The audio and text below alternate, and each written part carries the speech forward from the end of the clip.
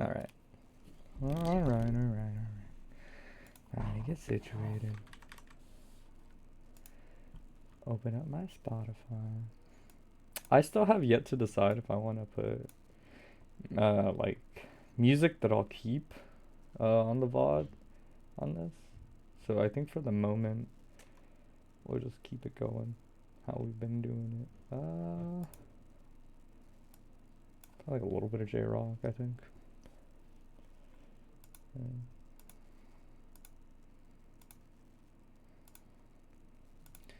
Open up this. Open up the Google form.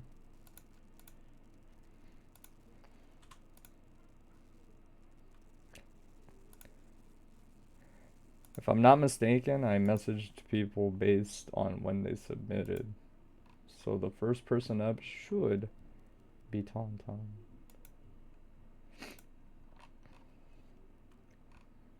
Thomas Tomington. Decision making and habits. Okay.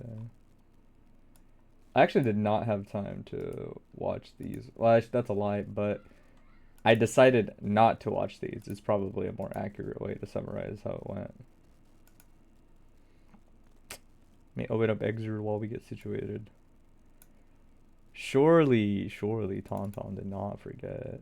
He is the 2 p.m. slot.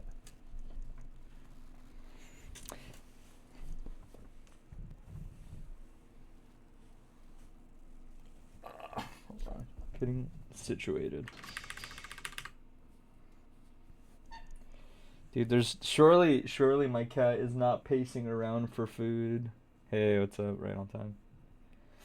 Surely Nora is not pacing around for her food that doesn't come for the next 4 hours. She literally just ate an hour ago. There's no way that she's hungry.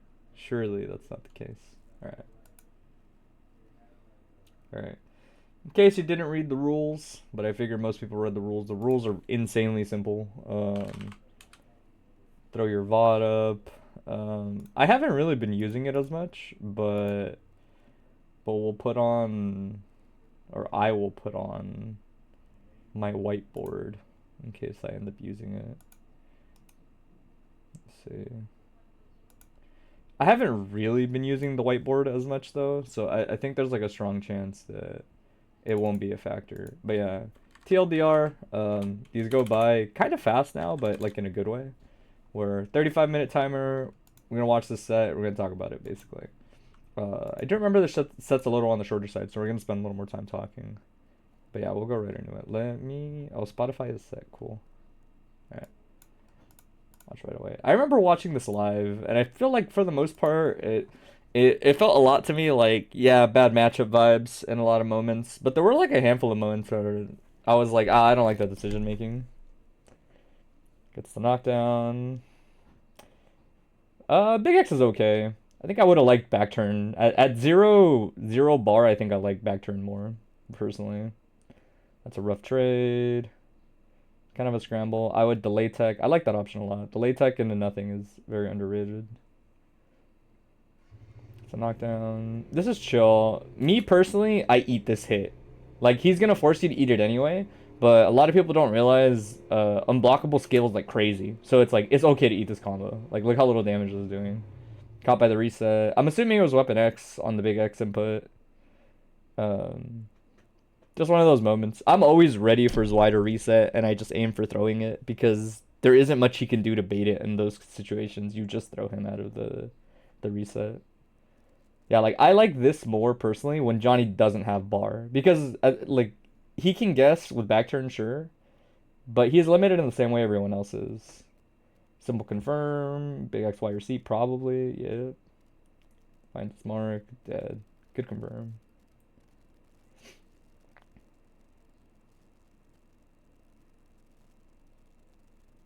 Okay.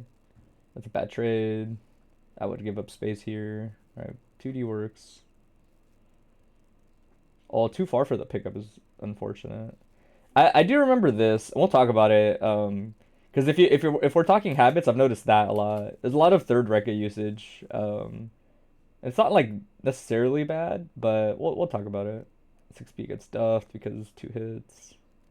Gets the reset. This is like, I'll talk about some general matchup stuff too, but I actually never tech here versus Johnny. I almost never tech here. If I tech late.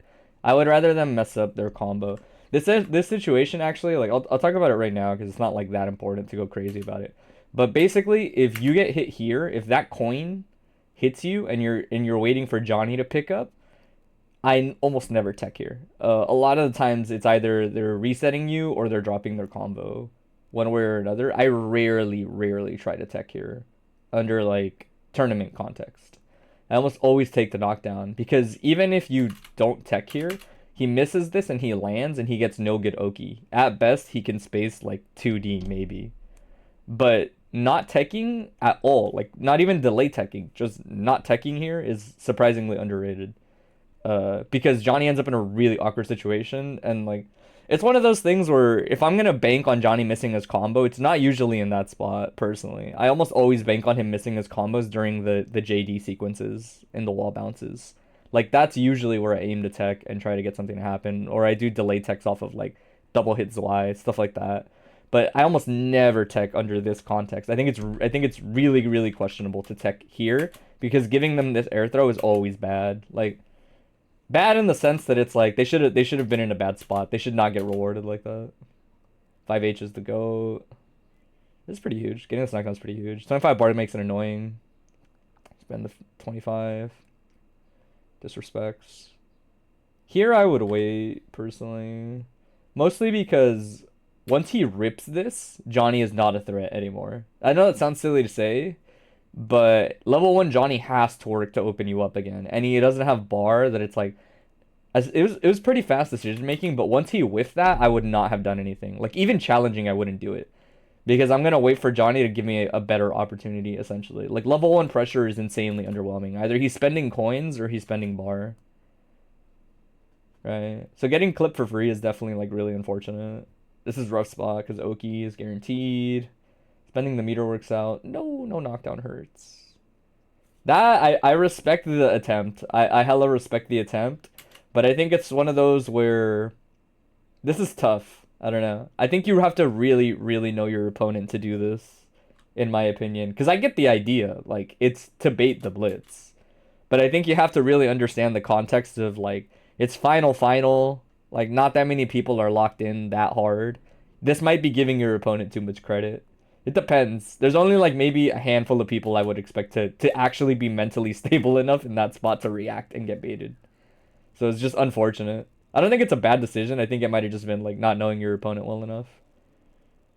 This is tough. You're just kind of fucked here. I think at that point you just have to send it on like I would do like dash 5p here and just send it because it's not reacting. It's not you can't react at this distance anyway to dash off of Leo. So I would just send it on starting a block string because the neutral is non-existent at that point. Leveled up Johnny, you're at 1 health and he has 25 bar. The neutral is like non-existent. He's just gonna walk all over you. He's gonna hold a distance you can't do anything about. Round start. Oh, that sucks. Getting clipped like that's rough. There's no right or wrong decision, but always keep in mind, by the way, that like I take it a little bit more frequently if it's at the start of the round, but OTG burst to deny the free level 3 is like kind of underrated. You take 2 coins for free and you mitigate like any bad situation after because like yeah you get to tech scramble, but him having level 3 means like any button that connects you're just cooked basically. That's a crazy 5k, crazy in the sense that it was like very risky, but it worked out. So same situation, by the way, like this context, if he's ripping this shit like on accident like that or on purpose and messing up, I'm going straight personally I'm going straight into down back mode as a Leo. Like, you got flash kick, so if he dashes forward and tries to do anything too spicy, like, you can rip flash kick if you want to. Otherwise, like, none of this stuff is, like, too threatening. Like, I would just wait, because misfinder cancels are, like, the end of his pressure, essentially. Oh, it's tough. This works out, but be careful bursting here. Coin technically recovers in time. Like, if you go frame by frame, I think Johnny, yeah, see how Johnny was already recovered? It can be very risky. Basically, you're banking on hitting this, which is the close slash that comes out afterwards. It can work, but it's kind of scary. I don't like bursting there is the way I would put it. That's minus, but not minus a lot. Yeah, flash kick is rough there. Flash kick, I only really think, like, I would try your best. Easier said than done, but I would rip flash kick on reaction to Johnny dashing forward. Most of his pokes are probably not going to get clipped by it. This is okay. Free pressure. Probably dead angle possibility. Third Rekka, but it doesn't punish. Nah, super, but this still doesn't punish. Yeah. That's punish. Yeah, this is what I mean by, like, once you're 1 health versus Johnny, like, whether he's leveled or not leveled, it's just like there's a distance he can hold where it's very frustrating to be right. Like, Kame Finer just owns so much space. I would back turn. Yep, I think back turn is the right call. Oh, the trade, but coin kind of messes up the timing on the roll pickup. This is gonna be like mostly unscaled. I think far slash is like 10% proration or something like that, but the risk is gonna make it so it doesn't feel like it. So a lot of these spots, I'll talk about them because I think it happened twice, right? I usually delay tech here, like, oh, like not always, but a lot of the times, depending on like the heights that you're at or the distances that you're at. Delay tech right before you touch the floor is like okay, because you have invincibility to check Johnny if he's like overextending in the wrong ways. Like if you tech JK at the right spacing and timing, you would just beat an anti-air if he did it, right? He kind of has to give up that space if you do delay tech correctly, right? Not teching there is one of those where it's not bad, right? Like because again, it's kind of like before where it's like his Oki is not that great. But a lot of the times in situations like this, where he's not getting this clean hit, like even right there, actually, that's an even better spot where like, if you recognize he messes up and misses Y completely, delay tech like button here is almost always a punish because you can see Johnny in recovery as you're in recovery, or as you're actionable out of the tech. That's another one that comes up when Johnny's mess up.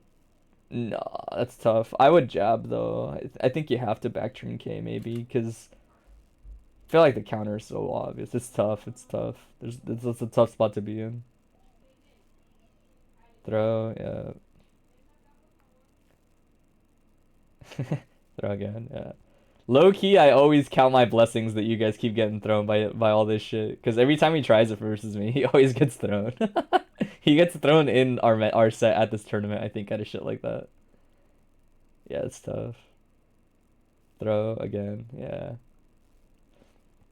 Yeah, if you want matchup specific, I think let's check our time. I think that was only like maybe 10 minutes. Yeah, timer up so I don't forget. Talk about a couple of things. I know habit wise, there's not like too many instances of it going on. Like the set goes by kind of fast, so there's not too many moments to like identify clear habits that you have. But that's like, but I do know like habits from just watching over time. I know the most notable that I can think of is you use third Rekka a lot. It's not bad. I do think it's just maybe like ambitious. The thing about third Rekka is like it's an interesting option because it's essentially a one shot at like beating out pokes or low hitting moves at this distance, right? Like this rarely loses a trade is the way I would put it, or just doesn't trade with whatever option. The issue is that you're very distinctly minus. I don't know how minus this is off the top of my head. You were like very notably minus. Hey, thanks for the follow. Right? Even when spaced, it's like look how long this option takes to recover, right?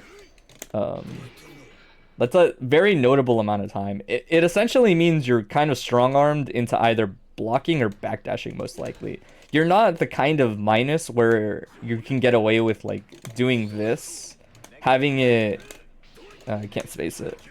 Having it, like, barely connect at its tip.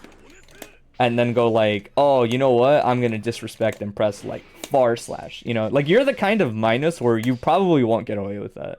Almost always somebody will probably like press a button or do something to check you here. There's a lot of things in the game that might not feel like it. The other thing is like you'll do a lot of this and then Roman cancel it, which is neat, I think, but I think it is kind of banking really hard on hitting that standing situation. He's -7. Yeah, -7 is maybe like more than you want to be. especially because it's so spacing dependent. Like if you're slightly off and you're here, -7, God forbid they IB it and you're even more minus, it's really bad spot, right? Again, bad in the sense that you really like put yourself on the spot more than you need to, right? You could just throw a boom if you really wanted to, right? I think the idea is like back turn is to me a mid-rangey tool, and in some ways you would be better fishing with 5H, I think, or dash far slash, right? If you really look at like the spacings that we're at, they're kind of similar, right? Like at this distance, dash far slash just hits anyway, right?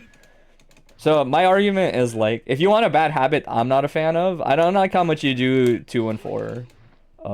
Mostly because it also just doesn't lead to that much unless you counter hit, which is like a big thing, right? You're banking a lot on this option, and if you do this and you get a knockdown, depending on the knockdown, it's like kind of whatever.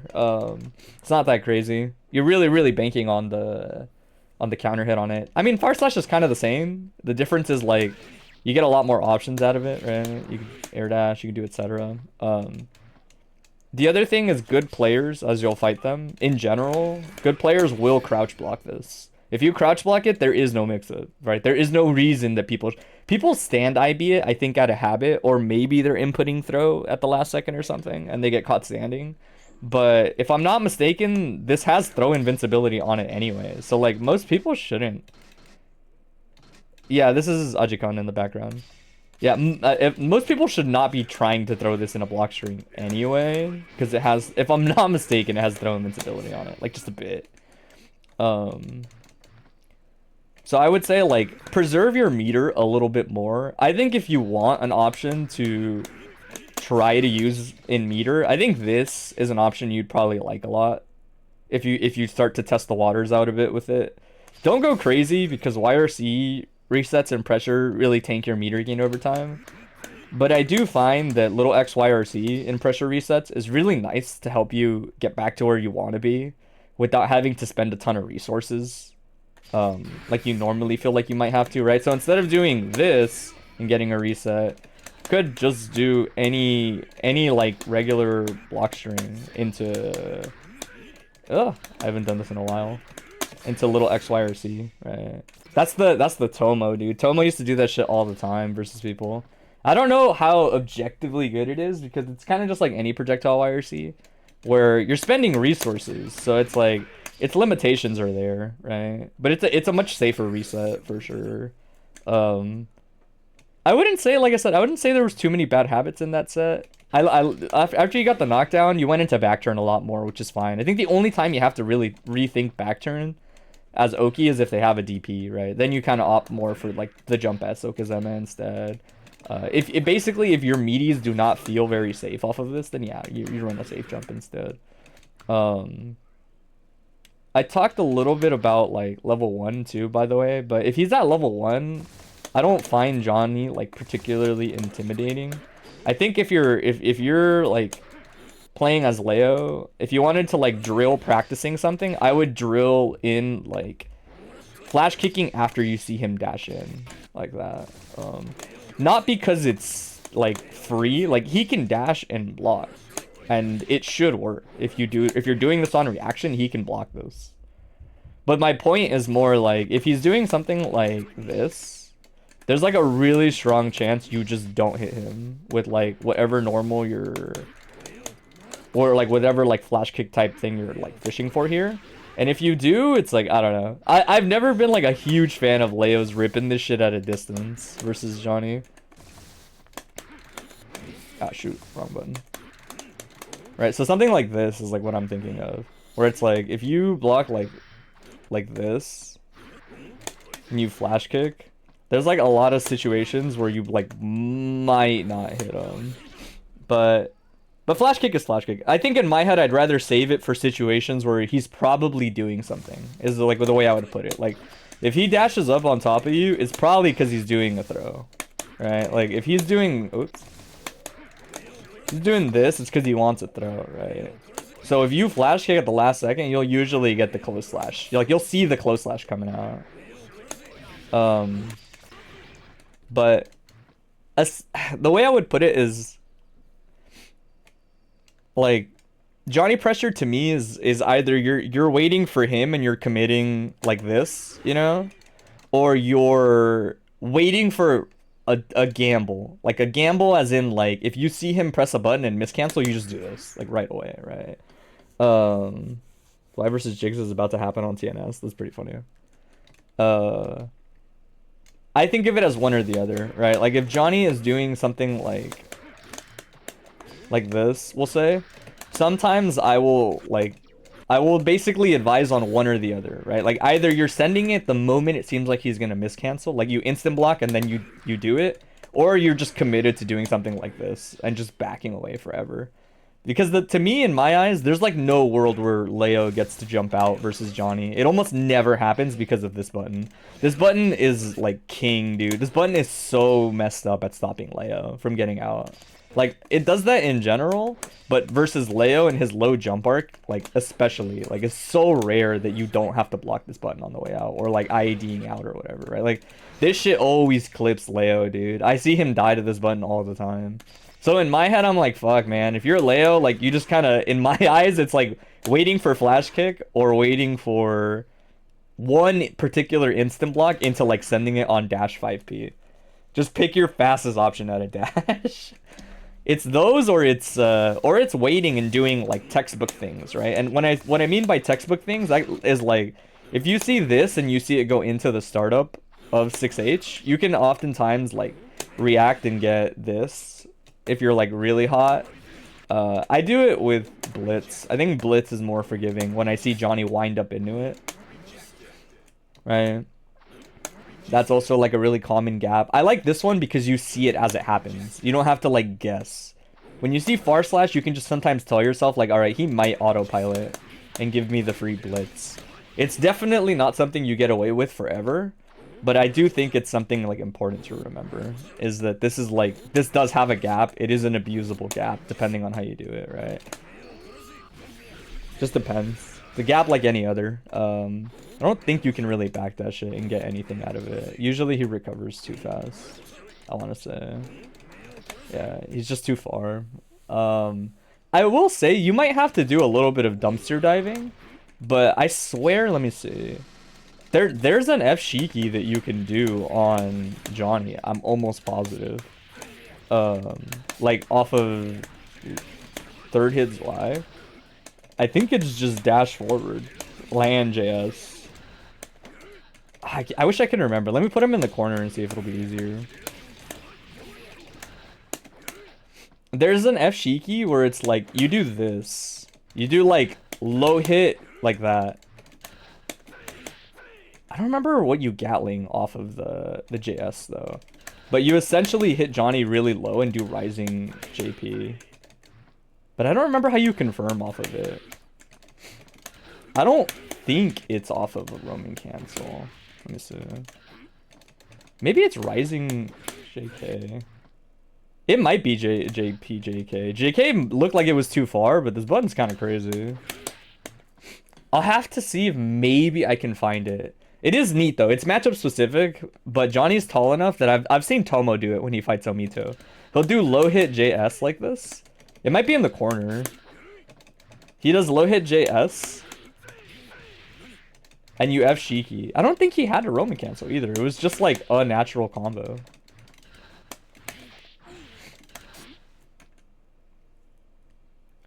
I just told you JK is pretty damn cursed. It's pretty cursed.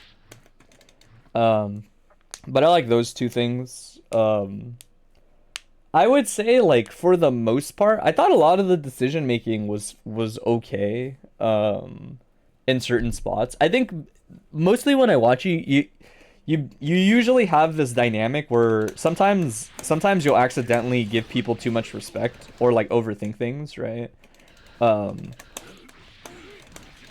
Or you'll do the opposite. Right?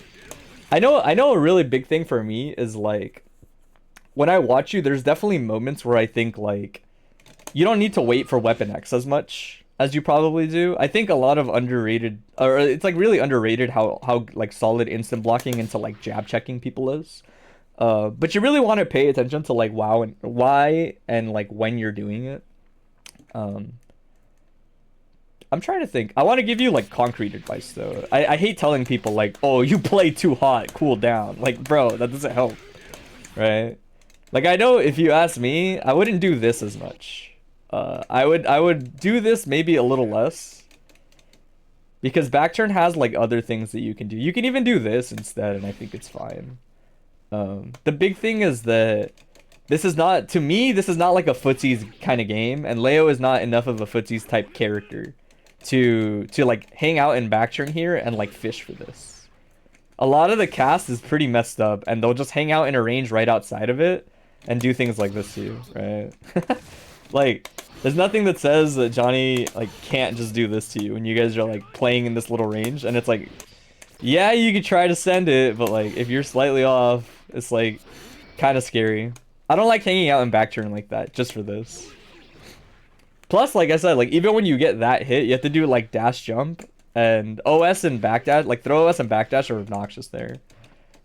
I would rotate more Rekka 1 if you're really like trying to make contact in a space where like back turn S can't hit here. I would do Rekka 1 instead. Rekka 1's frame data is okay. You can obviously still go into Rekka 2 if you want. I also just think exiting back turn in this range is probably better in most matchups, right? It's matchup dependent. It's just like, I don't like back turn much versus Johnny anyway, personally. Mostly because like this button just outranges back turn S anyway. Like, the fact that you can't play back turn S wars like with pokes versus Johnny is like, don't hang out in back turn more than you need to. Your ability to move is way too important versus Johnny.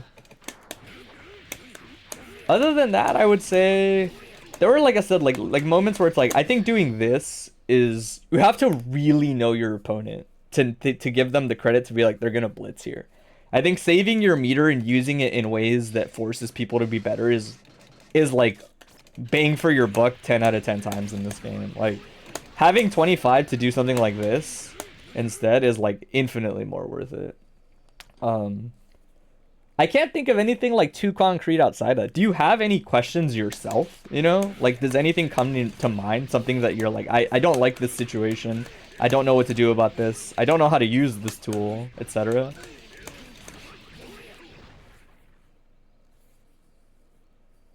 For what it's worth, a lot of the times, like when people's gameplay looks so solid, and it's just like one or two things that make a difference, you're probably mostly gonna hear me say those one or two things, right? The thing is, like, you're definitely at a point where it's like, I'd have to give you pieces of advice every now and then, like, that are small but important pieces. But you're not missing like huge pieces of the puzzle anymore. It's just a lot of small pieces. That's usually the later end of the intermediate curve. Once you're kind of like knocking on the door of just fucking up everybody that's good. That's why little things help a lot. Like, I'm telling you, I think the Johnny thing is like really solid too. I think it's that, yeah. Can't come with that with anything major. We'll load up another set, maybe, actually. No, we don't have time quite for that. I should have done 2 sets for you though. Maybe it is JK. Let me see.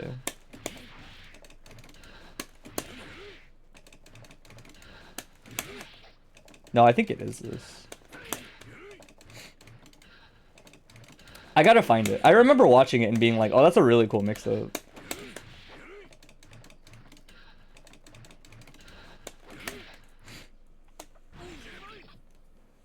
But I would say the one thing I definitely don't see you probably do enough of, or you and other Leos, is like, I think this is solid for just the reset.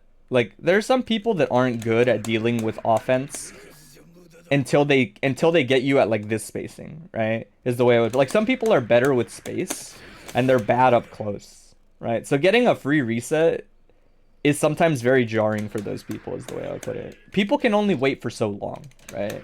That sometimes all you need is like one good YRC back in. I know another thing I would recommend to be more cautious of when I watch you play is, you didn't do it much versus Zwei, but I do think 2S whiff is something I remember doing a lot when we played. You were doing 2S whiff and I would press a button a lot in this range. A lot of Leos make a bad habit of pressing this and then doing like 5H. And it's like, that's okay, but you really want to make the 2S hit. You don't want to whiff 2S. 2S whiff into pressing a button is just objectively minus. right? Depending on the matchup, a character like Johnny, Answer, etc. If somebody reaches you off of 2S whiff, it's not a good idea to keep doing it forever. It's going to be really hard to get like consistent mileage out of it. Or you're going to have to start doing things like this, right? You're going to have to like assume that they're going to press a button that will whiff and take advantage of the minus frames on it. And even still, depending on the matchup, like if somebody whiffs the button right there, they might recover and still press an anti-air in time. So it can get kind of dicey. I would recommend more just regular 2S. I think 2S is a very like underrated thing. You think to use it, but you never do. That's a choice you can't really see if it's worth or not. Referring to a YRC after /. I think it's more when you can suss out people are bad at dealing with Leo up close like this. The way I would put it is a lot of the times you're gonna check maybe once or twice, right? That's like very common Leo strat, is like you might do a check like this once or twice, and then you'll sort of gradually push yourself out after the check, right? That's like a very standard Leo thing to do something like that. And if you didn't hit him the first time, I think depending on your opponent, a little X, Y, or C here is like exactly what they don't want to see. You get a free jump in, I'm pretty sure, off of it, unless they blitz. Is what's nice about it. Like, I'm pretty sure if they get hit by this, you just get a free check. This is kind of awkward to set up. Let me see if I can. Yeah, you should get like dash into like early JK if it hits, and then combo on like anybody that's like decently tall. I'm pretty sure. Let me say. Right. So it's like you can essentially force like a free jump in. I'm pretty sure this is like how Tomo used it a lot of the times versus people that like weren't ready to deal with it. Right? If you see like, oh, they're gonna get hit during the slowdown, you just send it on the early hit. And if they block, then you can do the generic like late air dash or low mix. You know, rock 2S more, then you'll try to gamble. You try to gamble too much after 5H. Yeah, I would say you use a lot of 5H, but not in like a bad way. You don't have too many bad habits, honestly. I think a lot of it is just a game knowledge thing. Like we talked about the Johnny combo stuff. Where like maybe I'll show it just a little bit. Let me see. Or this is more matchup specific, but essentially like if he, let me see if I can like mess this up on purpose. Let's see. Right, this is a good example, right? So like, assuming he does something like this. Let me get all this visual clutter off the screen. Right. If you see that this is gonna miss for whatever reason, not always, but like a lot of the time, like teching into like pressing a button like that is like really underrated. It kind of sucks because usually you have to have like a reverse hitbox for this to work out like in your favor. But a lot of the times, like if he's whiffing Zwei like this off the hit, delay tech into button is like it can legit just be a punish sometimes depending on how you do it. Whereas, let me see if I can get the other situation. If he hits you with 2-hit Zwei, right? Like, or it's like, it's not that it misses, but it 2-hits you, right? Like this. This is kind of like a situation where a lot of the times I'll take the delay tech, but I won't usually do anything too crazy off of it. It depends on characters for sure, right? But like, delay tech forward here, if you time it like right before you touch the floor, can, oh, Leo's like just short of being the right height. Oh damn, can you not? Maybe I'm crazy. Maybe Leo just can't do it. Maybe Leo can't. Because I definitely do delay tech here like quite a bit. I think delay tech H actually might not be that bad. Because you'll make contact like that, and I think you can just have like no reason not to press 5H after for the most part. Just because it won't combo, but you're just in a good spot. I thought he got this, but I guess not. I guess the spacing, his tech forward is like too far forward. Yeah, there it is. It's really hard to get that height though. That's the tech I'm talking about. where it's like a lot of the times you're just banking on your invincibility, right? But you'll recognize that like 2-hit Zwei, the way it works is he's recovered, but he's obviously got to deal with the tech scramble, right? So a lot of the times they're supposed to like backdash as you do that tech, so that they don't have to deal with it. Otherwise, that tech is like pretty solid. And if you do it right, a lot of the times you'll tech, press that button, and even if they backdash, you'll land and then block.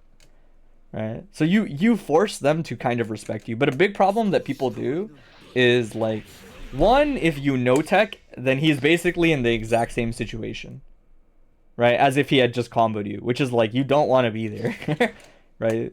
But if you early tech, now you don't have any invincibility to work with. Right? The big thing here is you want to make use of your tech invulnerability when it matters the most, which is like around down there. You want to try to get that low, deep forward tech like this. The reason being, like, again, if I was to talk about this a little bit more abstractly, like just in general for all the characters, tech invincibility in a way is a resource, right? Like, you decide when you need the invincibility. And the idea is, like, think about it. If I tech right now, it doesn't do anything for me. Except, like, you might think, oh, I want to reposition. But at the end of the day, Johnny is underneath you and he's already recovered. So repositioning isn't very realistic, right? The repositioning aspect of the tech is rarely useful in the corner. In the mid-screen, it's pretty good because tech back will almost always reset you, like, really, really, really far. But when cornered or when kind of escaping combos, repositioning with the tech is very unlikely. You're almost always still in their range if you're not teching back to the middle of the screen from a mid-screen combo, right? Like, if you're not teching away from them from mid-screen, you almost never get away anyway. So you might as well use your invincibility when it matters, right? It doesn't matter up here. Johnny can't extend his combo. He can't do anything fake. In fact, Johnny hasn't recovered until, like, now, right? So in other words, there's no reason to tech up there. There's actually legitimately no reason, except for characters with really good movement, right? If you're Millia and you tech up there, you have 2 air dashes. You are gonna get away. If you're Dizzy and you tech up there, you have 2 air dashes. You're gonna get away, right? Those 2 characters probably can tech there. Maybe like Elphelt into bridle and pull, or sorry, into toss or whatever. But as Leo or like bigger characters, you want to use it later, right? I know this specifically was like a situation you ended up in that I saw and was like, oh, you should be more comfortable teching like this. Teching like this is way better, right? Because Zwei did mess up his combos, right? Zwei definitely messed up his combos and you want to like take advantage of that. Right? That was definitely like not like directly tangible, but I do think that was like a really relevant thing that came up when I was watching, where I was like, he messed up his combos a handful of times and he never got punished for it. Not in any way, right? Not directly or indirectly, right? There's definitely a lot of moments like that. But if I was, like I said, I'll like closing thoughts because we're out of time or whatever, but try cutting down on third Rekka usage, especially if people are crouch blocking the F Shiki anyway. Like, just try not to do it as much. Maybe try substituting little X, Y, or C. You can do it off R slash for sure. You can do it off 5H if they IB it, I think, too. But that one's like a lot harder to time. Try to do less like 2S whiff in certain matchups. That's like just unrelated, but I know that I see you do it a little bit too much. And then matchup wise, like I said, work on your techs when they mess up. Work on your techs. Keep in mind, like, don't give people too much credit if they haven't earned it. Like, I really mean that. Don't give people credit on defense. Give them credit when you're blocking. If that makes sense. Like, if you're blocking, play it safe versus good people. But just because they're good people when you're running your offense, don't feel too discouraged on doing a lot of what you might normally do until they prove they can deal with it. That's the difference. They have to prove they can deal with it. You may have not been the person getting advice, but you appreciate your words because Leo grind is a challenge. Yeah, always. Hopefully other people get stuff out of it, man. But yeah, like I said, unfortunately, I cannot give you the magical piece of info that will save you, TomTom. Because unfortunately for you, you're way too good at most of the game now. You just need help in bits and pieces. Little things of information will give you the extra opportunities that you need to essentially just close out rounds, right? It's the difference between making it close and actually doing it. TLDR, like, keep coming back. keep linking your sets and we'll get through it. You're gonna learn one matchup at a time. Alright, where is Citrix? Surely Citrix did not forget he is the 235 slot. I'm pretty sure. We'll see if I'm full of it. Somebody messaged me rescheduling already?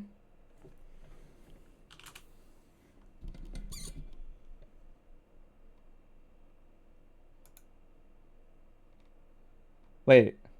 Is he not? Oh, sorry, Bridges is the 2 slot. I got them confused because I think Citrix was this time slot last time. Yeah, I appreciate the advice. Yeah, you should ask me more, man. You strike me as a little bit reserved, and I say that as somebody that's usually pretty reserved too. But you should hit me up more. You just need people to give you like bits and pieces of advice, I think. There's no need for you to reinvent the wheel. All right, let me open up my... Where you at?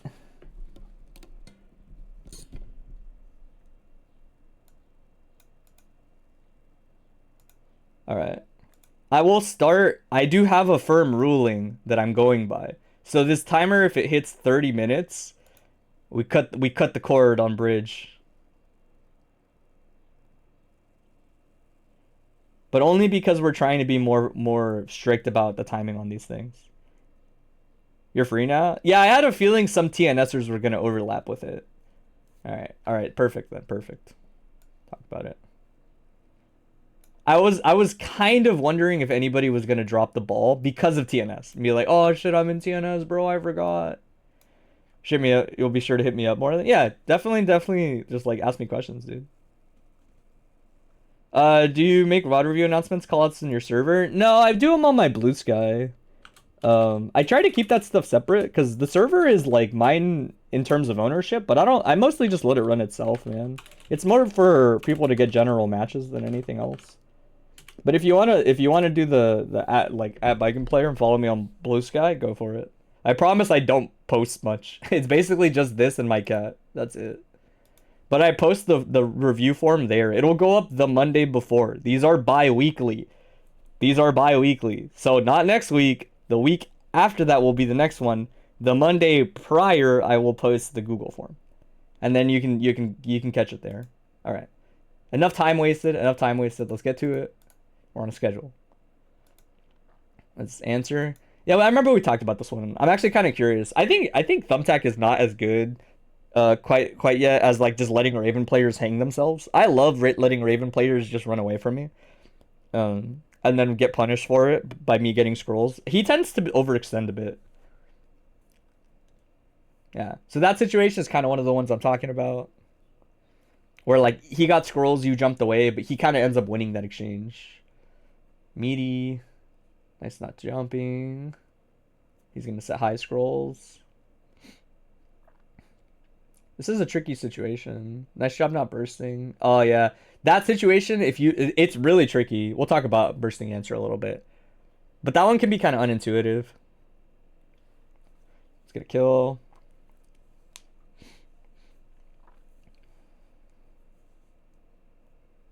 It's a round start. Yeah, Far Slash is okay for Raven. It basically only loses to 6p. Oh, that sucks. Double set.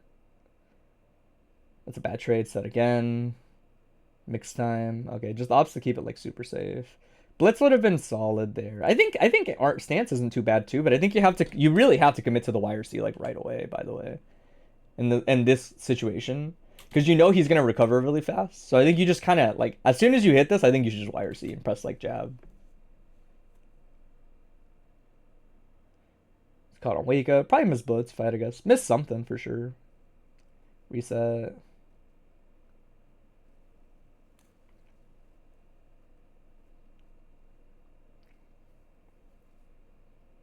Gets caught. This guy's kill.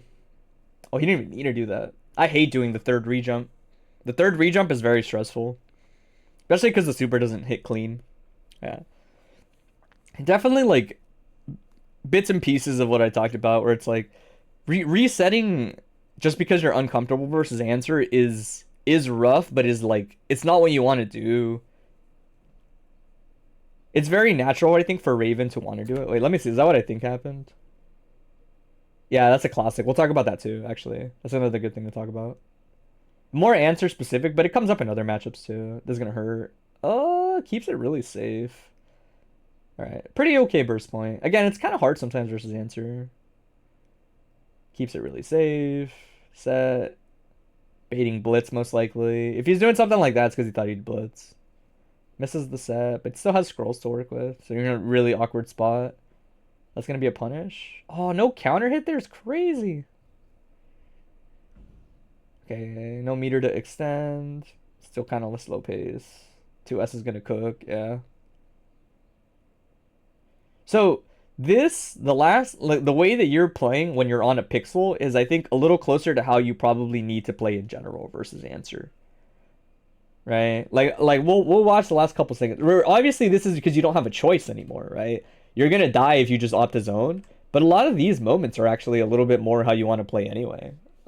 In my opinion, like you need to rotate this more versus answer because it's important. Answer doesn't have any scrolls. So if you notice, like his one priority is just getting shit out or like throwing cards or doing whatever, right? Like hits his backdash, doesn't get punished, misses his button, tries to throw card, gets clipped. Like he's definitely trying to essentially reset into a better situation here, right?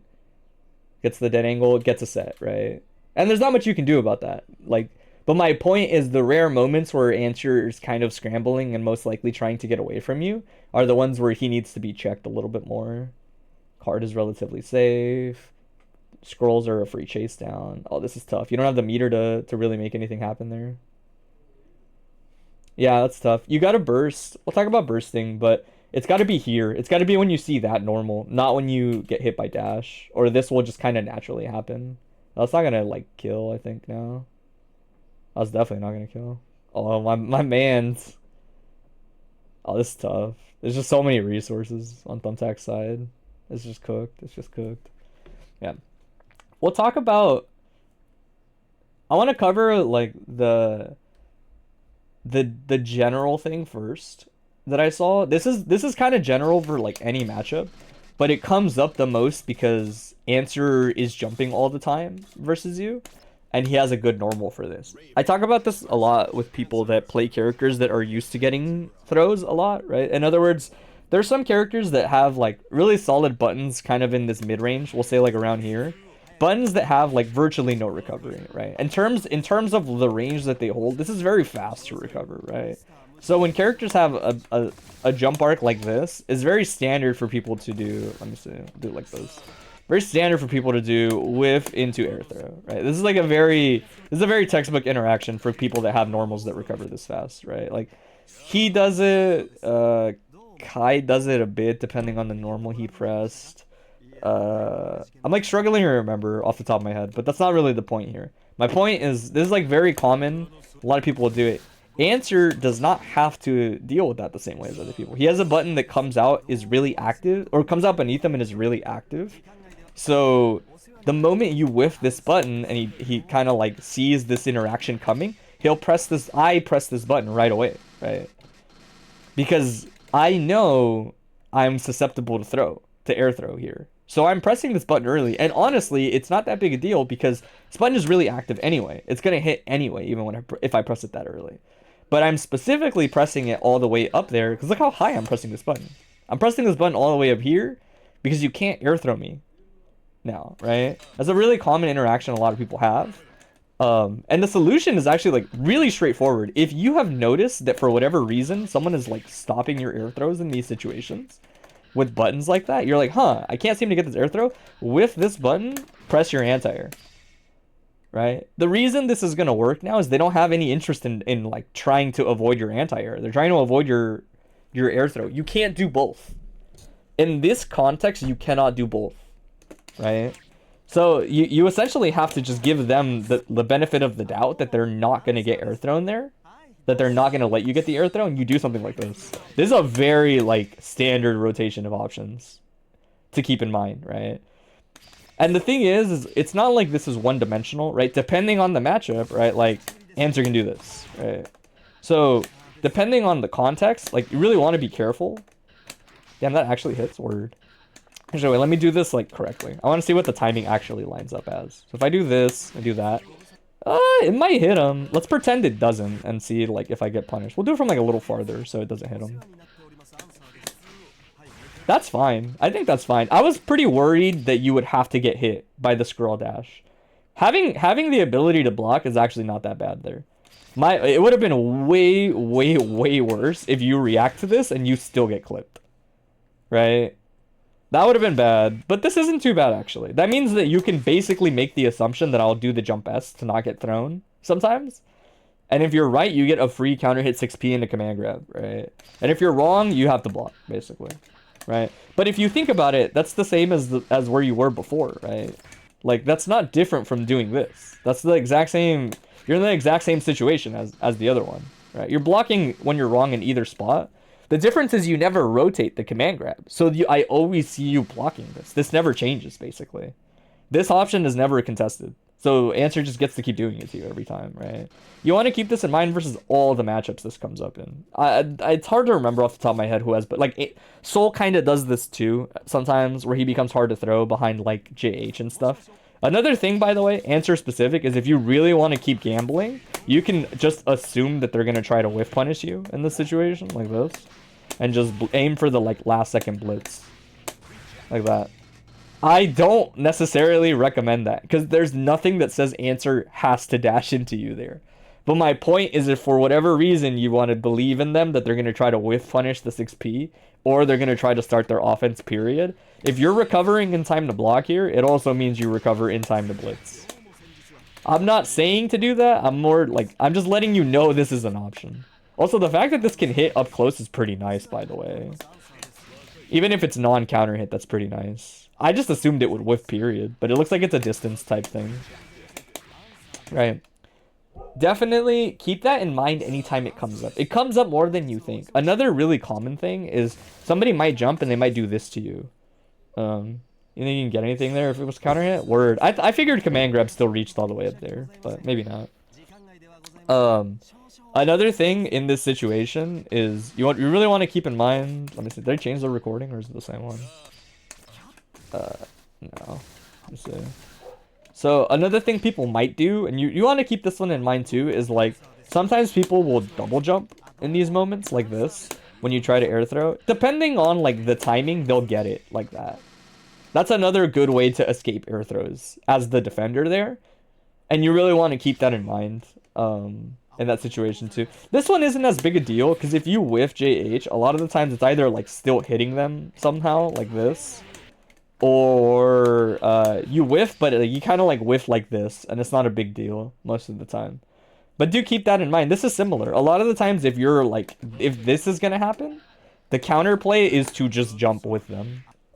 If you're having trouble getting an air throw because they're double jumping out of it, you kind of just have to chase them. That's just like how the interaction plays out. That's what's so hype about when people do that, by the way. Like when somebody jumps and misses an air throw and then double jumps to catch them because they try to escape it, like that shit is hype. I love that. But that's also a thing that comes up in that situation. You want to keep these things in mind because Raven does end up in these situations a lot, right? You're whiffing 2S on jump all the time. Like that's just how Raven works as a character. It's just people jump out of this normal, you recover, you have to pick what to do, right? That's Raven, how he works. But you really want to keep in mind, if people are not getting air thrown there, pay attention to why they're not getting air thrown there. And like rotate whatever option it feels like you need to do. That way you kind of scare them off of it, right? Don't tunnel vision on always being right. You only need to prove your point maybe once to get it across to some people, right? In other words, like, even if you do this, don't do this every time. Do it once, and then go back to just whiffing JH. Whiffing JH here, or maybe hitting it, is ultimately better than like, gambling and being wrong, right? Right? You don't want to double jump, and they didn't double jump, and you end up here, and now they're on the floor. Not a good spot, right? I would say that's like general advice. That's definitely something you want to keep in mind as Raven all the time. And it happens to come up a lot in this matchup because Answer jumps forward a lot. He jumps forward a lot into either this and gets a free knockdown, right? Like very classic, like, oh, let me just press this, get a knockdown, etc. Oh my god. I'm not an answer player anymore.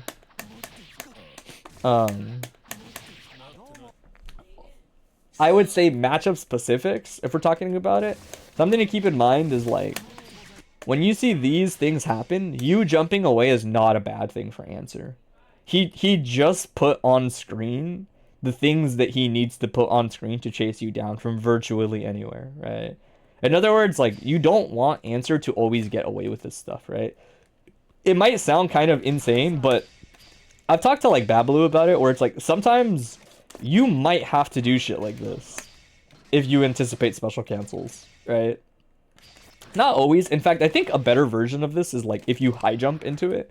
It's actually like not that bad, because I want to say this should not catch you if you do a high jump like that, right? Where it's like you might get 6 speed based on this situation still, just because of the slowdown, but not blocking the card helps a lot there, right? That it's like I would be more willing to super jump out, and I guess if you don't see, hey, what's up, Bobden?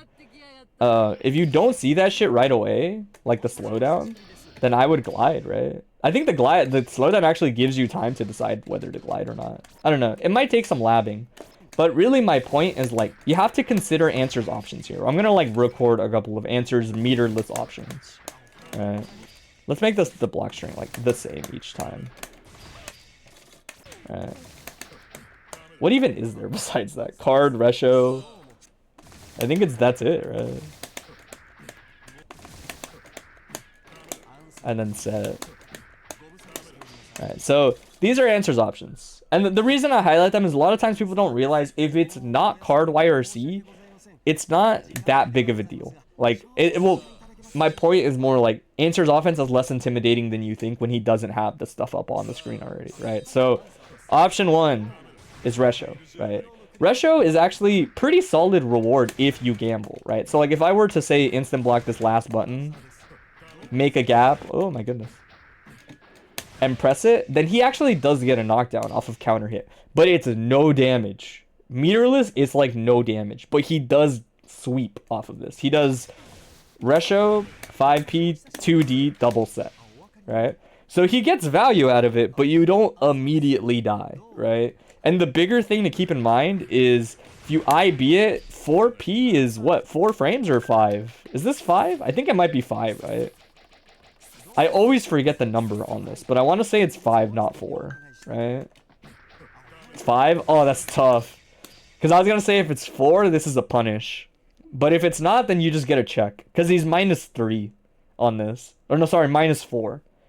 If you instant block Resho, he's -4. He's minus in general, by the way. So, like, even when you block this regular, you should still be able to press 4p and get a clash with his jab here.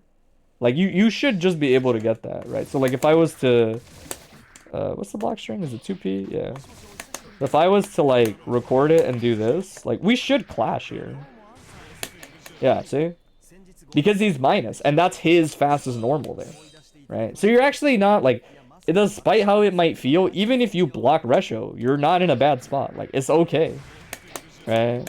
You just clash and then go into a next button, right? And you're not in a terrible spot. If you IB, you just win this interaction in terms of numbers, right? He shouldn't press a button on IB.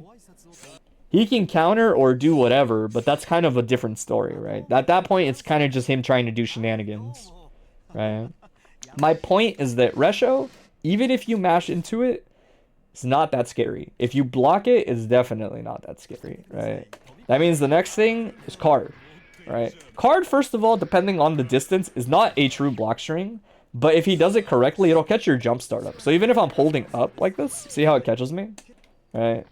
It does technically mean if you IB this button before and he throws card, you actually do get out. But don't focus on that too much, because I don't think you can make a mind game enough out of it consistently, since he's gonna generally like YRC that option a lot anyway, right?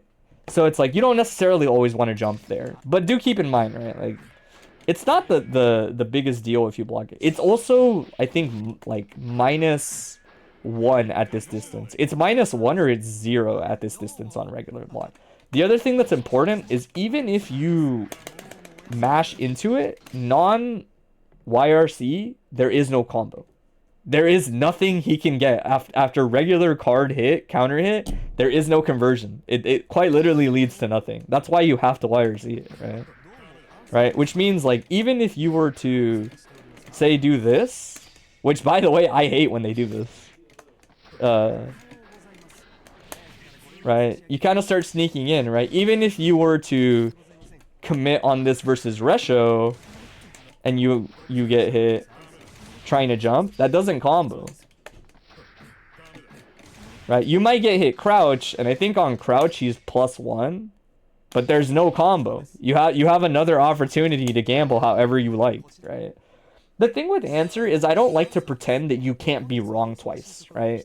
Like, there's nothing that says you can't do this, like, right? Like, oh, I'm gonna call out the card, right? And do like IB into glide, and then he gets the stand hit or whatever, and you're like, oh shit, all right, well, I'm gonna block. I think he's gonna press a button, and he does like command grab. There's nothing that says you can't be wrong twice, but I do think there's a lot to be said about learning to just interact with answer in the spots that you can, right? Like, you had 2 opportunities to be right.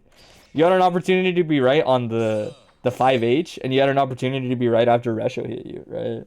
Those are both situations where it's not that big a deal to be wrong, at least in terms of the immediate reward for answer, right? It's not a 30% combo yet.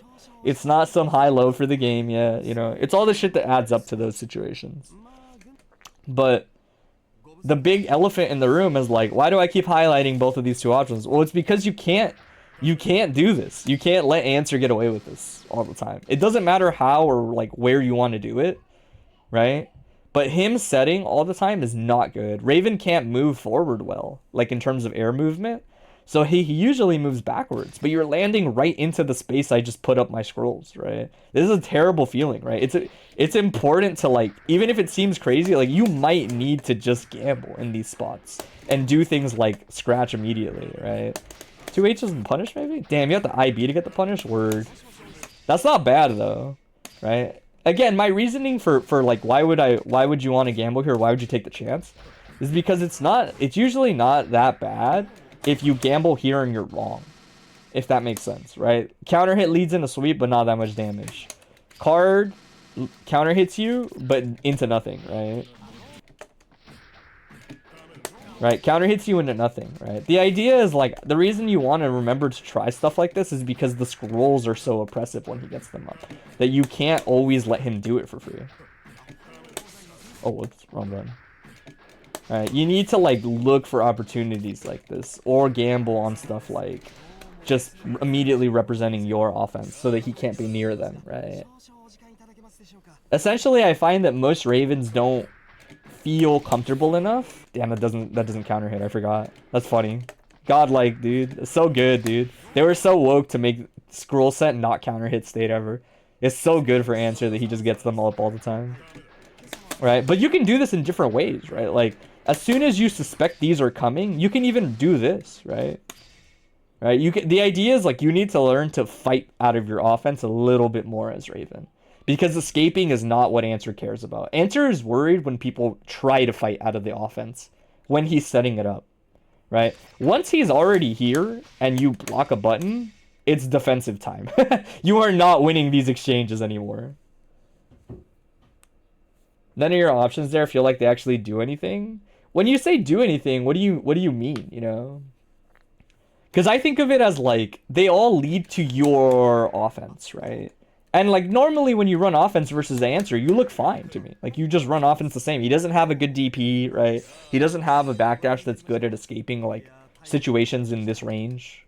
And like, or I shouldn't put it that way. Like, in the corner, he can't backdash and then press a button, right? Like, his backdash is long to finish, right? So it's not good in the same way other people's is.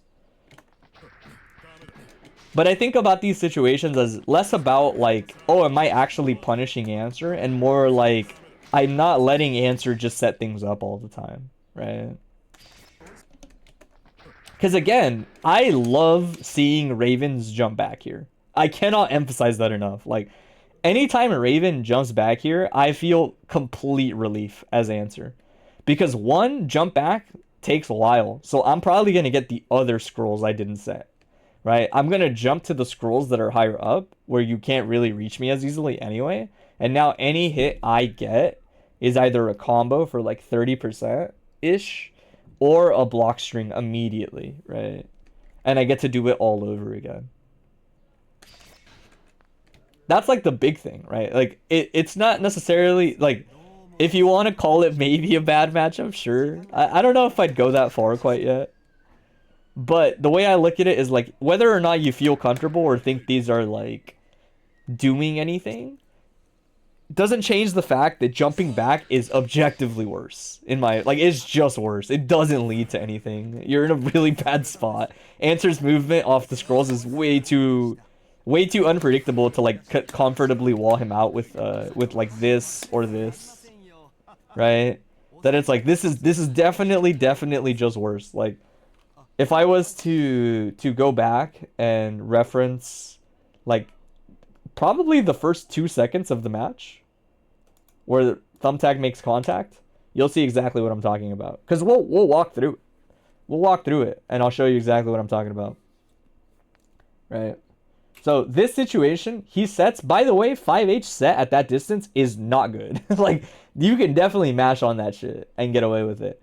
But look at the situation. He whiffs a normal, you jump back twice, and now he's exactly where he wants to be, right? Look at how this situation came to be, right? It's because there was no challenge. He whiffed a normal and everything. He whiffs a normal, you reset to a distance that you'd like to think is comfortable, and then Answer has all the initiative on you, right? Whiffs an option, you try to run up and start something, he immediately retreats to scroll, and he gets to start his offense, right? I understand when people say, how do I stop Answer from getting scrolls once they're really far from him? But letting him get scrolls all the time in these situations is like, that's a really big deal. That you don't want that to be the case all the time, right? Like, I'm gonna just kind of eyeball anytime thumbtack makes contact, and we're gonna follow like what proceeds to happen. This is a combo, doesn't count, just dies, right? Let's see, catch, doesn't matter. Gets it. This might show what we're talking about. So retreat, again, retreating, not that big a deal, right? Like, notice how comfortable he is. He's just whiffing options. You go back to full screen, and now it is impossible to deny this. This is guaranteed at that distance. There's nothing you can do to stop that scroll set anymore, right? Answer gets his scrolls up, runs forward, gets clipped, etc. Starts his offense, has scrolls to work with if he wants to. There's the scrolls, right? Scrolls are definitely impossible to stop in the grand scheme of things, but I do think the idea is, like, if he's getting them in block strings versus you, like, let's see. Resho's minus. You should win this exchange here. On paper, right? The Resho's minus. Depends what you press, but, like, this 5-frame option should lose to your 5-frame option. Just off the -1. You just gotta time it. Alright, this is a scary situation. You're kind of fucked. Card wire see the goat. Command grab. Set. I actually don't think stance is all that crazy. I think stance is whatever until he gets these up. And then it's better. But this is just a free set, right? Doesn't get the confirm. Ooh, too far. That sucks. I can't believe he 2S there. He had like no reason not to. Yeah, a lot of this staying closer to him, being kind of aggressive. Obviously, this is ideal situation. You have the corner and everything, right? That set is basically impossible to stop off the dead angle. Right. This is tough because this is slightly different. I won't pretend this is like the same. Getting counter hit is kind of like giving Answer a free set on 5H. Just because the time on the mash out is like so brutal that he almost always gets this. Starts set again. Right, like the big thing is, like, have you noticed Thumbtack has like not really rotated his other options very frequently? At best, he's done like card wire C maybe once or twice. Right.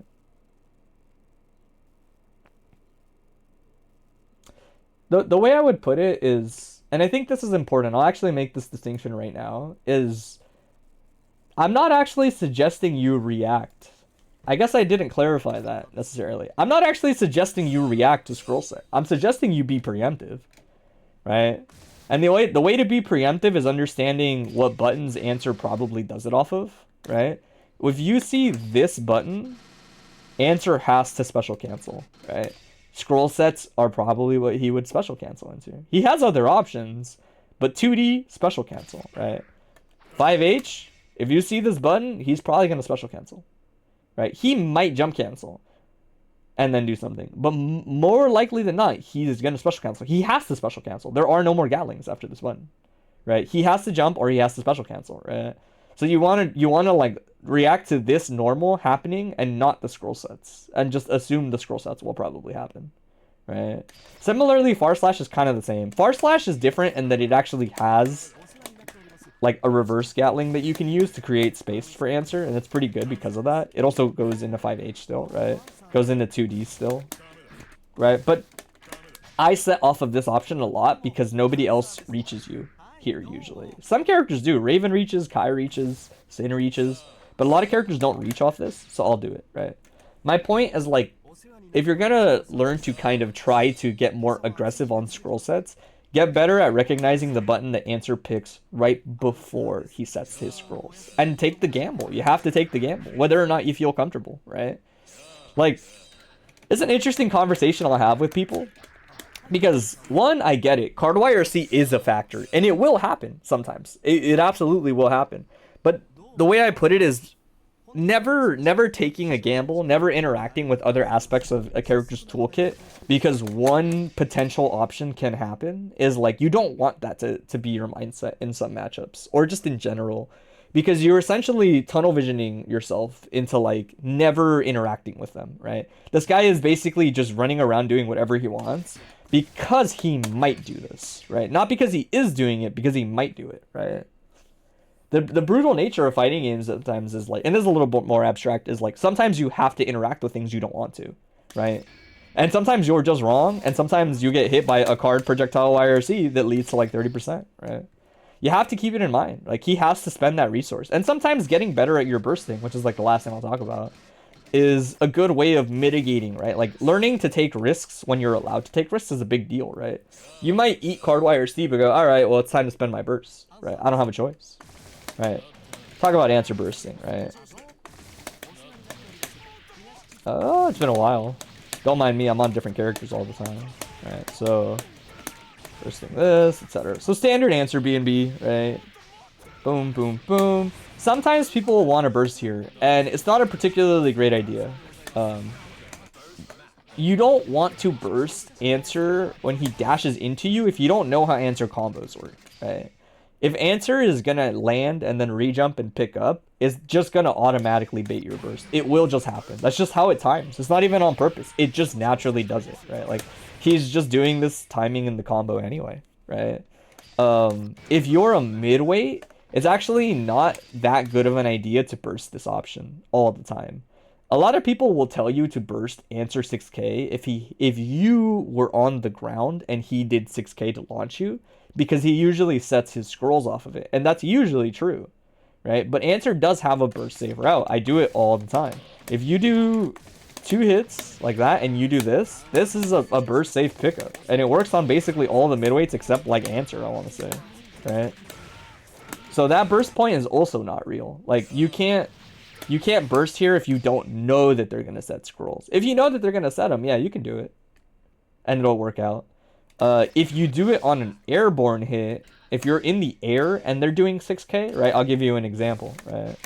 So if you're here and they're doing this burst might not work. It just depends. It's like spacing dependent. Sometimes this works, sometimes it doesn't. Is basically like the way it works. So like this might not work, is the way I would put it. If answer's doing this confirm and he sets here, your burst probably whiffs, because he actually crouches down when he does his scroll sets. He crouches like the moment he's setting them, like that, and he actually dodges your burst.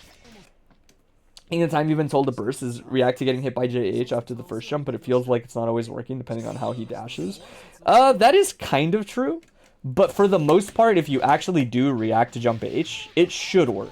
Like, this is what the different, like, if you're doing this, you're reacting too late is the problem, right? That's what's scary about it, right? You have to actually, like, Oh, jump H came out, and then you'll do it. Horizontal tends to bait a lot.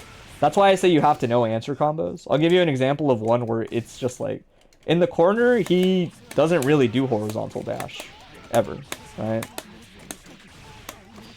So, here, if you see it, he'll almost always dash into you. I think, let me double check. I think the mix-up route might bait burst. I don't remember. Let's see. Because the angle is different. Not really. Nah, it looks pretty clean. I don't expect that this would really bait burst unless you react really late like that. But yeah, you're supposed to react to it. I have noticed that if you react to, let's say I do the, actually I'll just re-record it. If you do this one, yeah, it tends to bait people's bursts on the dash because he's not going up into you, so a lot of people will accidentally burst like as he's dashing kind of like through them like that, and that will happen. I would say you just have to get a little bit more comfortable to understand where he's doing it. If you really don't know where to burst answer, then you have to burst the end of his combo. That's like ultimately like the end goal advice. The final dash up here is like usually guaranteed as a burst point, right? Like when you're like, he's only got one scroll and you see jump H, this shit is like impossible to deny. This is the most stable point as far as I can tell in answer combos. When you see the final jump H, and you'll know it's the final one because there's no more scrolls, right? That's just how his combos work. Once he has no more scrolls, he has to knock you down, right? Once you see that final jump H, that shit is like insanely guaranteed. Like this one is like, I almost never bait this unless you just drop your combo. This burst should hit. Right? This is the end all be all. Like this is like borderline guaranteed. I can't think of a world where this doesn't hit. In the corner, bursting JH should work pretty much almost always. It might not always work out. The other points I would say are like 5H is also a pretty solid burst point. It just depends on the situation, but like we'll say like this for example, right? So talk about this and we'll move on to the next one. This is actually like a really solid burst point. When you see 5H as it's happening. And you get the burst. Side note, is there literally anything you can do to stop scroll set after burst? You just gotta hold that. No, you just gotta hold that. If he sets twice and you run at him, you would punish the second set. If it's one set, you gotta hold it. Your burst, my burst, it doesn't matter. I've noticed, like, historically, I just always get one set. It's too fast, man. It's 30 frames. Like, there's nothing you can do that reaches me in 30 frames that would stop me from getting one. Two is like, I've been punished for getting two, depending on the matchup. But one, post burst, like here, even over here, I will probably get one set and then block right after. There's nothing you can do to stop it. That's part of what makes Answer so good, off the burst. But yeah, that's like most of it. Hopefully that helps. Like I said, if you're really scared on that burst, hold it until basically the end. But usually the JH is fine. I have noticed if he's doing this route where he goes horizontal, maybe wait. Maybe just wait longer and take the final burst. And you'll pretty much always get it. I think OTG burst is good, but maybe only one time. After that, I usually wait, and it's a pretty free punish for Answer. But yeah, hopefully that kind of makes sense. Like I said, I don't have any concrete examples for you, unfortunately. So, like, in terms of, like, yes, always do this, like, I can't think of anything, like, too crazy.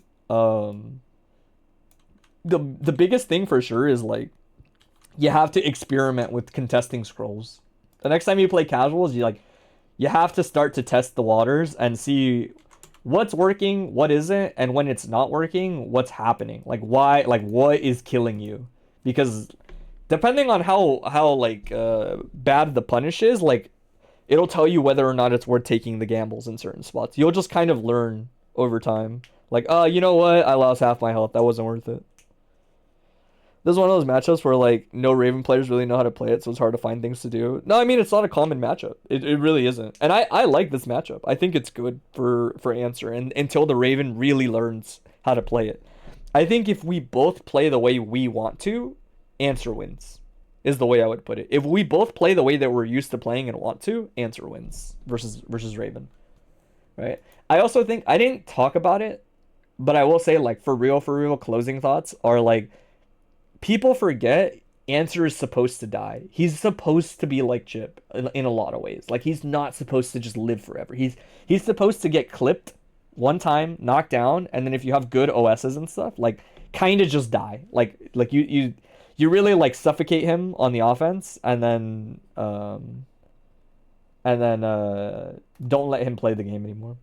Is it possible to pick a more recent VOD? If you quite literally have it, sure. Like, if you have it on deck, go for it. But I'm definitely starting the timer. Let me get that shit. Everybody always does this, where I'm just like, if you want to submit the VOD, just tell me before. But this is what, like, pork bun. This is quite literally 2 weeks ago. What could have changed in 2 weeks, pork bun? This is practically the same timeline. No, it's fine. It makes no difference. It's about the same. Right, we'll watch a little bit. Watch like 5 or so minutes. VODs from just yesterday. I'm just more so joking that, like, people don't change that much in 2 weeks in fighting games. Nice pickup. Oh, my bad. I didn't really take a look. Although I don't know if the notes are any different. Defense, the neutral decision, sure. It's a punish. Neil's gonna do the whole combo. Misses the IAD. I jinxed it. Knockdown. What's the option? Backdash is solid. I like resetting here. Fine toss. Hold space with far slash. Toss low. Let's pick a safe jump as an option. That keeps it simple.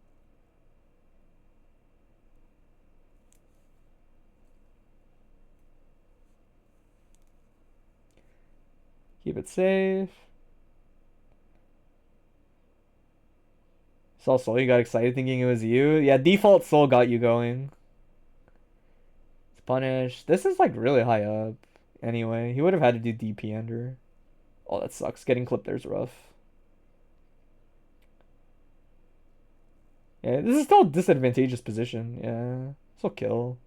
ID. Oh, this time it just keeps it super basic.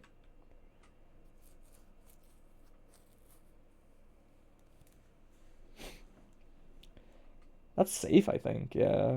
I don't know if it was plus enough to really like get away with that, but it worked out. Oh, that's a pickup. I like holding the corner. That might have been overzealous. We'll talk about it. I've noticed some positional stuff. Nothing crazy, but I've noticed some positional stuff where it's like, it's actually maybe a little bit more matchup dependent, because neutral is always going to be kind of like matchup dependent. I think he could have done close slash. Holds the block. I like the super jump out. Gets caught at the wrong time though. There was technically no reason to get hit though. There's no reason to press a button here. I guess you could blitz if that's what it was, and that would have worked. But for the most part, you just FD and then go back down to the floor. Mix up time. That angle's fine. You're on your last legs, so throwing a dead angle out, there's no harm. Yeah, I've definitely noticed matchup specifics. Again, if you're ever asking about neutral, it almost always boils down to matchups. Because you're going to play the neutral different in like every matchup, essentially, for most characters. Like, there's similarities across matchups when people have like similar archetypes. But it'll always be matchup dependent. And I would say for the most part, I've already kind of noticed like a thing or two. Defense is interesting. You haven't had really many opportunities to gamble outside of safe jumps. Like, it's basically always been like when you're interacting, it's like these moments, which is, they're pretty straightforward interactions, but they're one of those things where it's like, you guys can both just be wrong or right. They're pretty like straightforward situations. Like, basically all of your interactions have been like this. And it's no fault of your own. This is just guilty gear sometimes. But, like, this is one of the first few instances you were on, like, regular defense, essentially. Get on Neil to hold the corner. Watch, like, 2 more games. Because they're going by kind of fast. Yeah. That's Farsage. Oh, that was an awkward interaction. That was actually, there's no better way to describe that besides awkward. It was an awkward interaction. So knockdown, pine toss. Nice bait on the DP. Good rejuggle. Or not rejuggle, like good readjustment to like not go too high or too low on the air series. Nice. Pine toss is guaranteed. Nice block on the overhead. That's a good blitz on their part. A lot of resources to work here. No real reason. This is like a side thought. I'll say this for like anybody just lurking. My thought process in a lot of these situations is like, as if I'm pork bun here, just in general, I actually have like a very straightforward thought process in a lot of these situations. It's basically like, let this dude do their whole combo. Like, just let them do their combo. Take a gamble using like a good chunk of my meter. And then if I'm wrong, my burst is my final, like, bail me out, right? But I'm basically like, I'm gonna use all my resources to win this round. Because my lead is so strong, there should be no reason I don't win this round. I don't care if it costs it, like, people will always say, like, oh, you got the burst, that's still good value, etc. And that's true for, like, somebody like Neil in this context. But winning a round is winning a round. You can't take that back. Like, I have a round to throw away now because I just won one round. I can play slow and just build my resource back. Like, I can build burst back if I need to. It's a little idealistic to be thinking like that. But my point is I almost never want to throw away a round that's essentially guaranteed. I don't care how much it costs me, right? It's hard to win rounds in this game. I'm not going to throw that shit away, right? Not saying like whatever you do afterwards needs, like, I'm just saying if anyone's curious, like, I think that when I have a lead this strong, half my health to burst and 100 bar, I'm gonna play really reserved and really, like, I'm just using my meter to try to, like, close stuff out. I'm not using it to actually, like, to be, like, overly aggressive. Personally, that's always my take. And that's not objectively, like, you can't say that's right or wrong. That's just my thought on what to do there. That is how I play those situations. Yeah, like, I would spend my burst here too. Oh, getting far slash there is crazy. This is kind of high up. Yeah, he just opts for, like, a way safer ender. Air dash. This has come up. This is matchup specific. If you are struggling with this, by the way, learn to just tab blitz. The timing is really annoying, but I've noticed, like, Neil does this a lot, and that is technically the counterplay. Like, you just have to blitz this, and you don't have to, like, you're not in nearly as much block stun, essentially. Like, the reject might even happen, depending on how Soul jumps into you. You might actually still just get the reject on blitz. But even if you don't, denying, like, a mix-up in that situation is pretty huge, because you're going to be actionable enough that you can essentially, like, blitz and then jump, I want to say. And, like, even if you air dashes, I'm pretty sure you'll block it in the air. That's like why you don't see this all the time, by the way. Like, you might watch Japanese Souls and be like, why the fuck don't they just do this all the time? It's because blitz is really good at mitigating the value of that mix-up, right? If you block this actual YRC, you're essentially fucked. Like, there is enough blocks on a lot of the times to just, like, force you into that situation. But if you're really struggling in this matchup particularly versus that option, practice blitzing it. Like, practice the reversal timing on blitzing it, because it is different because of the slowdown. That's a punish. Good pickup. Damn, that was half health, huh?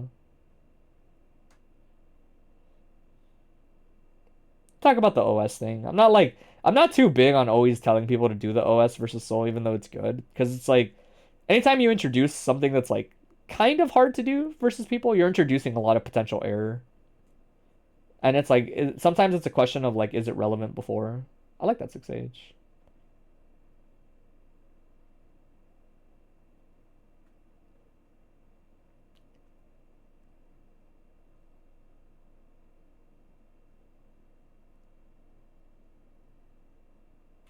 Nice. We'll watch, like, one more. Watch one more. I think I have, like, most of what I need.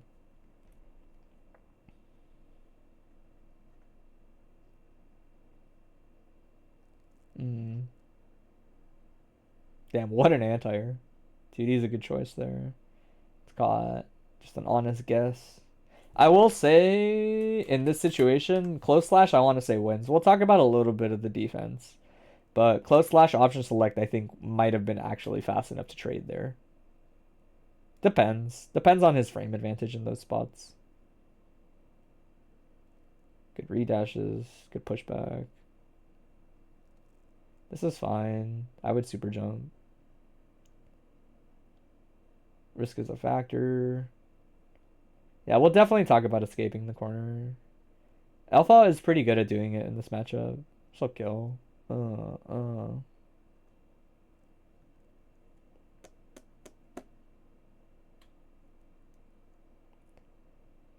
Nice 2S at round start. Pretty reserved. Oh, it was a failed pine pull. I guess the explosion was still canceling out pine pull.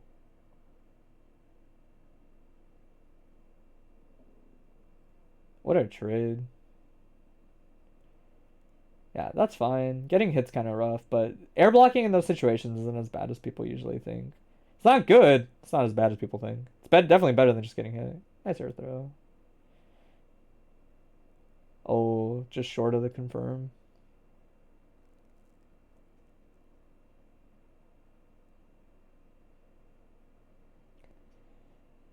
Oh, I don't know about that one. What a way to go.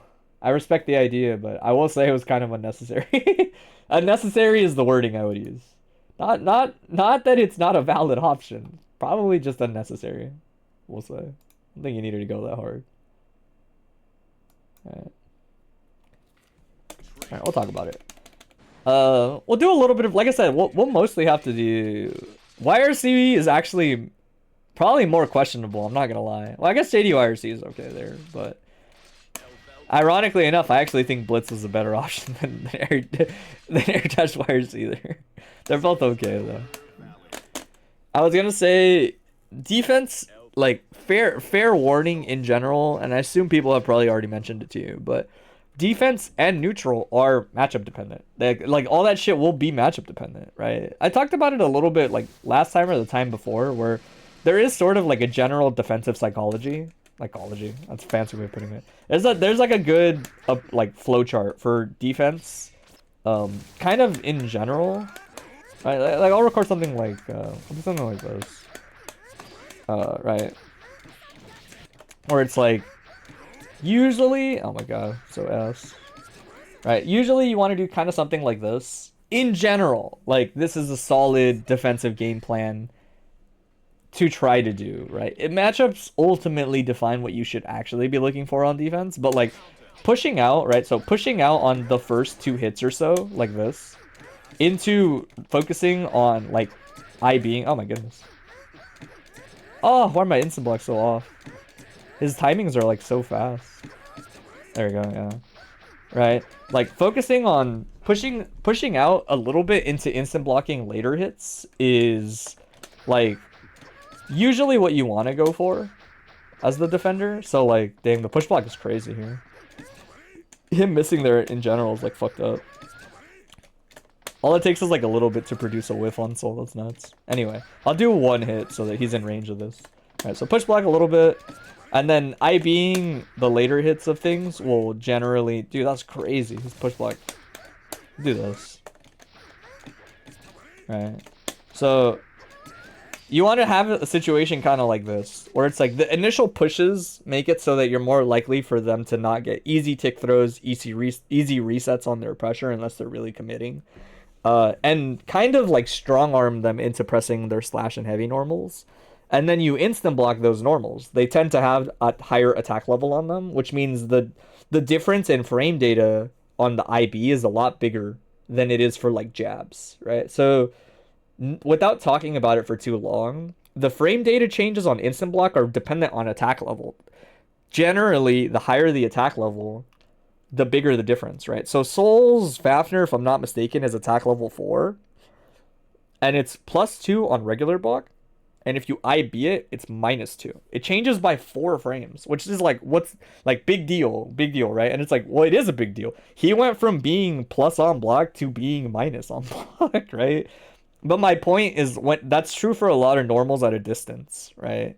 Like this button 5H is probably like at least attack level 3, if I had to guess. Maybe it's 4, but it's probably at least 3, which means the instant block gives you a lot.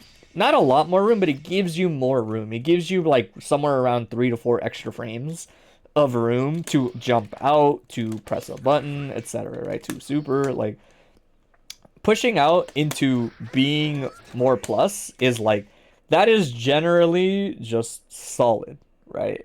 And people will have to learn to be better at playing around it, right?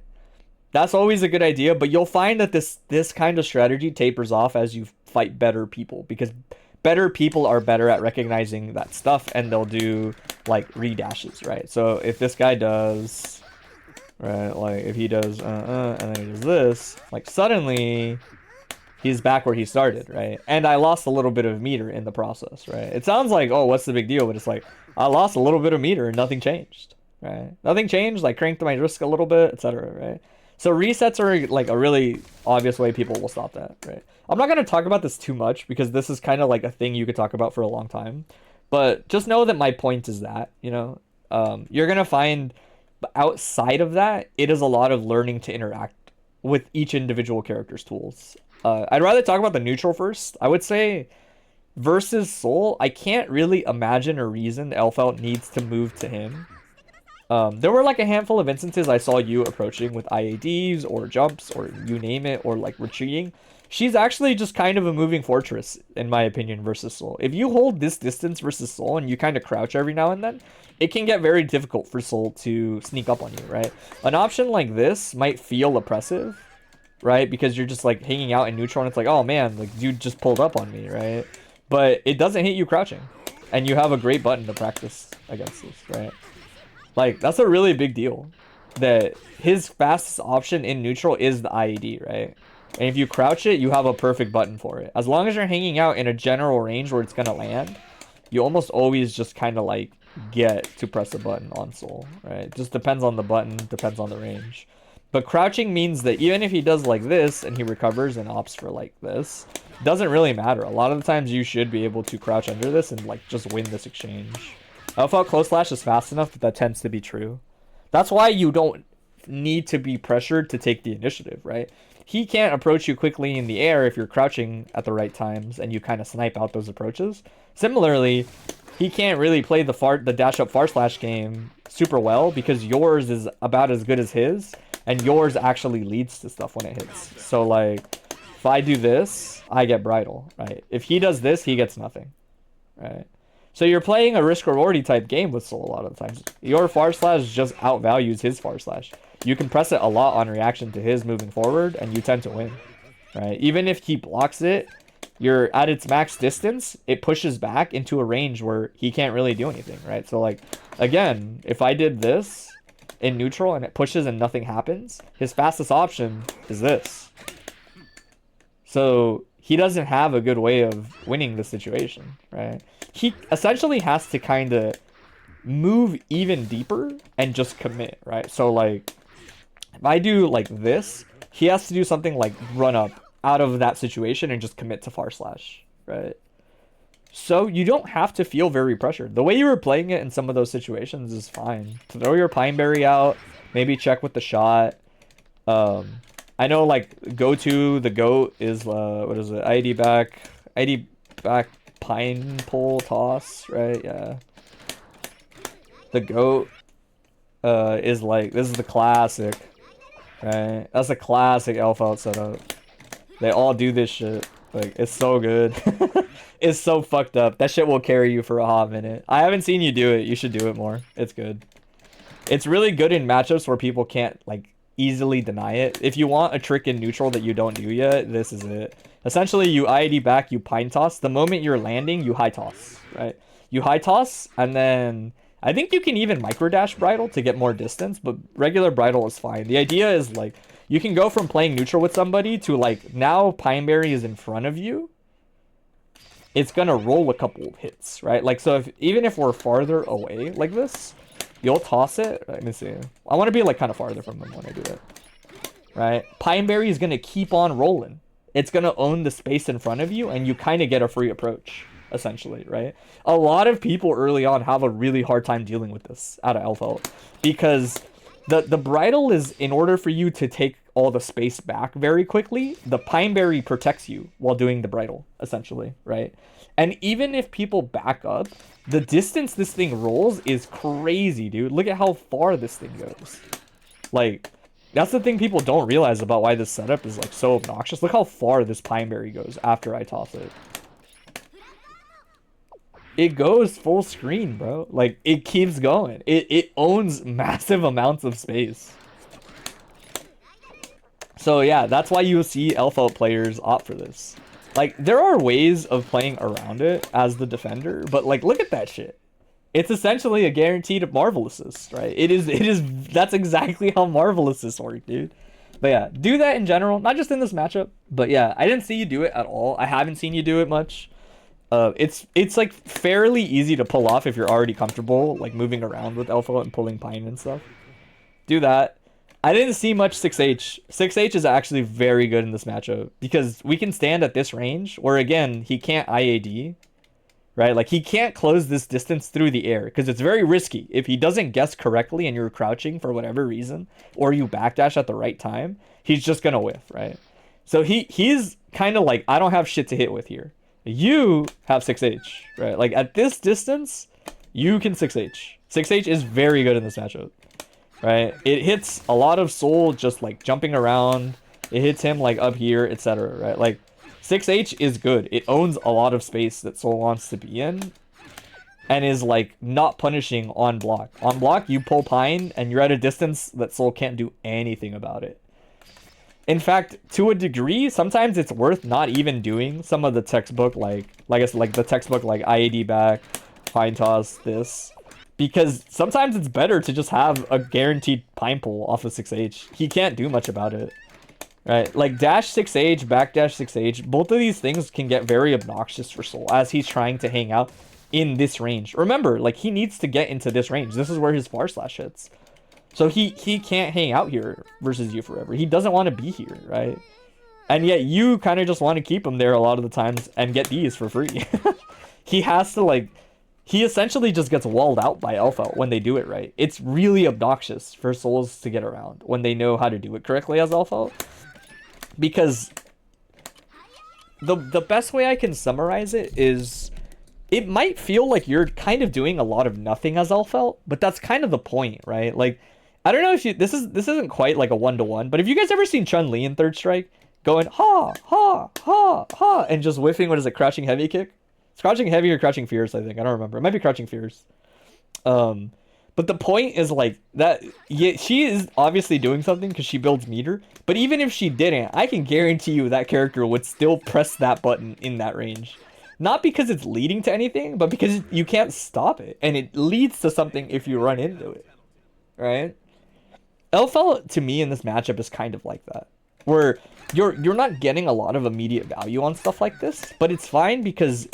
you just keep doing it over and over and over again until eventually you hit them, right? There's no risk to be had and there's only stuff to be gained most of the time. So you play the matchup like that a lot as Elphelt. You play very defensive. You play around this normal a lot. You play around this normal a lot. And you play around this normal a lot. These are all things that Soul has to move in deeper to get into his range.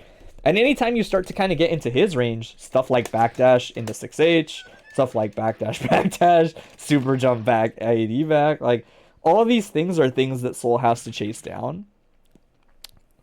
I don't mean to make this sound like, oh, it's so easy, Soul just wins, because that's not true. Or sorry, Elphelt just wins. Because once he gets to this range, it's like, it's Gamble City, right? You might be wrong, right?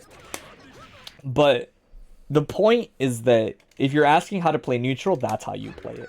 In this matchup, it's a lot of chilling. You don't even have to do this. Like, there's no reason to do this. Soul has no good punish on this. I think maybe if he instant blocks and does micro dash far slash, it can force you to block. And that's it.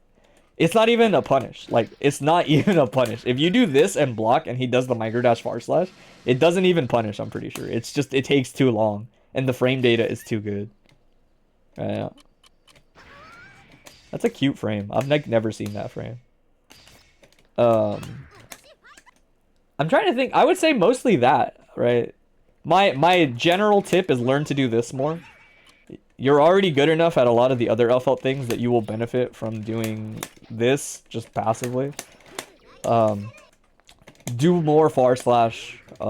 Just harass him a little bit. If he's not good at dealing with it, keep repping far slash until it hits, right? That's the beauty of this button, right? You only need to do this every now and then to keep people honest on like not jumping, not pressing a button, etc. But the beauty of far slash is like, I'm gonna set it to random and it's like, oh, whoops. Oh, shit. Dude, it's so generous. I always freak out on the hit confirm because I'm always like, I'm not gonna get it. But I forget that this thing is attack level 3. So like, it's actually fairly easy to get this hit confirm if you practice it, right? You've written down ID back. I'm playing like 4 to 5 times your notebook this week. Yeah. So like yeah, the beauty of this button is you just kind of press it until it hits, and don't freak out. You have plenty of time to hit this. If that's all you're worried about is like / into hit confirming, like you're gonna get it. Like clearly I'm getting it, right? And I've like never practiced this. Right? I should. I'm literally trying to have a conversation while hit confirming and like still getting it like fairly decently. Right? If you're really worried about staying in that range, take a step back and do 6Hs. 6Hs, he can't go over them. He can't do much about it. This is it twice immediately. I'll hit it twice right now. Just to prove my point. Just to prove my point that it's like, you can have a conversation while hit confirming Elphelt / Like, it's doable, dude. I'm not even an Elphelt player. I'm like, look at 1. Dude. It's doable, I promise. It's attack level 3 for a reason. It shouldn't be, but it is. Defensively, we'll talk about defense on the tail end of things. Is usually with Soul, the pushback thing is actually pretty good. Soul does a lot of jabs at the beginning of his strings a lot of the times. Certain like sequences, if you FD him, they just won't hit you anymore. So like 2P, 6P at certain ranges just doesn't hit if you FD it. This isn't one of them, but it's definitely like a factor, I want to say. Like, let me see. Oh, that just doesn't hit, period. Like, this is a range where like if you FD it, it just doesn't reach, right? And that's his go-to frame trap. Faultless defending Soul is pretty solid on his jabs. It pushes him kind of farther than he wants to be. Usually some important things to remember are, if you see this button, Soul has to do one of 2 things. Well, maybe that's not true. He can do a couple of things, but they're all kind of like variations of the same thing. Option 1 is nothing. That might sound silly, but he's only -8, and the pushback on this is pretty great. Nothing punishes. He might do nothing if he thinks that you're gonna try to jump or punish or etc. Right? The other thing is he has to special cancel. This is only special cancelable. He has no Gatlings after it. It's special cancel city. It's all bringer, revolver, gunflame. The thing he will most likely do, it's -10. Damn, bet. I thought it was 8. That's still fine. Nothing punishes you there, but that's hella minus.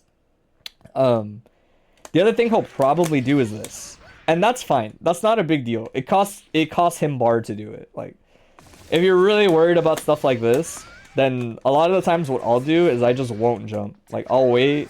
I'll see this. And like I said, Blitz is like a very underrated... Damn, I hit from there? Or... I'm like way too close when I press this. There we go. Alright, he'll do something like this. And this is like... They'll do this so that when you see this, you kind of like jump into the jump kick. This will happen in the corner if you do something like this. You jump back, you'll jump into the jump kick, right? But there's nothing that says you can't just see this and blitz it on the way in. Like, that projectile is coming, and you're not really worried about it if you just blitz it. I tend to see a lot of people jump when they don't need to. And jumping is fine. If you're not willing to spend 25 bar, you might as well jump so that you block him in the air and he doesn't get like a different kind of mix-up. On IB, you can probably 5H it on block if there's no special cancel. Yeah, that sounds about right. It just depends on the range, like I said, because he can do it from pretty far.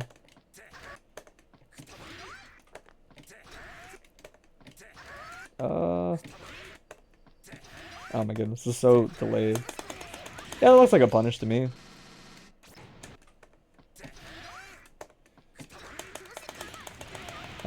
Yeah, it looks like a punish. Like I said, I would maybe be careful. If you want to lab that more, go for it. My immediate thought is like, this shit will probably die to this. It definitely catches revolver. No doubt it catches revolver. But if they do this, you eat half your health bar. I know that for a fact. Like, without a doubt, I just know, like, oh yeah, Bringer cooks that shit. Alright, and obviously it's like, well, why would they commit to Bringer? It's like, well, clearly you have a punish for this. So, there's a rotation of options is the way I would put it. Don't think it's free. But yeah, that's cool. That's cool that she has a punish on it. Most characters in the cast don't. Like I said, recognize this normal. There is an option select where you jump forward and you press this. You can't see my input, I'll turn them on. You press forward and heavy, quite like literally like that, right? And so you press your throw option select in the air, and then if he gun flames, you'll jump out, recover, and just get out, right? That's like textbook. He gun flames. If he does revolver or bringer, you should either hit him with JP or air throw him, depending on the spacing. That's just like how that interaction plays out most of the time. It's good to do. I don't think you need to like say so like this is the option select. It's really good. Like I said, I don't like introducing mechanical error early on. Like this is something you can definitely mess up if you're not careful. That it's like is spooky is the way I would put it. But know that like even if you'd want to just jump in JP, it's probably fine. You don't need to do the throw option select a lot of the times. Like maybe you do versus revolver to catch revolver, but most of the time it's like fine. Yeah, it's usually for revolver because revolver tends to win versus. I'm not playing in TNS. No, I do bi-weekly VOD reviews, and it just happened that TNS lined up with it. Yeah, this is a good option versus Soul in general, but like mostly during Duckin' Ass Kid. Nah, I'll play in the locals. I feel like it. Who cares about TNS? Although every time TNS happens and I don't feel like playing or trying in it, they always have fat pots, and I'm like, dude, how come the one I got second at didn't have any fucking money in it, bro? Anyway, 6H, you want to keep it in mind after 6H because he has to special cancel most of the time. And then what else? 2S is important. 2S is a button he tends to gamble off of. Like it's plus on block, so if it's a regular block, he gets to essentially frame trap with far slash or 5H depending on what he thinks you'll do. Or because you're so intimidated by it, he'll run up and wild throw. Right. 2S is one of those situations where you really want to be careful about it versus Soul. And I want to say usually like if you see 2S, doing immediate like fuzzy jump FD is like pretty solid. It gets out of a lot of like redash situations like this. If you like see it and you kind of jump out, 5k will catch you, but only like 5k will catch you. So if they're not good about their redash habits, like if they run up and they do this instead, you'll usually get out because they didn't press 5k immediately. And then even if they do 6H, if you do it correctly, you should still like jump and block this. But it's kind of hard to hit this timing. Like you have to have a very clean fuzzy jump in defaultless defense to block the 6H. Because 6H has the natural gap on it that catches jumps, right? If I'm just holding up, it'll catch me like that. A lot of Soul's defense, I find, is, like I said, pushing him out a little bit on the beginning so that he ends up outside of his like really good strike throw range. This is extremely good info, but you're right because you're realizing you're stuck with the first VOD because not much has changed. I mean, that's fine. I usually try to give general advice and then maybe give like a bit or two on like matchup specifics. The last thing I will say is once you build a certain distance versus Soul, if you're not worried about him doing a revolver or bringer, Elphelt has the unique privilege of like her super jump goes really high up, and if you do IAD pine toss, it's insanely hard to catch. You do IAD pine toss because it extends your IAD time just a little bit. So like if I IAD out of the corner regularly, you'll see how far I go, right? And we're almost full screen. If I do IAD pine toss, we are full screen. See? This is very obnoxious to catch. Not just for Soul, but it comes up a lot because Soul doesn't want to play neutral with you anyway.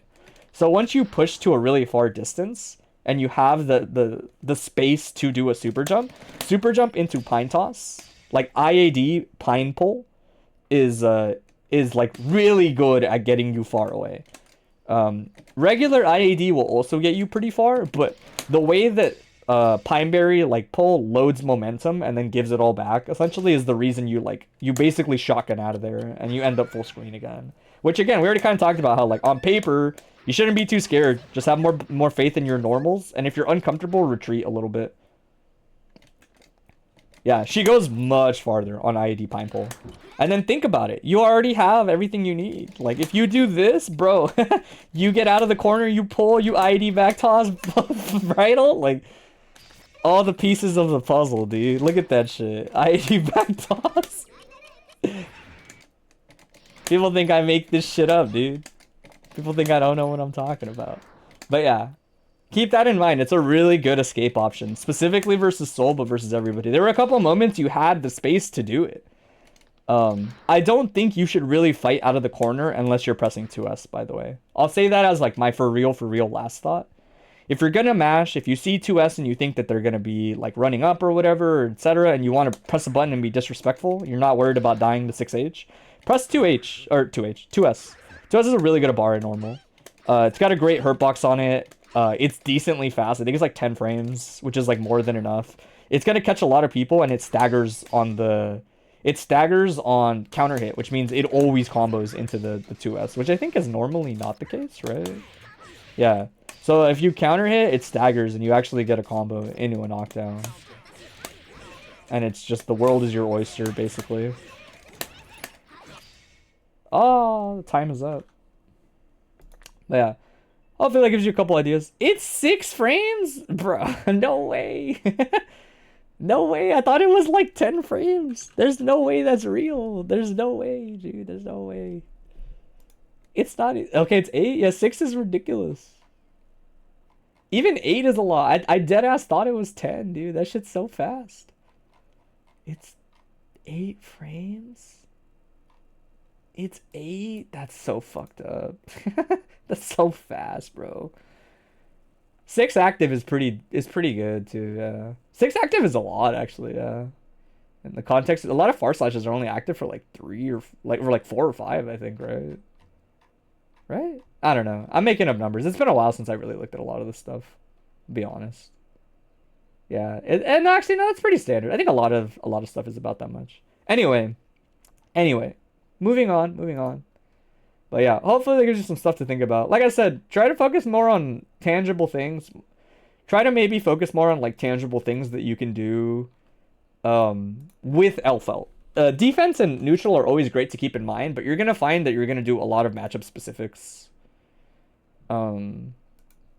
If you're trying to do that, you're gonna spend a lot of time focusing on like granular things when there are like really tangible things you can do.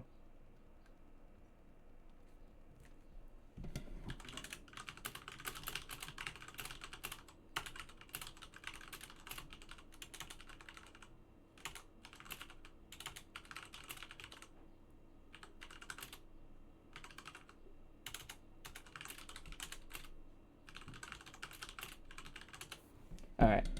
Let me see. I think I'm going by the submission order, so Dane should be next. Let me see. Yeah, Dane's next. We're running a little behind, unfortunately. Cool. Alright. I'm glad I don't have to like hunt you down. It's always like tricky to keep the timing up on some of these. We'll watch this. I have some general thoughts. I think it's probably a lot of, like I said, it'll probably be, I'll skip to like halfway through. It'll be back in 2 weeks. Look, there's nothing that says you can't submit every time. Like, I tell people you can submit every time, because I still just go by recency. Like, you got in and Bridge got in and some of the repeat, like Dane got in because nobody submitted. I only had 7 submissions, and that was just because Ogden submitted late. Nobody submitted. Like, everybody is sort of turning into like the I don't want to get reviewed every week, and I'm like, dude, people just don't submit. All right. Pressure. This is a bad situation to be in. 6P is a free check. ID's solid here. I'm going to jump out of the air throw there like every time. Oh, I can't see the screen? Fair enough, fair enough. Actually, either way, that's a good point because I didn't start the timer. Boom. There we go. We're in there. Get the knockdown. Cardwire C is free. Just checking the pressure. It's a huge boon to have these. Yeah, man. I don't mind repeats. It's just, obviously, you have to be okay with sometimes you're going to get cucked by new people. That's okay. That's the whole point of the system. But I tend to get a lot of the same submitters. Oh, that sucks. I'm going to blitz there every time, usually. Good air to air. Yeah. I found most of it was fine. I want to say you had a similar problem with Bridge, where sometimes it is a lot about realizing, like, if you're going to check answer, like here on these sets, it's got to be for good value. Like, If it's not for good value, then I don't care, basically, is like what it boils down to. And you don't want answer to get free sets. Dizzy is kind of unique and that sometimes escaping is fine. Like, see, so this is what I'm talking about. Like, 2p into nothing, and we'll talk about it more, but like, I'm just gonna tech, go to my scroll, and collect my free whiff punish. It's got to be like a little bit, you got to commit a little more in a matchup like this. He's a lot like Chipp. Like, once you get the hit, that's all you really need. I'm baiting blitz a bunch. Nice throw. Actually, no, I'm not surprised I was in throw range. That's pretty standard. Wait again, because Ice Spike was going to happen, but he did a little early. Cardwire C is free. Nice jump. Free knockdown, free burst. ID forward's good. Punishes the free scroll set. No reason for me to bite. Close slash. I missed the jump FD. That sucks. A lot of two scrim. I'll talk about this too. This is like just my general thought. I noticed it when we played. I noticed it when I watched you playing, like, I think Pazoo, is that you definitely want to diversify a little bit more of your close slash options, in my opinion. 2H is solid, but it's a little too linear. One of the benefits of her close slash is just like having frame advantage on it most of the time is such a big deal. It makes her way more oppressive than she should be. Neutral's fine. Getting a set there's kind of dicey. I'm just holding space here at this point. I don't get a combo on Dizzy there. Let's see. Far slash. I don't know what I tried. I probably did, yeah. I probably tried a card wire C right after far slash. This is chill. I'm like mostly in the same spot. Cardwire C is kind of like a free check. Or sorry, Ice Spike Bar C is kind of like a free check there. I thought about backdashing, but she might get a punish. Oh, that sucks. I didn't know that doesn't like combo in that sequence. Air dash. Ice Spike Wire C hits all the way up there. Ice Spike Wire C is a good check in a lot of situations versus answer.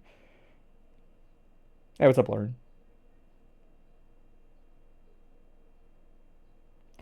The pickup. This is a pretty bad situation to be in as Dizzy. Oh, I can't believe I didn't close slash.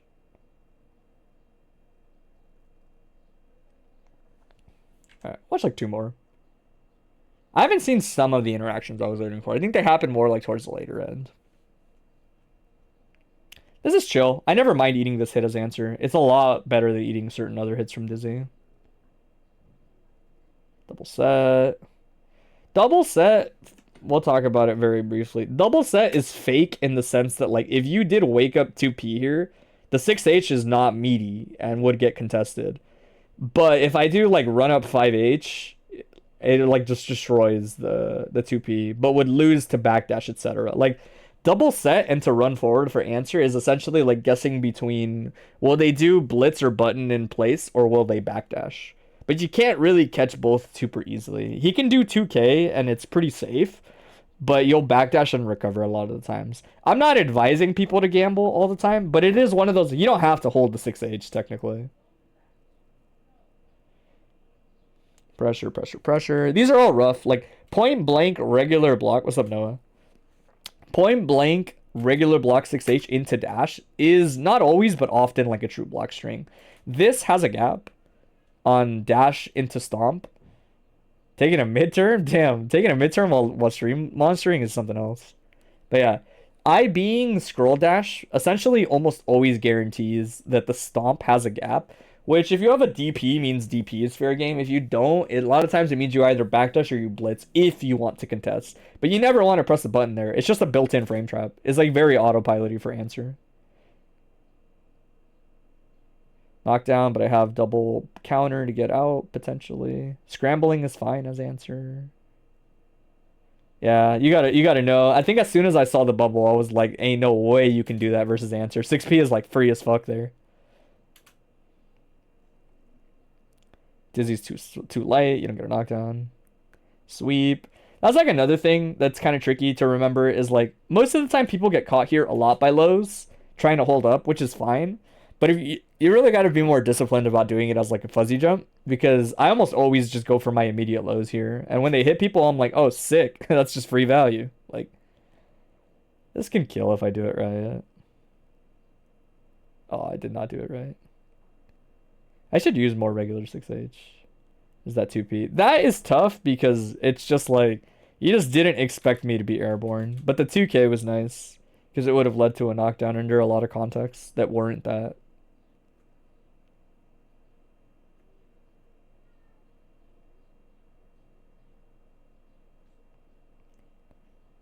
Card toss. These are like the kinds of situations I was talking about where it's like, especially if you instant block like 2D, which you didn't to be fair, but if you instant block 2D, like jumping there is like not that bad. Even like mashing there isn't that bad. Eating a regular card counter, it's never a big deal. Free hit. Yeah. I haven't really been paying attention, but I want to say you have been doing a lot of like relatively immediate techs. Just can get kind of dicey versus answer. I haven't seen, this is more like a me thing. We're nitpicking at like specific interactions, but this is relevant, and I do think this will come up versus anybody that has good anti-airs versus you. Like anybody that's doing this to you, but not converting into knockdowns. Basically, the rotation of options is often like, I'm gonna do it again to punish tech forward. But if you tech neutral, or I think it's just neutral and you don't get hit, you might need to tech back, but I want to say it's tech neutral.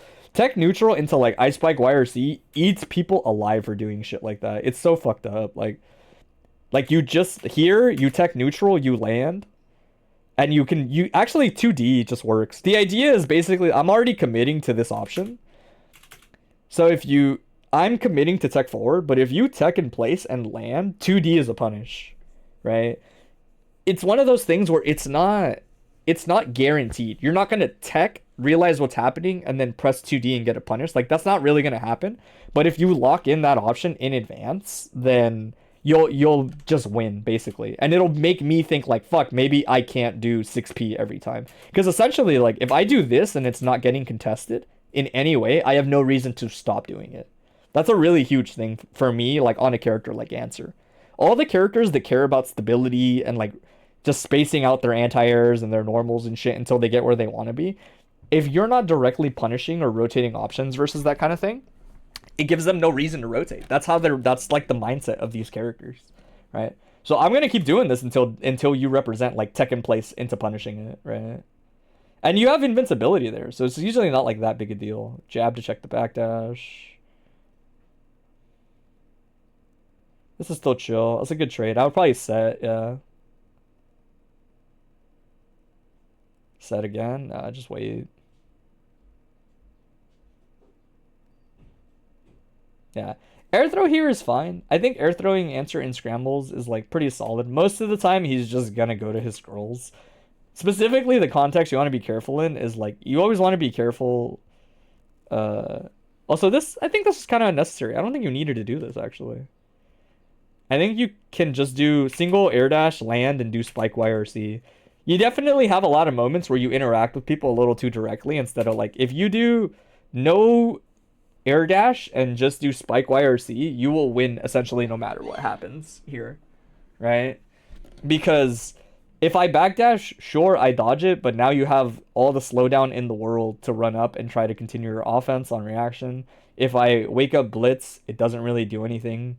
If I wake up counter, it's going to counter the spike, but if I'm not on a scroll, the counter doesn't track. That's how it works.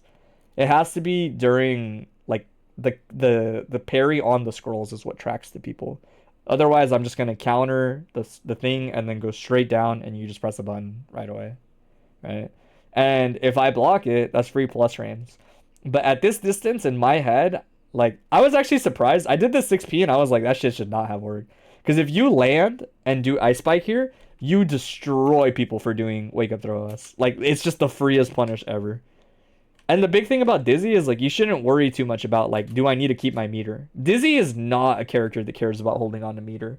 Meter at the cost, like, knockdowns at the cost of a meter is never a big deal for a character like Dizzy. Because she never needs it once she gets there. That's what's so huge. That it's like, do not be afraid to use that shit more. Especially in a context like that. Counter to scroll, counter again.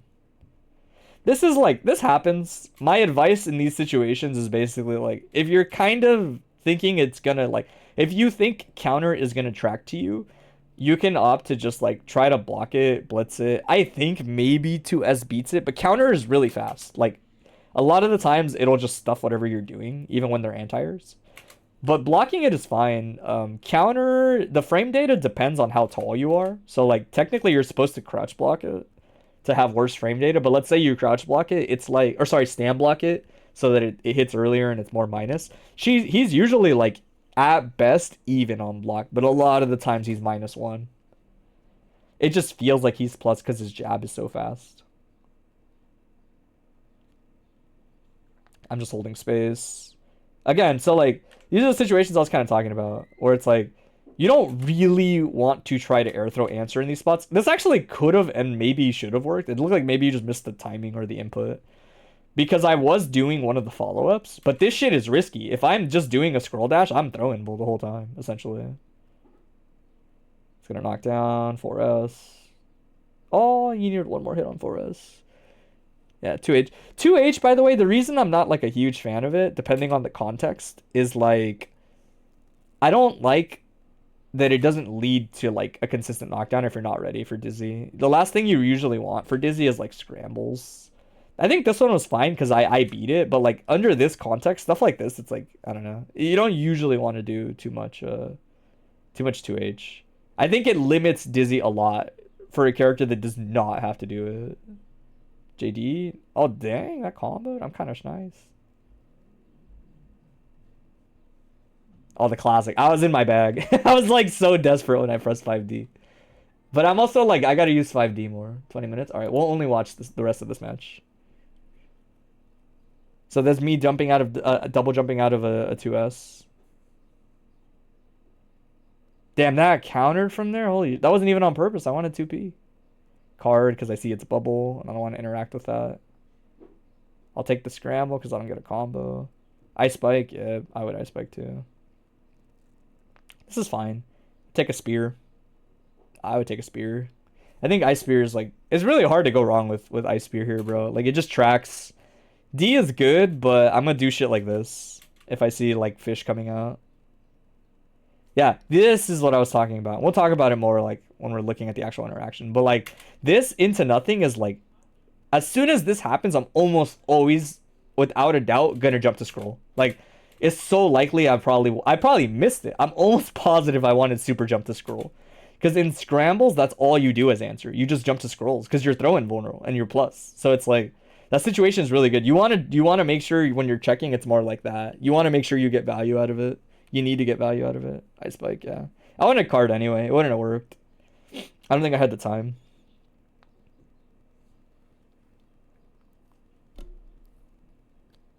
That's a punish. I love getting empty clone summon. That's my favorite thing. Hold space. Oh, I mistimed it. Punish. Yeah. Yeah, I like Ice Spear most of the time. I think it wasn't a punish though, right? Wasn't it? I think I caught you pressing something. That's not a punish, right? Oh, I just caught you trying to jump from the looks of it. Or doing something. I like Ice Spear because, yeah, most of the time you've already recovered before anything touches you as Dizzy. So when you throw it, you just block. You don't do anything, you just block. And wait for that shit to do its job.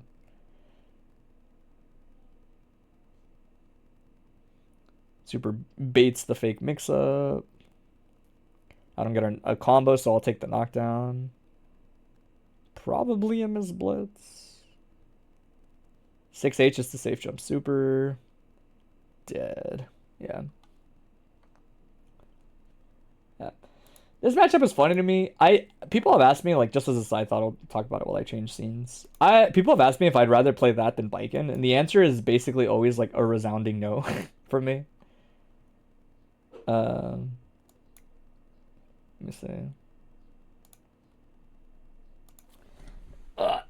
But a lot of it just boils down to like, there's a lot of little interactions that don't feel that great between the two characters, and they honestly do add up to enough that I don't think it's worth it. I'd rather just have Biken's damage output and offense options than play answer, and just hope that I like oops Dizzy in neutral. We'll talk about it. I actually really think like the big thing, the big takeaway in general, because I see it across the board, not just versus me, is like I would strongly suggest just doing more close slash. Close slash is, let me double check. Make sure I'm not talking to my ass. It's definitely at least +1. It might be more than that. Let me see. I'm pulling it up, don't worry. Yeah, it's +1. It's +1. I wasn't sure if it was +1 or 2. But the idea is basically, I think of it as like most people are one, not ready to IB close slash, and two, even if they do, they're probably not ready to play the situation afterwards off of close slash. But the big thing is like this button will frame trap or at least clash with things of the same speed, right? There's also something to be said that like she has one of those like moderately close slashes where like you can get it from like over here, where it's like some jabs won't hit you, right? So like some jabs just don't hit you. So 5-frame options aren't something you're worried about here anyway. Sometimes it's busy if you do it right? Because you press this and then 2K oftentimes still hits people if they're, hold on, wait for it, crouching, because their hurt box is wider. Oh, it's way too far. Oh. Yeah. Oh, maybe you do need to take a step. I thought you just space this and it works. But yeah, 2K is brolic. 6 frame is fucked up. 2P basically always hits, which is like a big part of why it's fucked up. Because you can do 2P, far slash, and still get a knockdown, right? Like this option to me is really fucked up because it actually makes use of, what is this? 6, right? It's not, yeah, this is 6, not 7. Because I remember complaining about it being a 6-frame normal that reaches this far. Yeah. But the idea is like, yeah, if you do this, like, you can essentially, despite what it might think, like, you have a frame trap here as Dizzy. You know, like, it's really weird to think that, because it might not feel like it. But if somebody blocks here, and then presses, like, a 5-frame normal, you just kind of, like, clash at worst. And, again, most people won't press it, because at this range, like, nothing is reaching that's that like short. So most of the time people will press their kick normals, which tend to be like 6 frames and you're plus, right? So a lot of the times, like in this range, you just get like free checks, right? The big thing is like +1 doesn't feel like a lot until you realize that she's built to win in this range, right? I'm being kind of like ideal in that it's like, yeah, they're not instant blocking when I'm talking about this, but instant blocking is hard. It's the best way I can put it. Also, this is like the eternal like get fucked. I hate like when they hit like the well-spaced farces. Maybe it's only in the corner because it doesn't go out, right? Yeah, this in the corner is like when I IB and they react and they do late reaction. Like, I hate this. This shit pisses me off, dude.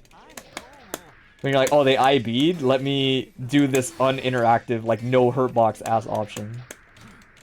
Right?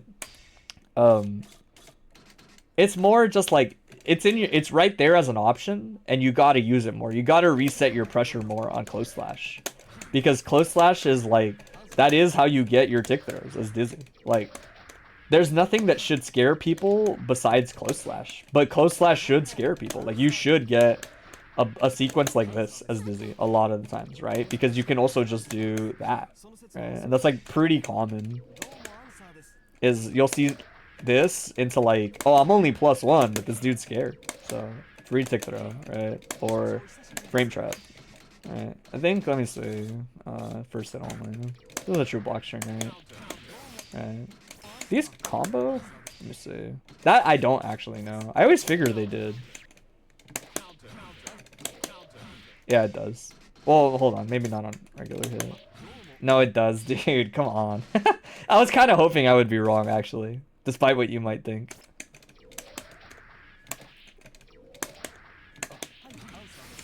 Oh, I see what you mean. Oh, you can do that, though. I forgot about that. Dude, I hate this character. But yeah, my point is like, one button, like dash up this. Basically, you only need to press about 2 buttons to hit confirm, right? Once you're comfortable with your character, a lot of times, like, it only takes about 2 buttons, especially because the attack level on close slash is, like, pretty solid that, like, if you ran up and you did this, you're like, oh, I hit him, you know? Oh, I hit him. Let me just do it again, right? And then, oh, he blocked? Frame trap, right? But, like, Learning to do this is important. I would imagine that the thing is like coming from Bedman, it can feel a little unintuitive because Bedman doesn't have an option like this. He doesn't redash. There's nothing that he does where he like redashes confidently, right? But with Dizzy, you do. You have something that's just like a free check essentially, right? Plus frames are a free check, right? That it's like you get a free frame trap there, right? And people don't have to bite on it. They don't have to do whatever. But it's better to me than doing... The big reason I say that is because you might do this and go, they didn't get hit, and then go, huh, and then do it again, right? And the idea is like, yeah, the psychology of the frame trap is enough that people kind of get scared to interact with you there, right? You can rotate your options well enough that it's like very intimidating to check Dizzy here, especially when one knockdown might be all she needs to win, right? That's why it's such a big deal. Like, getting this is huge. That it's like, think about it in terms of like, when you're pressing close slash, there's also nothing that says you can't just do your block string afterwards. Close slash is a very diverse normal. It goes into 6Ps, right? You can even frame trap with 6P and you'll duff people pressing pokes, like, right? It's not even a numbers game at that point. You just have upper body invul, right? Alright, you can do that. You do bar slash into the delay. I spike YRC, right? You can do just a general block string, right? There's nothing that says you can't, but the difference is if you do this, your options are limited. I know exactly what you're going to do after this. You're going to special cancel or you're going to jump, both of which I'm not very disincentivized from jumping unless you want to spend 25 bar here, basically, is what this boils down to. And luckily for her, she can, right? If you ice spike YRC here, you're good. But the point is you kind of have to ice spike YRC here, if that makes sense. Like, you have now strong-armed yourself into, like, limiting your options. Because what? It's, like, just 2D afterwards? And it's, like, 2D never feels good to press as Dizzy compared to, like, pressing a lot of other things. That it's, like... 2H is solid, and I actually do like it if people IB. It's pretty solid at checking people. Because better players will learn to IB and then check you, right? That it's like, a lot of the times, once that happens, you're like, okay, they IB'd, I'll do late 2H. Which you can react to. You can see the IB and go, oh, okay. The Gatling on this is insanely, like, wide for whatever reason. You could do this, like, pretty late, like this, and still get it, right? That close slash... Stop neglecting it. It's too good. You'll feel out how good it is as you get better at frame trapping with 2P and sometimes 2K. I see Ray get a little greedy sometimes and he'll do dash 2K off of it. Because being plus means like even if you redash, you're not actually that like it's not as greedy as just redashing on minus. The other thing I'll talk about, I didn't mention as much. It didn't really come up when we were watching. But I do think, like, trying to air throw these if you're not ready or if you're not in the right spacing is, like, a potentially very bad idea, right? Like, it depends. Sometimes if you're, like, really in range or you know it's going to happen, it works out. Usually if you know he's going to set, then this is fine. The other thing I do is I do this a lot. We talked about this earlier, but, like, if you react to me jumping, I'm going to just press jump S and always negate the air throw. You fall down and you always end up in this situation. Which feels really bad, right? Because it means I'm plus, I get a free, like, run up into maybe throwing you, right? Into getting you in the corner into that. At this point, like, yeah, I don't like this matchup, but 4 scrolls in the corner versus a character that does not have a meterless reversal is pretty nice, right? The idea is, like, you can just wait. Dizzy, if she sees this jump, can press this button pretty damn late, and it works out just fine, right? That it's, like, even if I did this, I don't think it's a punish. Yeah, so it's, like... This is fine. Like you were never gambling on like this interaction. Oh, you have to press this pretty early actually. Hold on. Maybe this isn't that bad. It all boils down to like if he punishes you for doing this consistently, then it may not be worth it. But honestly, you can wait pretty long to do it. Like as I'm looking and like watching, I don't think there's like a reason I can't wait and just react to 2S. Maybe not. She might have a weird time with this. She might be better off doing 6P. She might be one of the few people that has an awkward time for this. But she does struggle more than others. I won't actually give you the same advice if that's the case. Because usually my reasoning for it is like, you don't want to jump into the jump S and force yourself in a bad situation if you have a button that is safe versus this. But let me see. I want to see how early I can get away with pressing this and still get the hit without like dying. Because if there's a timing, then it's not a big deal. There's kind of a timing. It's not that bad. Yeah, it's actually, I think it's just a little strict on the timing, but it looks like you can probably do it still. Oh, whoops. Yeah, you might get a clash, but that's not that bad. You probably just learn to react to the clash and press 2S again. It takes some time, but you can get used to it. The big reasoning here for like why I say like you don't want to, that's not bad. You might get away with this.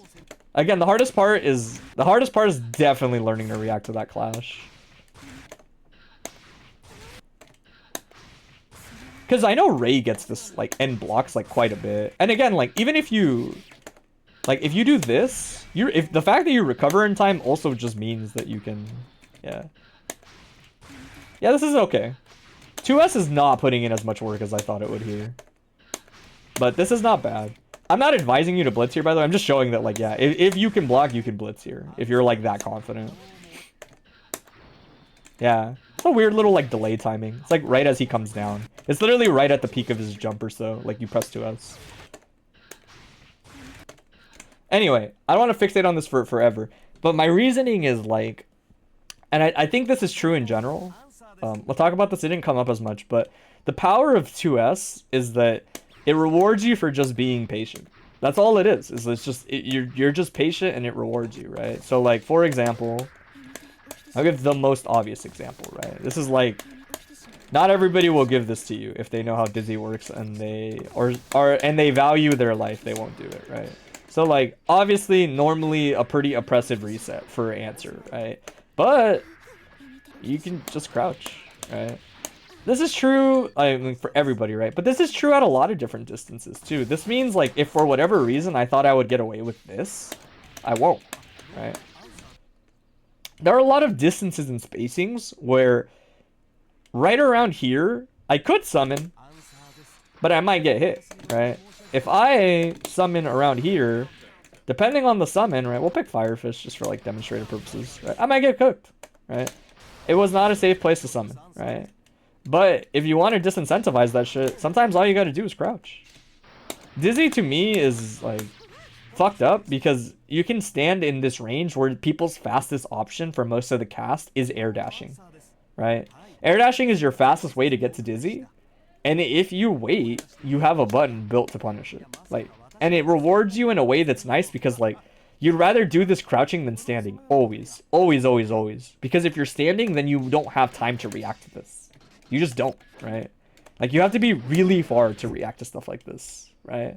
Or when you're crouching, like, you could still press buttons like 2S and 2P as Dizzy, right? If somebody runs in at the wrong time and you press these buttons, like, you're still in a good spot, right? She's actually surprisingly solid defensively, like, under this context, right? Especially, like, enough respect, you can just rip one of these, right? But learning when to not feel pressured to do this all the time is, like, kind of a big deal, I think. Because while she's really good in the air, there's nothing that says, like, you can't get anti-aired, right? There's nothing that says people don't have 6Ps that are good enough to do this. When it's like, you could just hang out over here and, like, air dash back and then wait, right? Air dash back and then wait is, like, surprisingly solid for Dizzy. It depends on matchup, obviously. But I definitely noticed that when we played. There were a lot of moments where I was like, you don't need to, like, move at me, right? You tend to fixate on, like, oh, answer's gonna get scrolls or answer's gonna do whatever. And, like, yeah, that's true. And you want to hang out kind of close to him. But I actually think if you get far enough, the zoning war is probably still in Dizzy's favor. And worst case, you'll just reset to, like, the other side of the screen or something. There are a lot of ways for you to mitigate risk as Dizzy that I don't think you need to feel as pressured to just, like, be on top of him all the time. Her movement's great, but it's definitely not, like, infallible or anything, you know? I would say those are, like, the two main things as my general advice. They weren't even necessarily tailored to the set. The only thing I'll say in the set is like, I didn't cover it, but, like, if you're gonna contest, say with, like, this, make sure it's, like, a confident contest like this, you know? Like, if he's doing something like this and trying to, like, sneak value in all the time off, like, 5H, make sure that you're, like, willing to check him, right? can get a little awkward for Dizzy, I think, because sometimes it's either like you'll do something like this and then maybe that to get out of the situation. But keep it in mind, because as answer, I don't care if you're nickel and diming me. If you hit me, I'll probably just jump away. So getting good value off of like committing to spike YRC or 2P and then maybe like the follow-up. It sucks that this doesn't combo for her, but I'm sure it does on like counter hit, probably. Not that I'm saying like you'll necessarily get a counter hit, but oh, it doesn't. Wow, that's just a lot of startup. Damn, bet. It's only on this, right? Maybe. Oh no, it's just too far. Yeah, the Abari can get a little weird, but 2P, actually maybe 2K even, because you don't really need speed as long as stuff hits. If this hits or this hits, anything is fine. It's just about pressing in time. That's the thing, is like you actually have plenty of frame advantage to work with. People just don't realize that soon. It's about committing really early, but you'll get it. Like, you don't actually have to press 2P. It's just the fastest option. So I understand like wanting to press that over pressing other stuff. But there's nothing that says you can't like press far slash. You can do that. That's all I have in terms of like answer specifics. I think most of it was fine. Your defense is like solid versus answer. I don't think there's anything wrong with it. It's easy to say blitz more, but then like it might get baited. So it's like I'll never just say blitz more, you know. But yeah, there wasn't like too many blitzes in our sets. It's important to remember off of sweep. It's like this setup is blitzable, but it is also like I can just go low. So it's as straightforward as it sounds. I think outside of like getting this situation a lot where you jumped into this a bunch, the answer stuff was fine. You gave me a bunch of freebies on the jump S's, and that was like the most notable. Contesting on this is important too, but Dizzy can get away with just running away. She's one of the few characters I think can get away with running away. I think it's definitely like you're gonna get more value out of using close slash more. You're gonna get more value out of just hanging out and using 2S on jump ins. Like if people jump like this, yeah, you can air throw them, is the way I would put it. Like, yes, you can air throw them, but you can also just stay down here. People, when they go up, have to come down, right? And Dizzy has one of the best come down on me normals of all time, right? That it's like, don't freak out. You have a lot more to lose messing this up than you do just gambling on this. It's a lot harder to mess 2S up than it is messing up an air throw, right? Plus, I actually think Dizzy's reward off air throw is like relatively tame, right? You get a summon, like you get a laserfish, you get kind of like dash up Oki type stuff, but it's not oppressive. Only if you throw him in the corner when you're like both close to it. Other than that, her air throw is actually like not the worst to eat. I don't mind eating this thing. I'll eat it till the cows come home usually. But yeah, I would say that's like, those will do a lot for you. I really do think those will, because the Okazema looks solid outside of that. So I don't think there's too much outside of that. But like, brother, the amount of times I got to do tech into scramble off of 2H was like, it was definitely way too much. I don't even know if you just knocked down.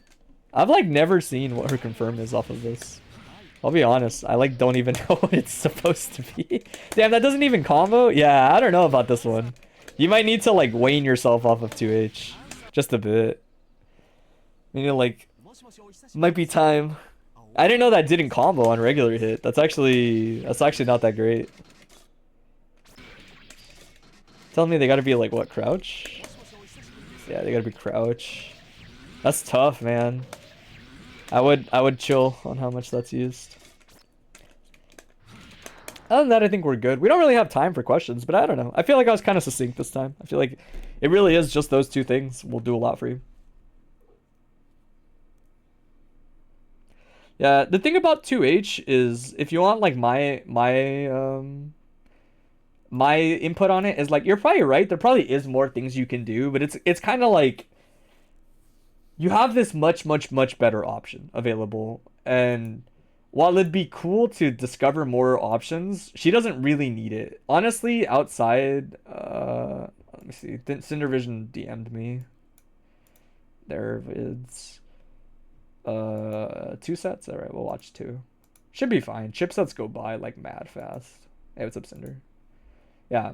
Yeah, but like my thoughts are basically 2H I would reserve for like maybe frame trapping purposes and maybe nothing else, honestly. Like, it's hard to want to do anything else. Also, real quick, how's this going? Ah, shit. Not that. Just out of curiosity. It's pretty far along, right? I didn't really eyeball. I'm assuming Solstice is in it. Ray might be in it. I'll come back. I'll probably watch the VOD. Not important.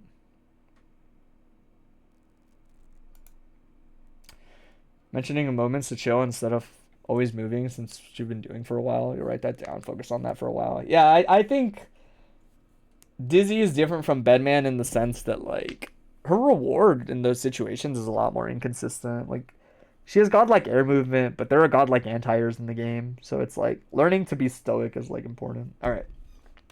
Take a look. The Chipp mirror is quite a thing to analyze. Nothing particular, trying to improve playstyle, sure. I remember last time I talked about, let me switch the capture too, I didn't forget this time. Last time I talked a little bit about like rotating and maybe like representing more frame advantage was like a really tangible thing that I was like, oh, this might be important to remember. Let's see. 6p gets air thrown. Let's chill, no punish. It's an awkward situation to be in. Meaty leaf grab, a little spooky because of the find me. Safe jump. Doom, doom, doom, doom. Should kill. Oh, SpaghettiOs. But Chipp is a factor. Yeah. Air throw. Good far slash. I will say off the top of my head, there's probably a little more jumping than there needs to be in a matchup like this. At least the way that Novak is playing, I would maybe chill on the ground a little more is like just a general thought. The way I think of it is like if I was to... Chipp is a bad example because obviously he has pretty good air movement, but generally speaking, right, if I am Chipp in a matchup where it feels like my opponent is doing like as much jumping as Novak has done in a lot of these spots, I have a really good anti-air as Chipp. I'm probably gonna like focus like on kind of positioning to catch as they fall into me, right? So like positioning to be in a spot where like, let me see, that's I had a all right. Enough of that. That's pretty good though. No, I would, so like pretend you never left the floor, right? I would focus on like where Novak is most likely going to land as that JD is landing, right? And having because you had good positioning here. You did. It might not have felt like it. You had good positioning here. Like right here, you actually had pretty solid positioning. Once they committed to their jump, right? Jump back, kunai for some safety. Gets DP, but tech scramble. Look at a pickup. Stable burst point. I like picking the Oki here. Might as well. Oh, it's tough. They would have been right anyway, though. It'd be like that. That's the Chipp life. I do wonder, like, sometimes in these situations, this is like a slightly different example. There is no right or wrong answer. This is more like food for thought. But it's like sometimes in these situations where like the blitz, if you're wrong and you don't win the blitz war, is the game. Sometimes in my head I'm like, I wonder if meaty gamma is just better. Like just so that you start something like more consistently here. This is like what I've always thought. It's not just you, it's just all Chipps, right? It's like you have the bar for meaty gamma. So it's like meaty gamma negates any sort of wake up shenanigans. Yeah, it's not a mix up, but when your mix up is realistically going to boil down to RPS, sometimes I'm like it's more like we're just RPSing rather than me running a mix up is what it feels like to me. Sometimes I think that in those spots as Chipp, where it's like maybe meaty gamma is just better, right? You'll still be safe to reversals, etc. You'll catch backdashes, etc. That like learning to mitigate risk there is like there's something to be said about that for sure.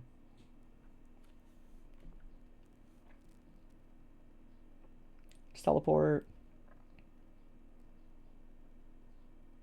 Yeah. In fact, I would actually say there are a lot of moments where it feels like you might be jumping too much and Novak is punishing it. I remember I vaguely mentioned last time about like using Chipp's like movement for repositioning, but only for out of disadvantage, if that makes sense. Like the way I would put it is like these situations are like here I would reposition defensively like this, and then I would chill. Well, I mean, air alpha's like fair game. Fair game, it's not that big a deal, right? But my point is more like in these spots when you're kind of like this is uncomfortable, right? Like you just whiffed air alpha, so you know you're minus. You don't feel comfortable. Jumping is fine, I think, but you need to learn to recognize when it's like, okay, I have another jump still, and I have my air dash.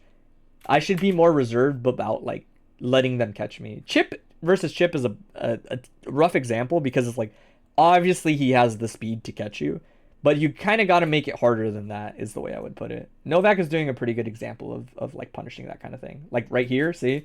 Novak is doing a good job of recognizing like this is kind of why I was saying like earlier, like when you notice them jumping, you kind of want to look for something similar, right? In general with Chipp, right?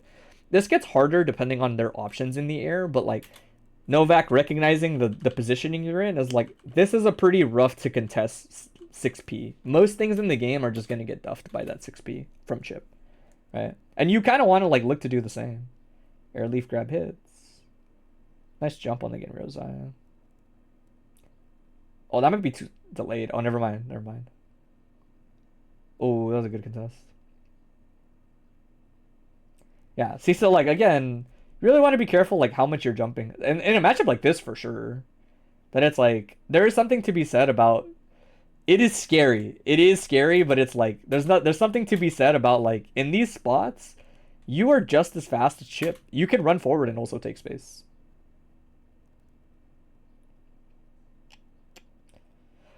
Jumps out of leaf grab. It's caught.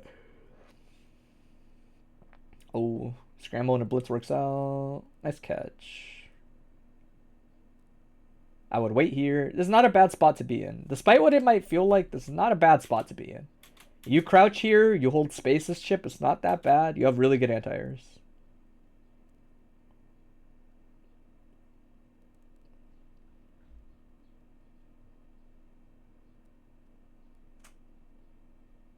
All right, I'll probably watch most of the rest of this out without pausing, just for the sake of time, because we're gonna watch this one and the other one. The punish, yeah, that's hard to time meaty. That's a good delay.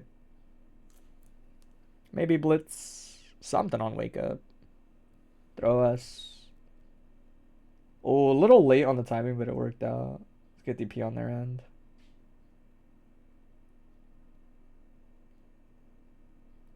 It should kill if they do it right. They did not do it right.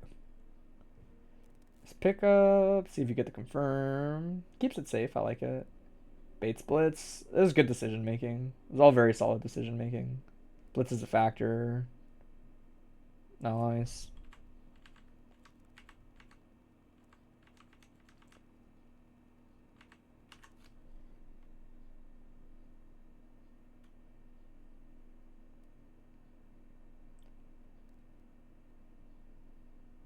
Good positioning on their part. Oh, a little off on the throw. That's a good pickup. Oh, this is scrambly and not in a good way for you. Daijobu. Gonna get the hit. Gets the unclean confirm. Ooh, sometimes you just get wrong. Sometimes you just get wrong. Sometimes wake up situations where you fucking up wake up blitz or DP. It's hard when you have a really different wake up timing if you haven't practiced it. You really want to like be ready for both your wake up timing. That is something tangible to work on if you want to like look at that like matchup per matchup. It's important to remember. Because this is his faster wake up. Sketch. This is a little weird on the spacing. Yeah. It's like pretty low on the initial alpha. Oh, early on the schmeeks.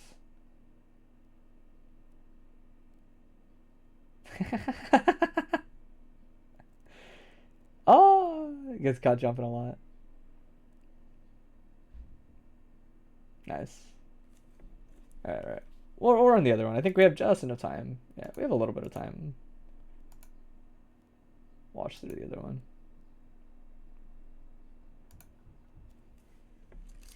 How is it? It's almost 5, yeah.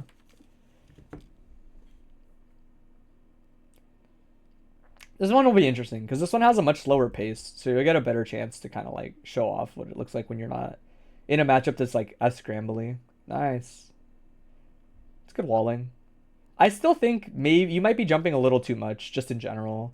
Chipp has great movement, but the idea is like you're actually faster on the ground than you are in the air.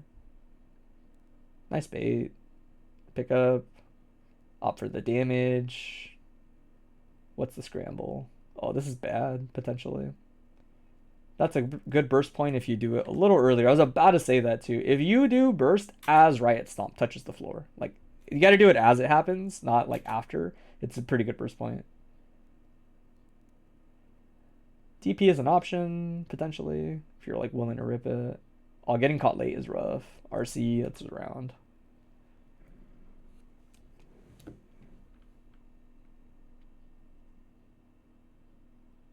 That's a good bait. Random learn Grand Viper. If it works, it works, I guess. Never fucking fails. I mean, he had meter. I won't hate because he had meter. Oh, that's a 6p. That's scary, though. Soul's not an easy to 6p character. It's a punish on Alpha Plus. Catches you backing up. Nice catch. Burst. Yeah, good burst on his part. Jab. Oh, I can't believe Jab was off there. Yeah, I would say that's like probably a notable bad habit in my opinion. The thing about like what I'll talk about it as the rest of the set plays out. But the thing about like retreating into air alpha is like it's good if you rotate other stuff. And it's good versus certain people, like certain play styles, I should say. Should kill, yeah. But the problem is it's very unsafe when blocked. Like very unsafe. And it's air alpha, so there is no plus, right? Like this is the exact context I am thinking of, right? Where it's like the downside is it gets bodied by patience. I think of air alpha as like full screen air alpha as SCP as an option to keep people patient. And once it seems like they're more patient, you don't need to rep air alpha anymore, right? It's more like, yeah, see, now you get a lot more respect at full screen. You get a free find me. We'll talk about something to substitute, actually, too.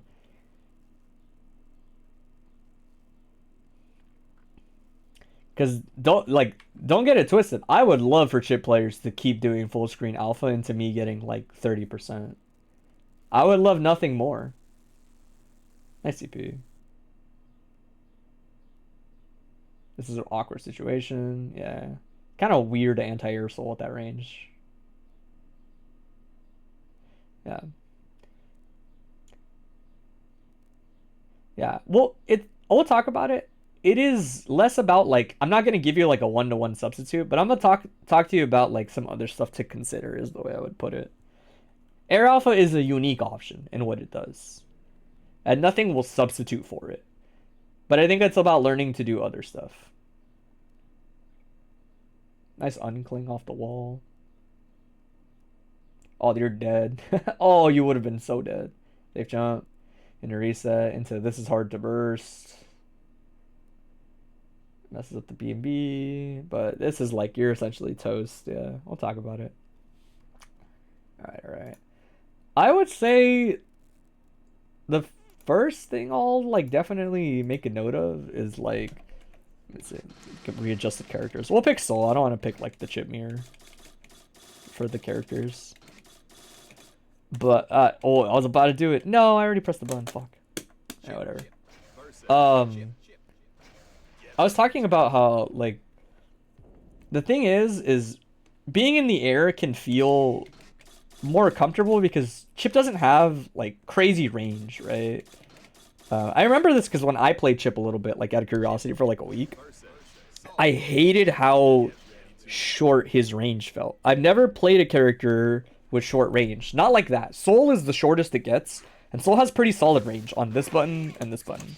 So I remember thinking like, oh man, I really don't like how stubby Chipp feels. None of these buttons except for like 2D feel like they go anywhere. And I don't like pressing 2D because it's the end of my block strings, right? It's like it's the Gatling I have to cancel. There's no follow-ups to it, right? And I decided like I started watching Chipp players and paying attention to like, okay, how do people get around that? The reason I mention this, by the way, is like I usually associate people with like being in the air as like I'm not comfortable on the ground, right? Like, if you're in a situation and you're like, huh, I don't want to be here, I want to be here instead, right? I think people usually think of this airspace as safer than being on the ground, or, you know, dodging their problems on the ground, right? You see it a lot with people that aren't comfortable in matchups. They'll go to the air a lot more, right? So that's kind of why I mentioned, like, oh, I have to assume a lot of it is because the range game doesn't feel great for Chipp, right? Like, button-wise, like, this doesn't reach, and, like, this reaches, right? Like, my buttons don't reach in the same range as him, again, except for this button, right? And the downsides are that it's limited to what you do afterwards. The thing I realized watching Chipp players is he is fast. He is fast like nobody else is. And it turns out if you hang out in this range, you're actually already close enough for a lot of your run-up buttons to be unreactable. Right? Unreactable in the sense that, like, if I am Soul here and I see Chipp move forward, I cannot backdash before that touches. It's too fast. Chipp's run speed is actually too fast. That Chipp can absolutely run up and press 5k and press buttons a little more confidently than you would think, right? The big thing is, like, if this guy is doing this, we'll say, just for, like, example's sake, there is a clear moment in between them, right? Where you can essentially, like, I know when he's going to press his button. Oh my god, I keep pressing dash 5k. And you'll sneak around it, right? That is, like, the struggle of Chipp to me. Is, like, you have to get better at kind of using your really good ground movement, but in key moments, right? But don't be scared to use your really good ground movement. It's very good. Like, you can hang out in a range like this as Chipp and still be, in a lot of matchups, a, like, pretty solid threat, right? Ideally, I think Chipp gets a lot out of this range, right? Because you can still kind of, like, react to, like, a lot of IADs in this range with, what is it, like, 2H, right? Like, crouch, 2H. And you're in a range where 5k into, like, 2D connects, 5k into, like, party starter, you know, close slash. But I noticed, like, definitely, like, a discomfort on the floor when I watch you play. And I would say, like, you have to test the waters. Yes, Chipp dies. Chipp absolutely dies like nobody else does. But you have to find out where you're dying and where you're not. And you got to have more faith in this. That's why I say, like, to me, Air Alpha is, like, full screen Air Alpha is, like, it's a check on people at full screen. It's a check on people pressing buttons in place. It's also a death sentence if people wait, right? But once people wait, I feel like you solve your issue, right? Your thing was like, huh, I'm getting, like, I don't want people pressing their big buttons as I run in, right? Like, people press their big buttons, I run into them, right? Like, it just happens like this, essentially, right? And if you do something like Air Alpha, right, like Air Dash, full screen Alpha, see, then, like, you're most likely gonna win this exchange, right? It's just, like, how that plays out. It wins versus a lot of people mashing at full screen. So you've established a little bit of respect. Use the respect to get in closer, right? You gotta use a lot more. The big thing for sure is, like, if you're uncomfortable running up and pressing a button like 5k because of pokes, you can absolutely press 6p. 6p Gatlings into, like, plenty of good things afterwards, and you're gonna beat a lot of people mashing pokes in place, right? You can do immediate, if you're lucky, you'll get the close slash, but a lot of the times you'll get far slash, and that's fine. That's not like it's a big deal.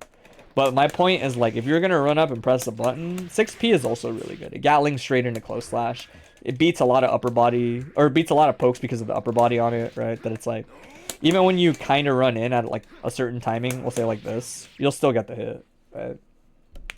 That, I would say learning to do that is important. Part of learning to play on the floor, too, as I say it, is, like, when people are jumping around, or if you sense that your opponent isn't really hanging out on the floor, look for 6Ps based on their movement options, right? So, like, if I see Soul jump, right, and I'm mostly focusing on trying to anti-air him, right?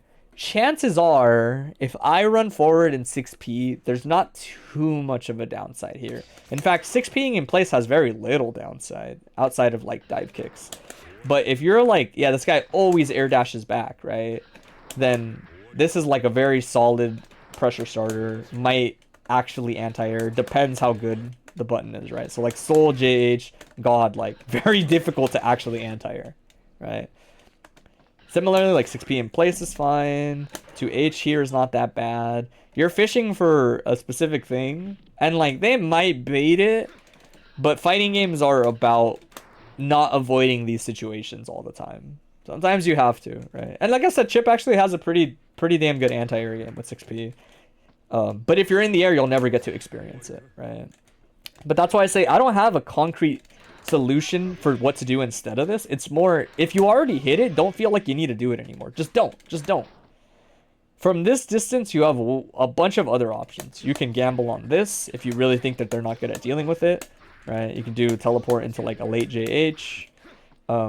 Again, running up, not full screen, but like Pat is a better example of showing this off maybe than other Chipps because he values being on the floor so much.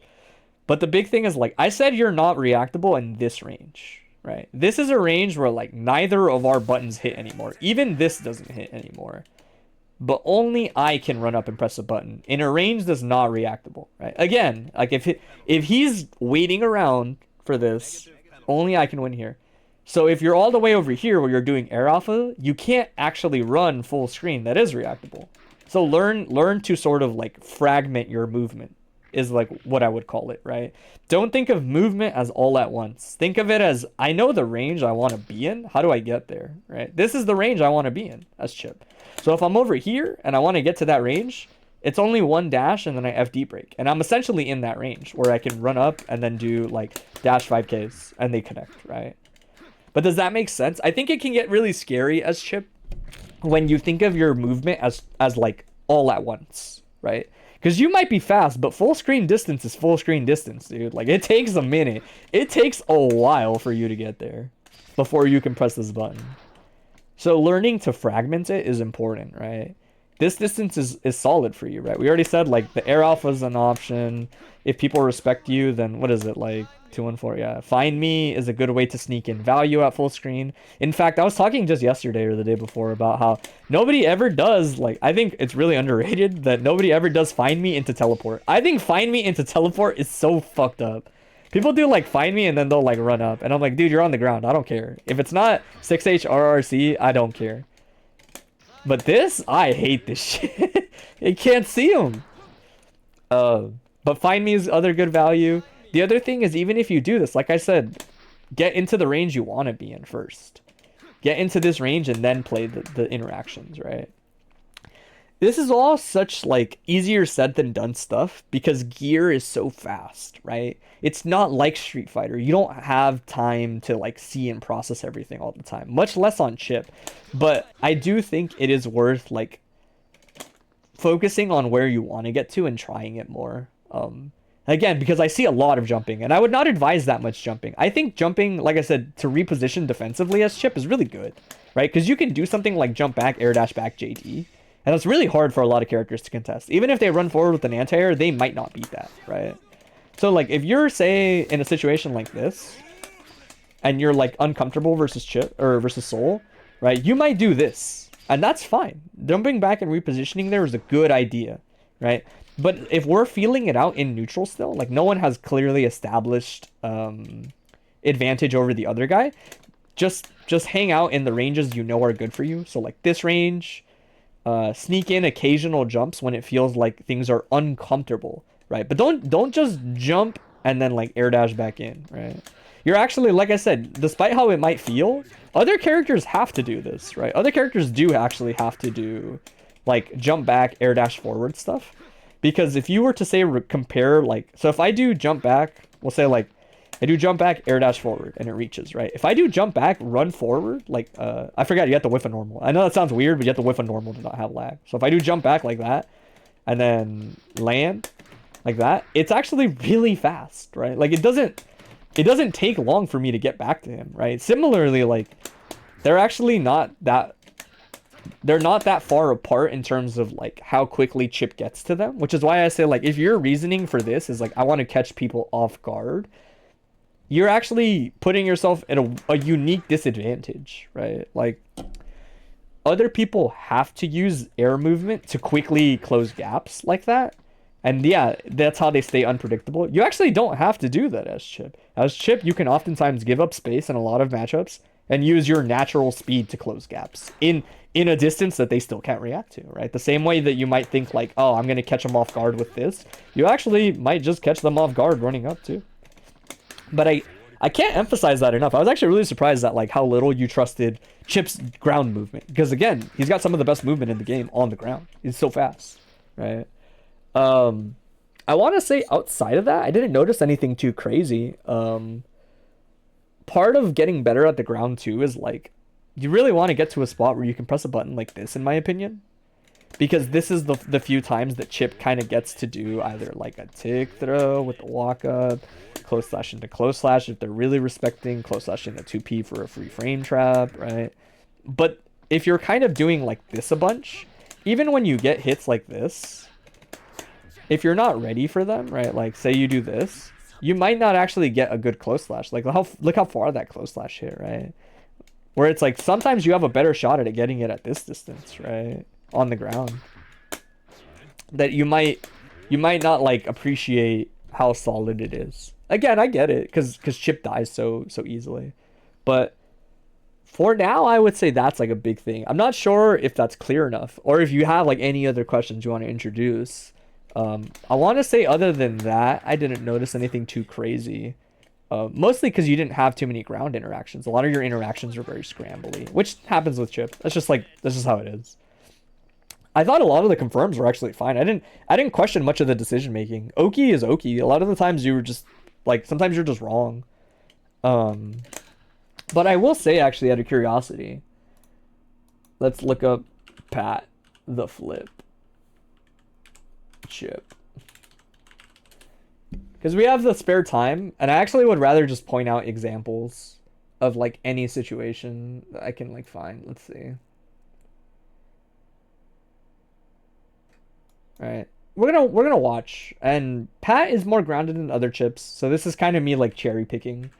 But my point is more like you're gonna see. I'm gonna try to like focus on the key moments where like you'll see a lot of it. There's a matchup where she jumps a lot too, but again, see like immediately recognizes like when she jumped, he was like already fishing for the anti-air, right? Because you kind of just win there if they don't have dive kicks as Chipp, right? Like you just win, right? And it's okay to give up the space. He's not losing anything when Mei air dashes back. He was only potentially gaining something on the anti-air, right?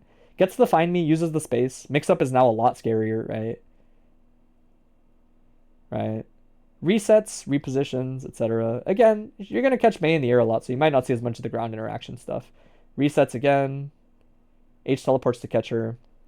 I will say I don't see you use backdash as much to reposition, too. I think backdash is like one of the good things that Chipp can use to reposition. That's like why his backdash is set up the way it is, even though it's so bad frame data wise. Alright, gets stuffed. Probably gonna DP. Oh, no DP.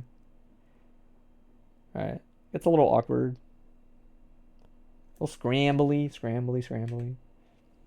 But I do kind of want to point out, like, despite how much she is in the air, he doesn't really go in the air, right?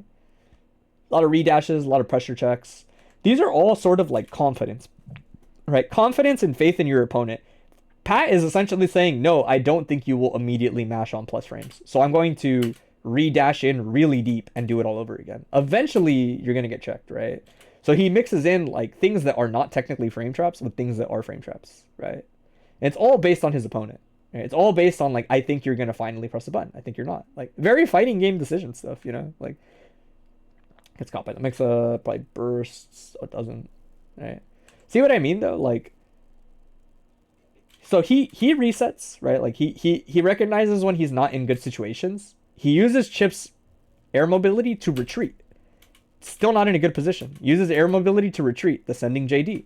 He's at a distance that he likes now. Like, you know? Yeah, Pat is trying to make you play. He's actually trying to make you play CVS too, but that's close enough, right? Once he was here, Pat's like, okay, this is actually not that bad. Positioning wise, I have the advantage now. Chipp is really fast. I'm going to run up and press a button and try to start something, right? Doesn't like the positioning, backdashes, right? Like it's a very like straightforward way of looking at spacings, right? And that's not a bad thing. That's how you want to do it sometimes, right?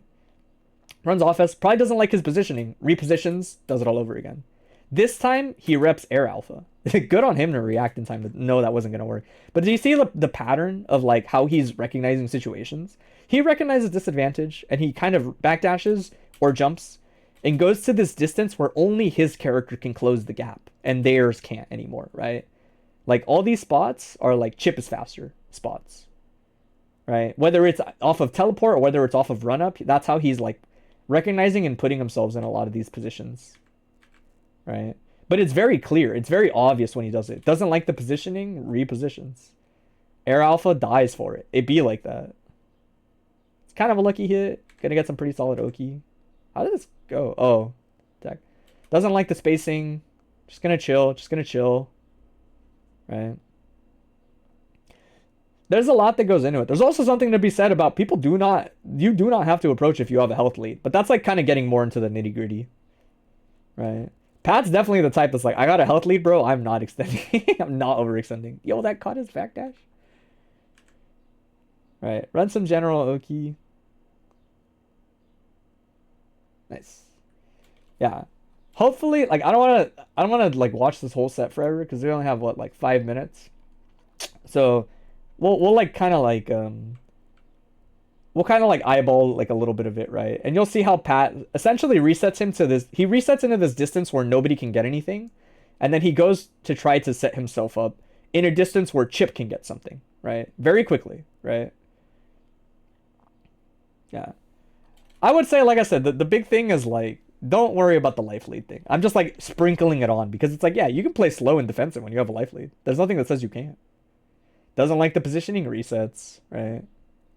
I can't stand fighting Chipp players that are good at this because it feels really annoying, right? When you do it correctly, his approach options can feel very hard to stop consistently. And whenever he senses disadvantage, if all he does is run away and you can't chase him well and he's got good anti-airs, like it can feel very very mentally draining is the way I would put it. Good air throw. I'd imagine this probably ends like relatively fast. But I mostly just wanted to point that out. You'll notice it a lot. You'll notice it all the time. Like next time you watch Pat, just pay attention to why he's moving and what it seems like, you know? Like you'll see how frequently he recognizes when Chipp does not want to be somewhere, you know? That's one of his benefits, right? And then you'll recognize when he's like, oh, I have slowdown advantage off of Gamma, I have positional advantage, etc. 6P, yep, like Chipp is hard in the sense that learning spacings and learning to recognize things that are not like immediately clear is really unintuitive. And this is a lot closer than I remember it. At least like game per game, you know, like match per match or whatever. The last thing I will say, and maybe it's like a little more concrete, this might sound like the exact opposite advice that you might be used to getting, but I will actually say, if you're fighting somebody and it seems like they enjoy taking the RPS on Blitz all the time, if you get a knockdown, sometimes I would suggest just running offense, right? And the reason I'm giving this suggestion, right, like if you're gonna like summarize my suggestions are like learn to reposition at a disadvantage and then get into a range like this more consistently. And then the other one is probably like, if you do get a knockdown, even on a good combo, right? Like even on the ones that you do get Oki on, because I already see you're good at Oki in terms of like actually doing it. Wait, where's my 5H? There it is. Right, that I would say my other advice is actually, oh my god, I'm so bad. Right, is actually like try running no mix-up.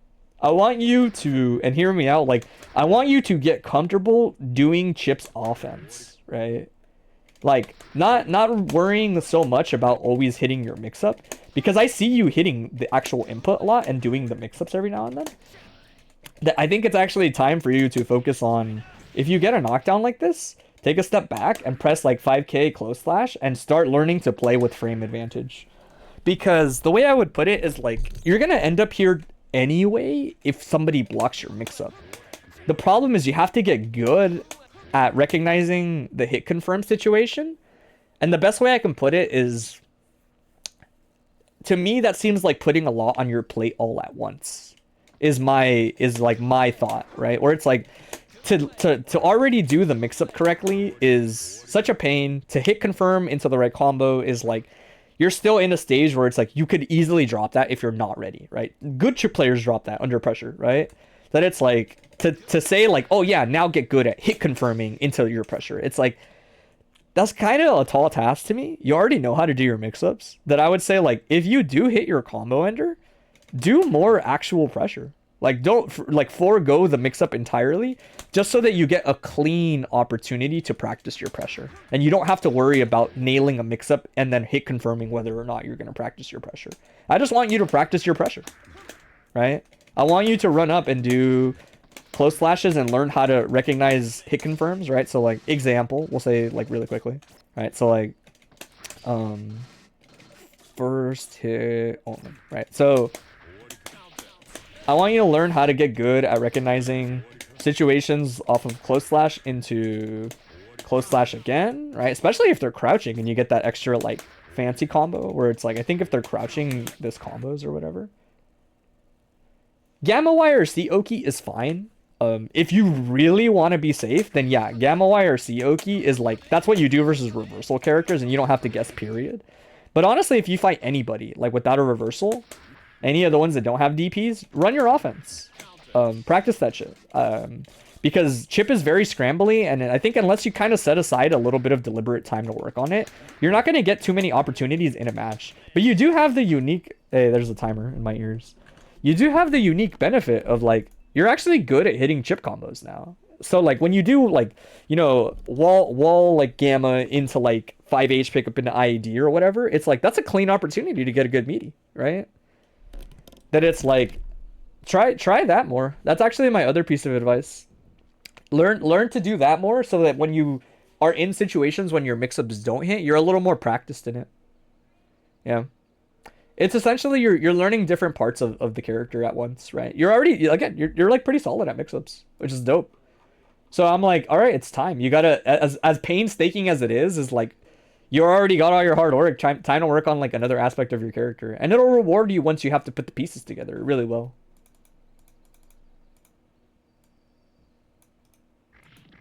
Is this the song from Data Live? I can't remember. I think it is. This band is really cool.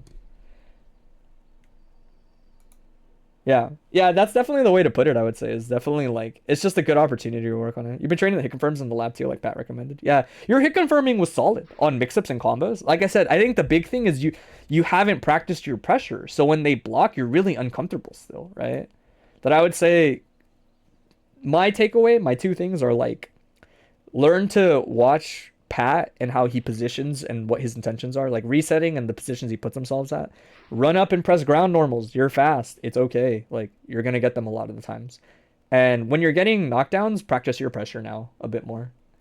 Don't think of it as like my word is law. You have to do it. It's if you're in the mood to work on something, then like work on that. But do your mix-ups. If you want to boot up Exert and just play Exert, then do your mix-ups. You know. My advice is always geared towards like improvement, you know, which is everybody takes it at their own pace. Learn. Where are you? Show yourself. Maybe like little bit behind. Nothing crazy. I think this is supposed to be like technically a little before, but we're good.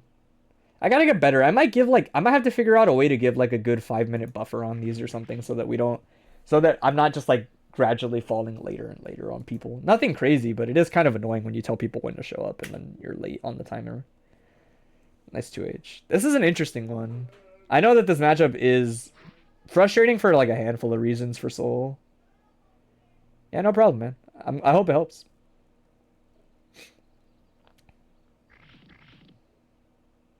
Nice.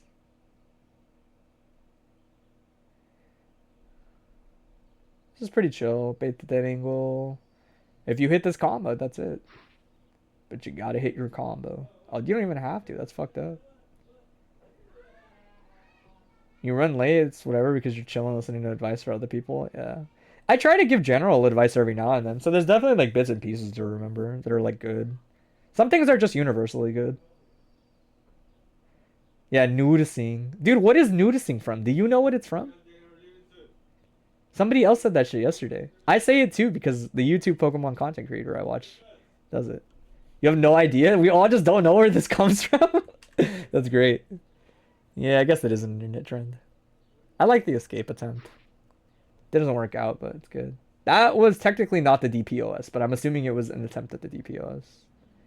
Nice knockdown.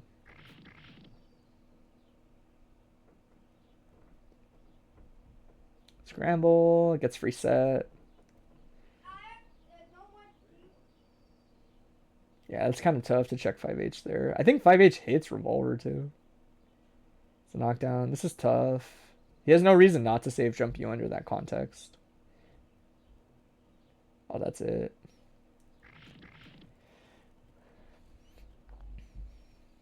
We're all too old for this, yeah. Just your understanding of neutral RPS, you need to punish wake up parry, yeah. I'm mostly paying attention to like you've mostly hit him and just hit him. You haven't actually run like offense too much. It's been mostly just you hitting him. Or vice versa. He's been running more like block offense than you know, like more block strings. But you're mostly getting clean. This is like some of the first offense you've done, basically. Oh, 2D is rough there. Like rough in the sense that it's like that's not a bad option. You just the FD into 2D is like the exact thing to punish it. This might be. I mean, no, this is fine. I think staying in the air the way you are is not too bad. I think it's fine. Yeah, he was waiting for it. I was a little too greedy to approach directly into him. I like the FD break. This might be like a little too fast on the approach. The OTG's rough. Ruining your Oki there is tough. Oh, that's death. Right idea, kind of the wrong timing to do it immediately. You actually don't... Nah, that's fine. I was gonna say, like, you don't need to do Blitz there, but it does catch, like, all his other special cancels. It's just, like, on 5H specifically. No, I think this matchup is slightly better for Answer, but nothing crazy. Soul does exactly what he wants to do, for the most part, when he runs his offense, but I do think the neutral's kind of ass. Yeah, 5P checks far slash at round start.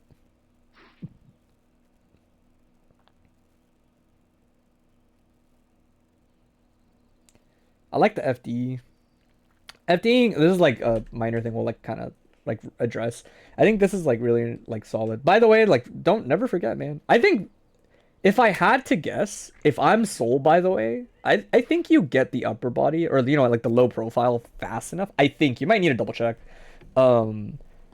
But I think post Resho, I want to say you can just press 2D. And, like, I think you just come out on top unless he calls it out. Because his 2D goes under 2P. I'm pretty sure. Yeah, it definitely does, based on, like, just, like, looking at it visually. Yeah. Well, that's my point. Most answers don't 2K there. They don't like to. He's already minus to begin with. It's almost always 2P or 5P off of Resho on block, like this. That it's like you might actually get some mileage out of just doing 2D there. Like low key, that might just work. And you might get lucky and even counter hit there. It's one of those things where you might only get it one time before he presses 2K after that. But the point is you definitely can check him if he does autopilot 2P. You can also just backdash here because he's minus. And like it's hard for him to punish. Yeah, exactly. You took the words out of my mouth. Backdash is also fine. But I think 2D is like... It's good value to sneak in at least one time for sure. Nice bait. Air throw. Oki's kind of awkward because backdash, yeah. That's just like hard RPS moment. Part of me wonders if it's like just better to do run up Oki. But there's no right or wrong answer here. It's just like sometimes I just know how good the backdash is, and in my head I'm like, is it worth it to just run up and do a block string instead? But it's kind of like tomato tomato. It doesn't really change anything. Yeah. FD is good. I talk about it every now and then. I think it's like the initial part of answer block strings right after dash. It's like nice to keep in mind. Oh, whoops. I went like too far, didn't I? Where are we? Like around here, right? This is where we side switch or do whatever. Yeah. So like the initial part of the answer string usually is like jab 2K something something. It's kind of weird to me that he did 5K. I think he wanted 2K. But usually it's like a button into this. And then by now you can usually stop FDing. But you're already really far, basically. That you don't have to worry as much about tick throws, right? I'll try to like highlight it every time it comes up. But that's good. Like doing that faultless defense is good. Yeah, see there's the 2D. I guess you don't get the counter hit. But this is the exact interaction I'm talking about. Or if you recognize it, 2D just clears. Unfortunate you don't get the counter hit. 5P? Oh, I would 5P there. I think 5P here is really solid. This is just like general pressure advice versus a character like answer with his options here. because you're clearly plus, that I would do something like 5p, and you do 5p and then you pick a button that's going to catch the backdash, right? So I would do like 5p far slash or something. Your headspace versus attack and your headspace is rusty, you're playing more risk averse, I'd say. But does that make sense? Like in this situation, you actually had like very little reason not to jab check, because your +2, his only real option is like counter or backdash. He probably won't counter here because he doesn't have the resources to YRC it. But just in general, when you're plus here on a character like Answer, check him. Check into like jab. Do jab, stand jab into like a button that catches backdash, right? Which is like probably, if you do like jab into slash, you'll probably catch it with far slash. We'll take a look, see if it actually is the case. And then you'll just do like jab into close slash if he doesn't do anything. And if he gets counter hit in place, it's jab into close slash combos. Yeah, he was trying to do 2k last time.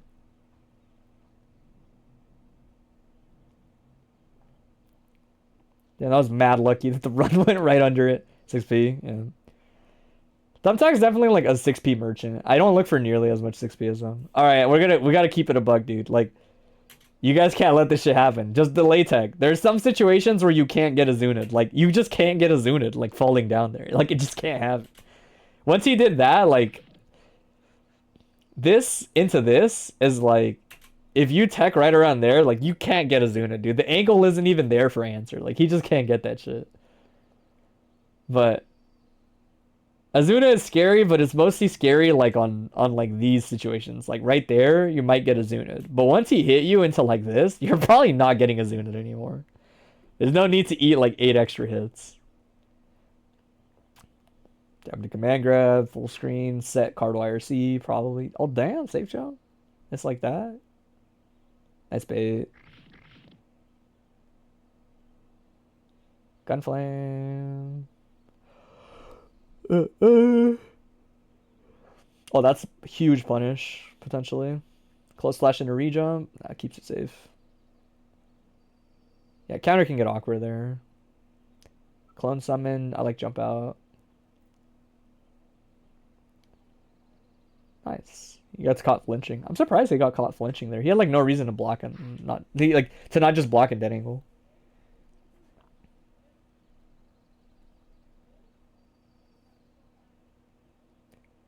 Yeah, so this is like kind of like, and you already do it, but I say this more for anybody else that doesn't. This is kind of true in general, but when you block like these diagonal scroll dashes mid pressure, FDing like the initial, like I said, I already mentioned it earlier, but when he actually does pick jab into 2k, you get hella space. Like it looks like this. So he does jab, 2k, and then like he might get one more button, but after that, it's like most shit just whiffs like that.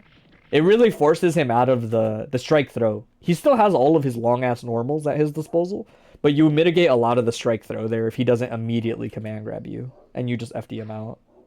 It's a punish. This is jab safe. This is burst the bull, but it's scary. You kind of like are incentivized to wait till the end, yeah. Throw is respectable there. Sucks that you missed the timing. So now you're in a scramble. Again, like, it might be scary, because Answer can always backdash. If you're not instant blocking this to get an actual punish, Answer can basically always backdash, and you really want to keep that in mind here. But also keep in mind, like, he is minish after Resho. If you're going to, like, check him, like, you can absolutely check him, and he has to backdash. Oh, death. He hella killed if he did a real combo. DP. Oh, and a command grab, that's it. That's the most thumbtack way to clutch. I would never think to send it on command grab. I can't build, like, I can't force myself to do it. I don't have the conviction in me. Round start against Answer, playing around scrolls, some other stuff, call out, bad habits. I thought it was fine. I was actually very impressed there was only like one riot stomp in there, honestly. I don't even say that like in like a harsh way. Like I actually do mean that. Like it's very impressive to me that you went from doing like way too much DP to like it was pretty moderate. Again, you have to DP. It's a tool, right? But like it didn't feel to me like you DP'd too much. You did DP like once or twice on life or death situations, and I was kind of like, I don't know about this. But other than that, it was like relatively tame. I did start the timer, right? Let me double check. I'm like pretty sure I started it. It's getting towards the later end, so I'm like, oh, I didn't? We'll just put it at 20. I probably watched for like 15 minutes if I had to guess. 20 sounds about right.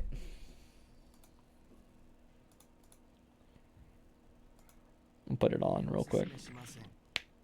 I know I forgot something. Once I get to the later ones, it's like, you can only do so much analysis before you start to drain mentally, just a bit. I will say round start, his jab beats forSlash, but other than that, I don't think there's actually too much at round start that's like that scary. I will say, like, if you have like this interaction, I'm not even fucking with you, just press it later. That sounds like insane, but it's just like, just press it later and you'll get a hit. I'm not even kidding. Like, small tangent, I don't want to waste your analysis time, but have you guys seen the Punk clip where he gets 5M'd at round start? Like, it's literally just that interaction where it's like somebody tells him, like, was it like stand at like 5L beats? It was like 5L beats 5M at round start, and because he kept getting clipped by it, and then he presses 5L at round start, and I forget who he was fighting. I think it was Nitro. Nitro presses 5M delayed. Like, he does the exact option, but he does it just a frame later. Is round start in this matchup just rotating forSlash or not forSlash? I think so. I don't see why not. I think the idea is like, what's your end game with round start, right? Like, Soul is not a character that gets like insane value at round start, you know? The way I look at it is like, if he presses like this at round start and he catches you like delay pressing, like he might get you. But honestly, like, the way I look at it is when people do something like this, in my head, I'm like, that's fine. Like, there's a lot of different ways I can go about this. I can be deliberate and just call your option out a second later, right? If you rotate back to other stuff, like pressing round start forSlash, then I'll probably go back to pressing like round start 2D, you know, for the counter poke. Right? Because I think this counter pokes at round start, right? If you do it right. You might need to press it like a little later. It might not be like actual round start, right? forSlash, Bandit Revolver, forSlash, Bandit Bringer cancels, kind of okay. Does 5H beat round start 5P? Well, it beats it in the sense that it'll punish it, I'm pretty sure. Let me see. It should. Like, it should just, like, time around it. I don't know, like, how consistently you're counter hitting it. I will say, if this just auto counter hits, that's, like, already enough risk reward for you to press this button every now and then. Because you're just outvaluing answer 10 out of 10 times there. Like, even if he presses forSlash at round start, he won't actually get much value out of it compared to you doing that, right? Like, if you eat this, it's just card or Resho, both of which are really underwhelming. Yeah, I mean, I would say 5H looks like the most direct way to call it out. But you'll just get duffed if you're wrong. My big thing is, like, I think it's important to find something that beats their round start. And you do it, like, once. And then I think you don't need to rotate your option that much. Like, the best way I can put it is it only really takes about one of these for answer to be like, that was a bad idea at round start, right? Let me see. I think you can even, like... Let me see. Oh my god. I want to see if you can actually get, like, a different timing on this. Yeah. Like, it only takes one of these. And, like, you don't even have to do the optimal one, but it looks like you can. Like, I'm cool with, like, just a regular air dash. I think you still maybe get that. But anyway, that, like, you only need to do this once. Maybe twice. And he's not going to press stand jab as much anymore. The other thing is, like, this round option is okay. He gets nothing off of it, right? Like, I think the idea is, like, you should only really do this maybe, like, once. So that he's like, that was a bad idea. And then you can probably go back to pressing forSlash. And, like, maybe he'll do 4P again or whatever, you know? But it's like, that's fine. Because it's one jab. Like, it doesn't lead to anything. It doesn't do anything. Right? You should be more worried if he does something like this, which I think might hit 5H and trade at round start, which is a bigger deal, right? You can run Fafnir, Bandit. Look, I believe you. I'm not worried about it. Again, there's like a million ways to play it, right? The idea is, I think if you're not getting like basically a knockdown off of round start, you can do a ton of things. Round start is the kind of space in a matchup where it's like, unless one of us is getting a knockdown or very clear advantage off of this, we're probably just trading a normal or two, right? That's like the kind of thing it is. And both of these dudes mostly just trade normals at round start. I'm not that worried about it. I think most of the time, if they jab, I just eat it. Like, I'm not that worried about it. Things like this are a bigger deal. Like, if this were to hit you because you press jab, then it's a big deal. But I would say, like, most of the time, I think it's fine to just, like, you kind of got to explore what beats what, essentially. Like, if I say, like, hey, press, 2D and it beats /, round starts are not always, like, super linear, right? It's not always, like, if I tell you press 2D because it beats /, then it's like, okay, but does it lose to his 2D if we press them at the same time, right?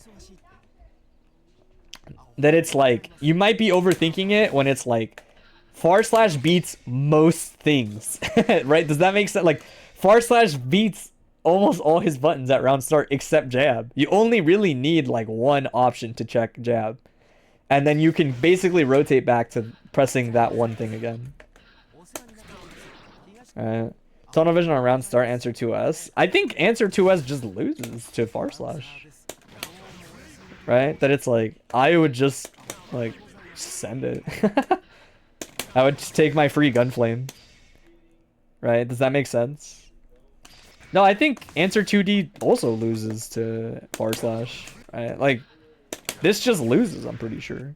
The frame data wise, none of his buttons should win. Like, maybe they win, like, hitbox, hurtbox wise, but they should never win numerically. Like, that it's like, you're probably just picking other options and losing to 2D because you're worried about round start jab. So it's like, if you're worried about round start jab, from the looks of it, press round start 5H, right? If you're worried about basically anything else, press /. You on paper have better options than him at round start, especially because it looks like this isn't upper body invul fast enough to like win. For Chipp, it's specifically raw bandit bringer. What?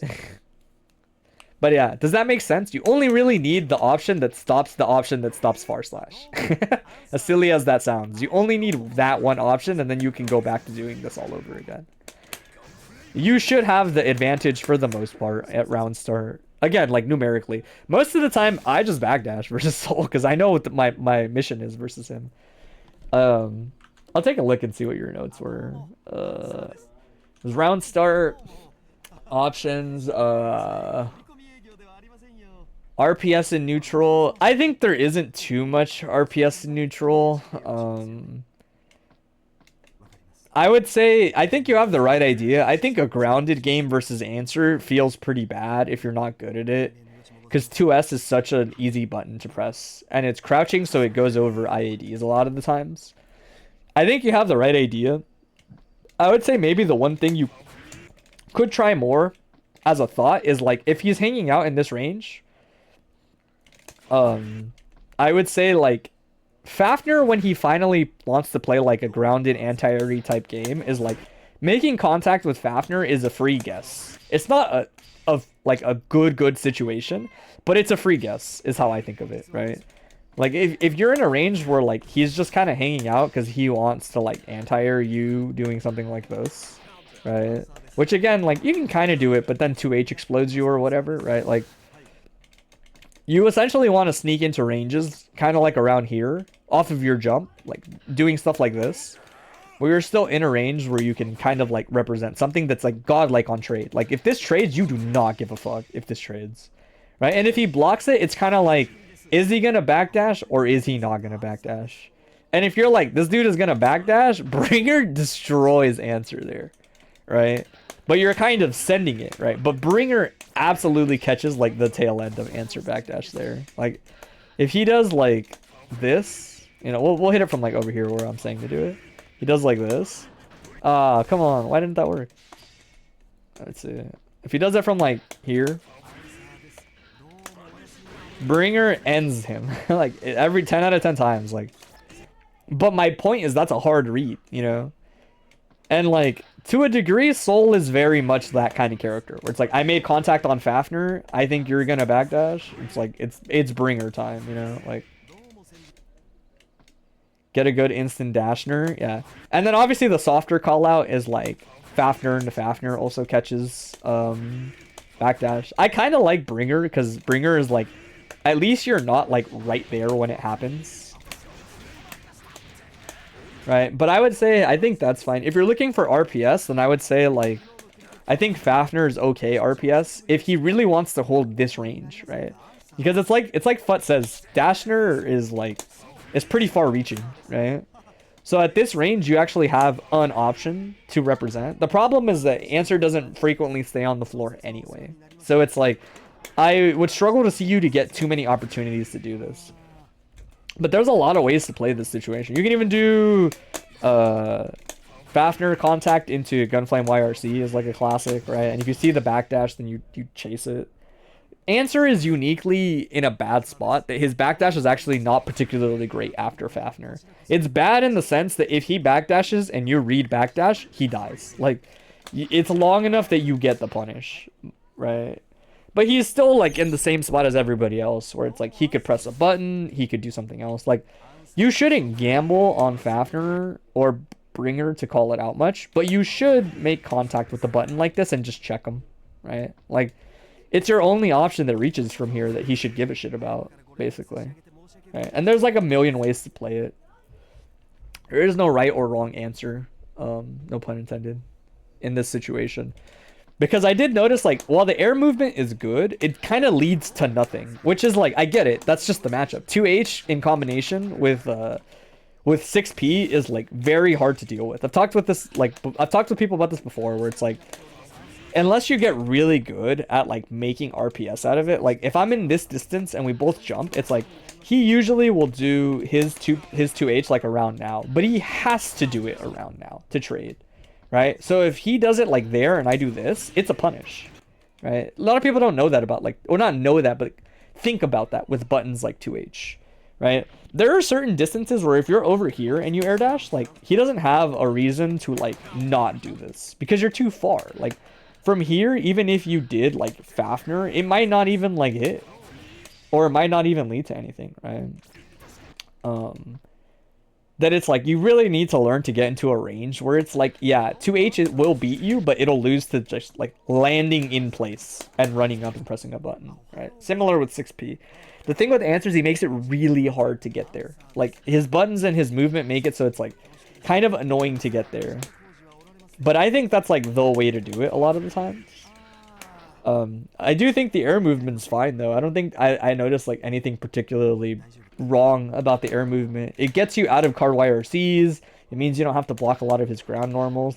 Eventually enough like ground conditioning, right, will kind of get him to focus on you landing that you might get away with doing this again. But it is tough because risk reward wise, like, this shit is in Answer's favor. This is like 30%. This trade is insane, like, for Answer. It's so much reward. It's legit like 30% of your health bar because it's such a good starter on the trade that it's really hard to disincentivize him from it, right? Like, even if you did something like if you did this and you did, right? Like, I still might not care if I'm Answer because it still costed you bar, right?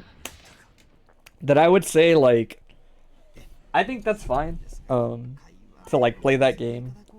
I would say the tangible thing is use more Fafnir, specifically dash Fafnir every now and then, right? Once he's not just chucking fucking card wire steal all the time or pressing buttons in place. Honestly, buttons in place is not a good response to this.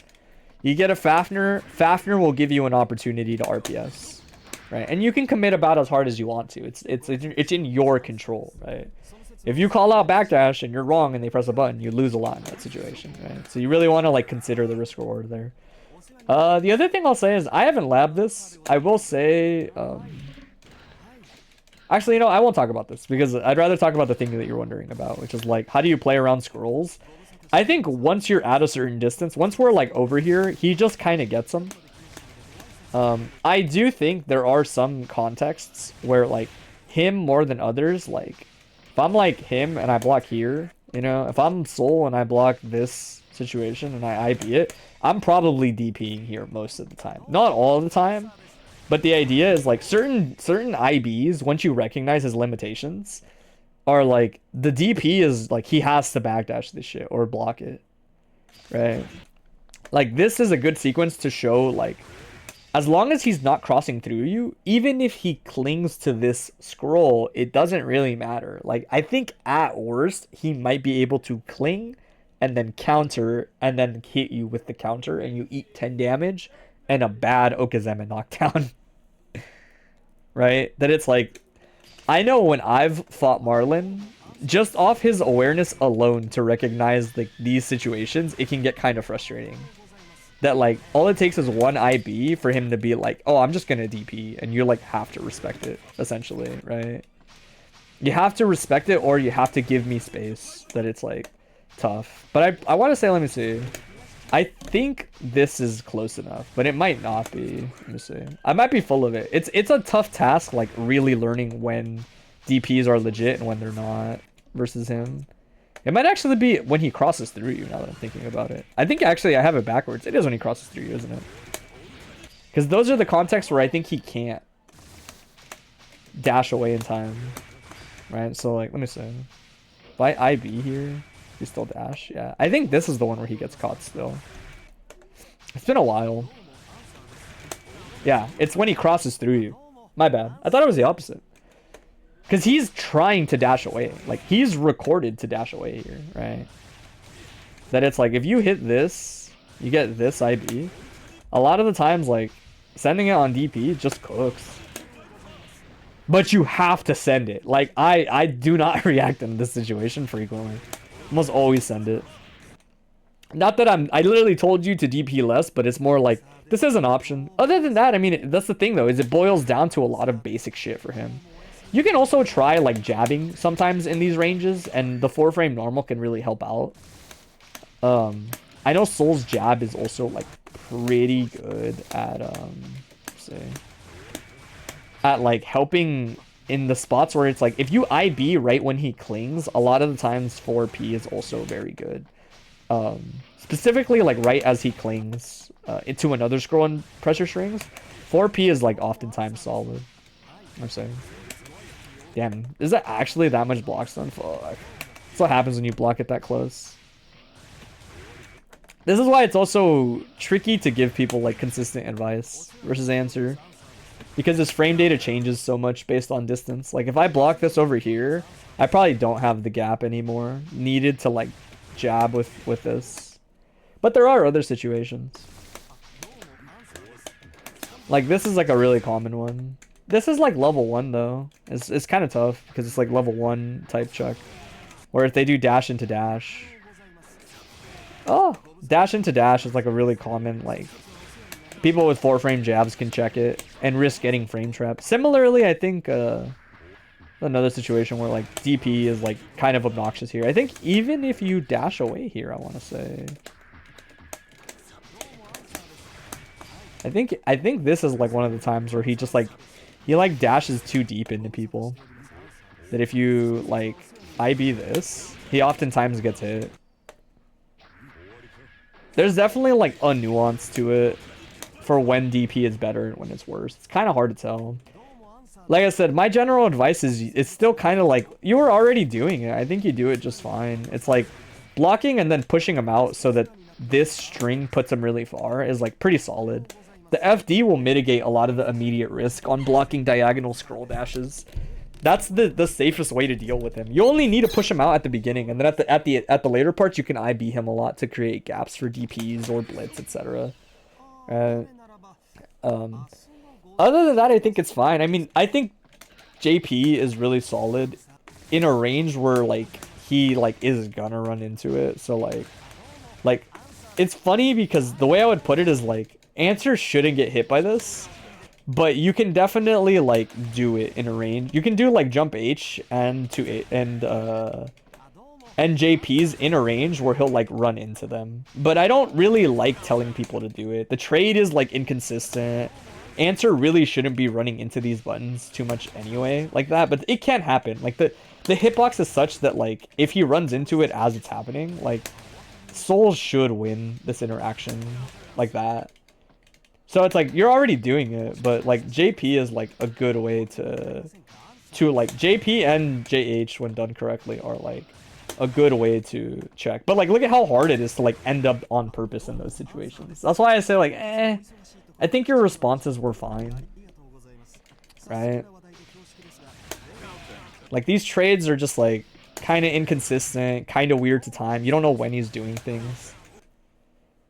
And it's like, I've seen it. I don't advise it, is the way I would put it. I think you're playing the matchup fine, except on the ground. I think you could be a little more disrespectful on the ground. I also think if you do a safe jump, this is more like homework type stuff, but if you do a safe jump, you might be better off just doing an option select, right? Like do JP and then option select the 5P right after. I don't know what that looks like versus counter, but I would imagine it's not that bad. Let me see.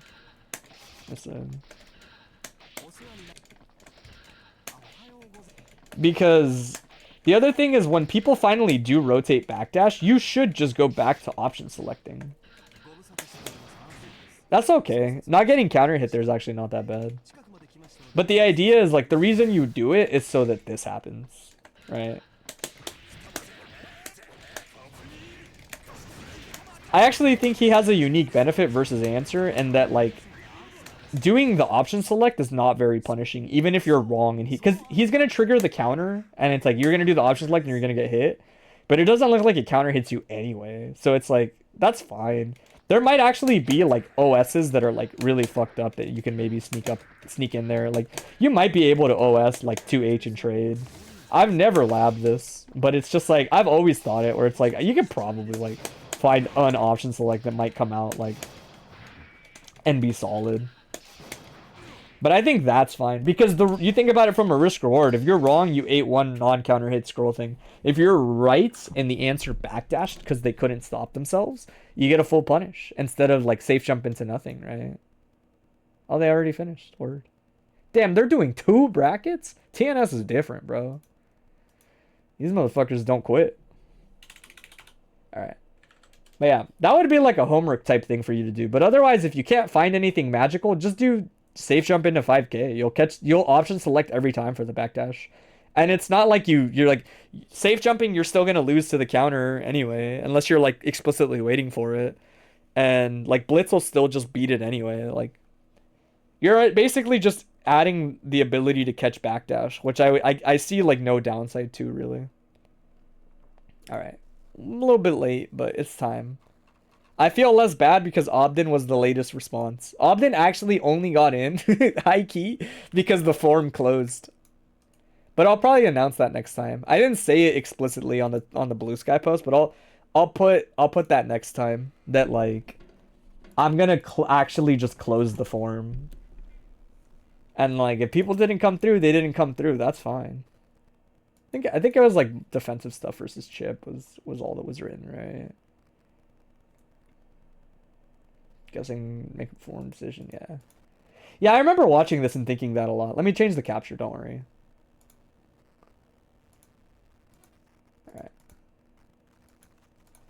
Alright, we'll go into this.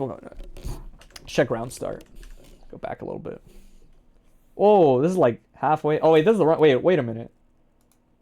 How did I wait? What?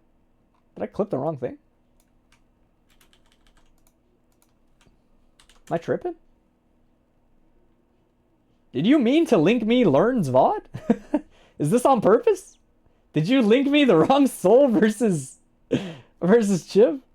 No, this is your link, isn't it? Brother, this is your link. It says Trebles XM. It's the set. I just find it funny because it's like it's the same matchup, so it doesn't surprise me that you linked the wrong one on accident. That's really funny. It is the set after, yeah. You made me copy paste it again because I was like, oh, I must have pasted the wrong link. But this is your link. It links me to learn halfway into his set. That's mad funny. All right, we're good. We're in there. I thought it looked weird. So I was like, these colors aren't adding up. Like, I didn't think much of it, but I was like, oh, that sucks. That's the right idea, but somehow at the wrong timing. The DP, this is just straight 50-50s. Like, it is what it is. It's caught, throw, into teleport. DP works out. Yeah, this is kind of a chip round. Chip round in the sense that it's like very scrambly, very like, he's still just forcing you into guess with blitz or guess with block, you know, type thing. So it's like not too much to say there. I mean, I'll probably just repeat a little bit of the obvious when we get to like talking about the actual defensive stuff.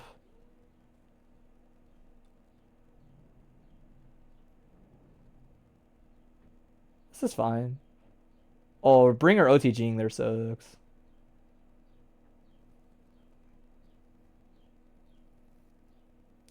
I will say we'll see it as it progresses, I'm sure, in the set. I don't think you need to DP Chipp.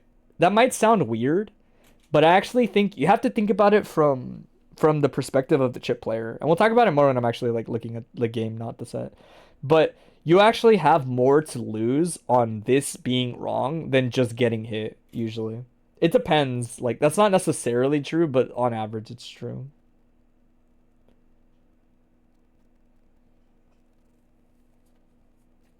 Pressure.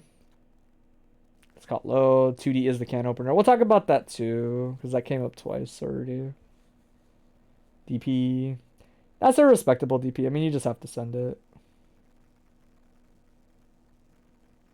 There's an awkward opening. No reason not to DP when you have DP and when you have burst in the back. That's a tough DP debate. Because it's like, you know that they have all the reason to do it, but it also feels bad to give up your offense there. Nice. Backdash. Fuzzy jump out. That was a good defense. Catches the jump. Boom, boom, boom, boom, boom, boom. Talk about some burst points too. I think it's important. Tech back. I would tech back into nothing.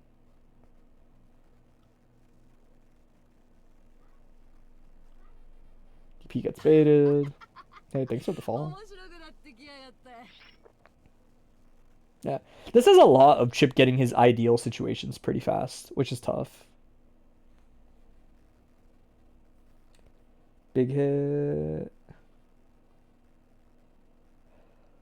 That's huge. Tries to opt for the burst save confirm. A little finicky. Good burst point.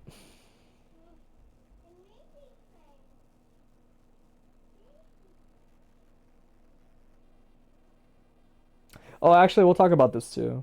I should have done it earlier, but because there's already like 2 or 3 things, I am actually just gonna write them in Notepad real quick.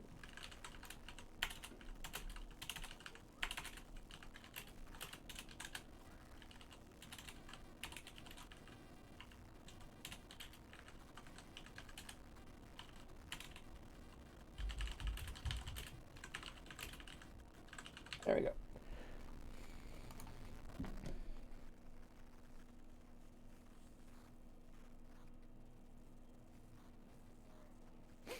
This is tough. You gotta bait blitz or whatever's coming out. Burst Zonse was what they wanted, I guess.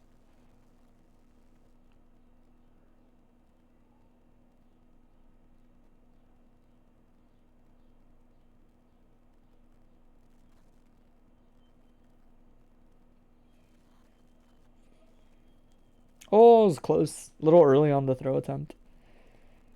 Nice. Good Scott mashing 2D. That was a crazy 2D to mash. Chipp's such a pain to ground combo. Yeah, we're gonna talk about that too.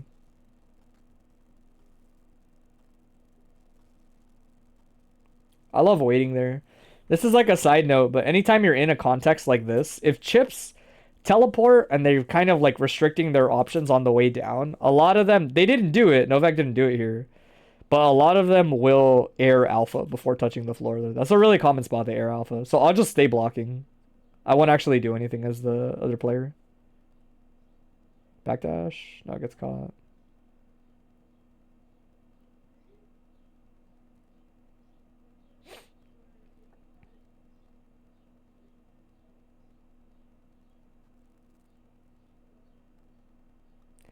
Good old reliable 6P clashing.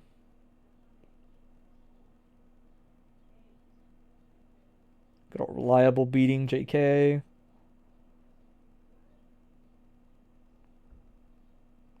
Shmix. Yeah. Yeah, we'll talk about it. I will say, like, something important to remember. Let me see.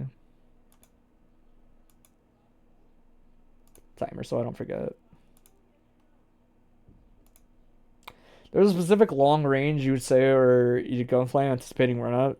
Better to try to react to 2S if they don't try to punish. Yeah. I think this one is probably like a weird one. You know what's funny is I think this is actually the neutral to me is similar to how you would play it versus answer, except you don't really do much on the ground. And the air approach is actually like good on the JP spacing, because Chipp can't really do the 2H thing as well as answer can. So like this is a matchup where you spend a lot of time in the air because he's so fast it's kind of hard to like stop him from getting to you. And this baits the 6P like every time, right? Like if you opt for this, it like always just baits the angle on it essentially, right? That it's like if you're hanging out in these ranges and their option is anti-airing, you did it like in the first couple seconds, I think, or it might have been the learn set, I don't remember. But this is like if you're struggling with the neutral approaches like off air dashes, this JP is like money. This shit cooks a lot of Chipp players in these situations specifically. Right.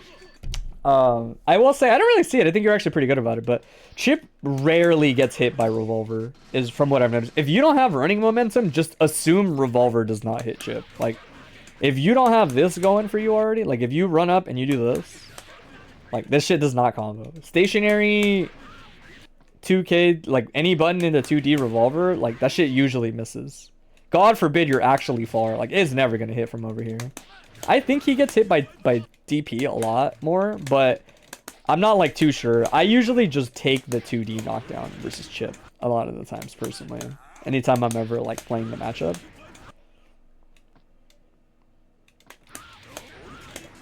DP can get punished at a break. Yeah, it's pretty inconsistent.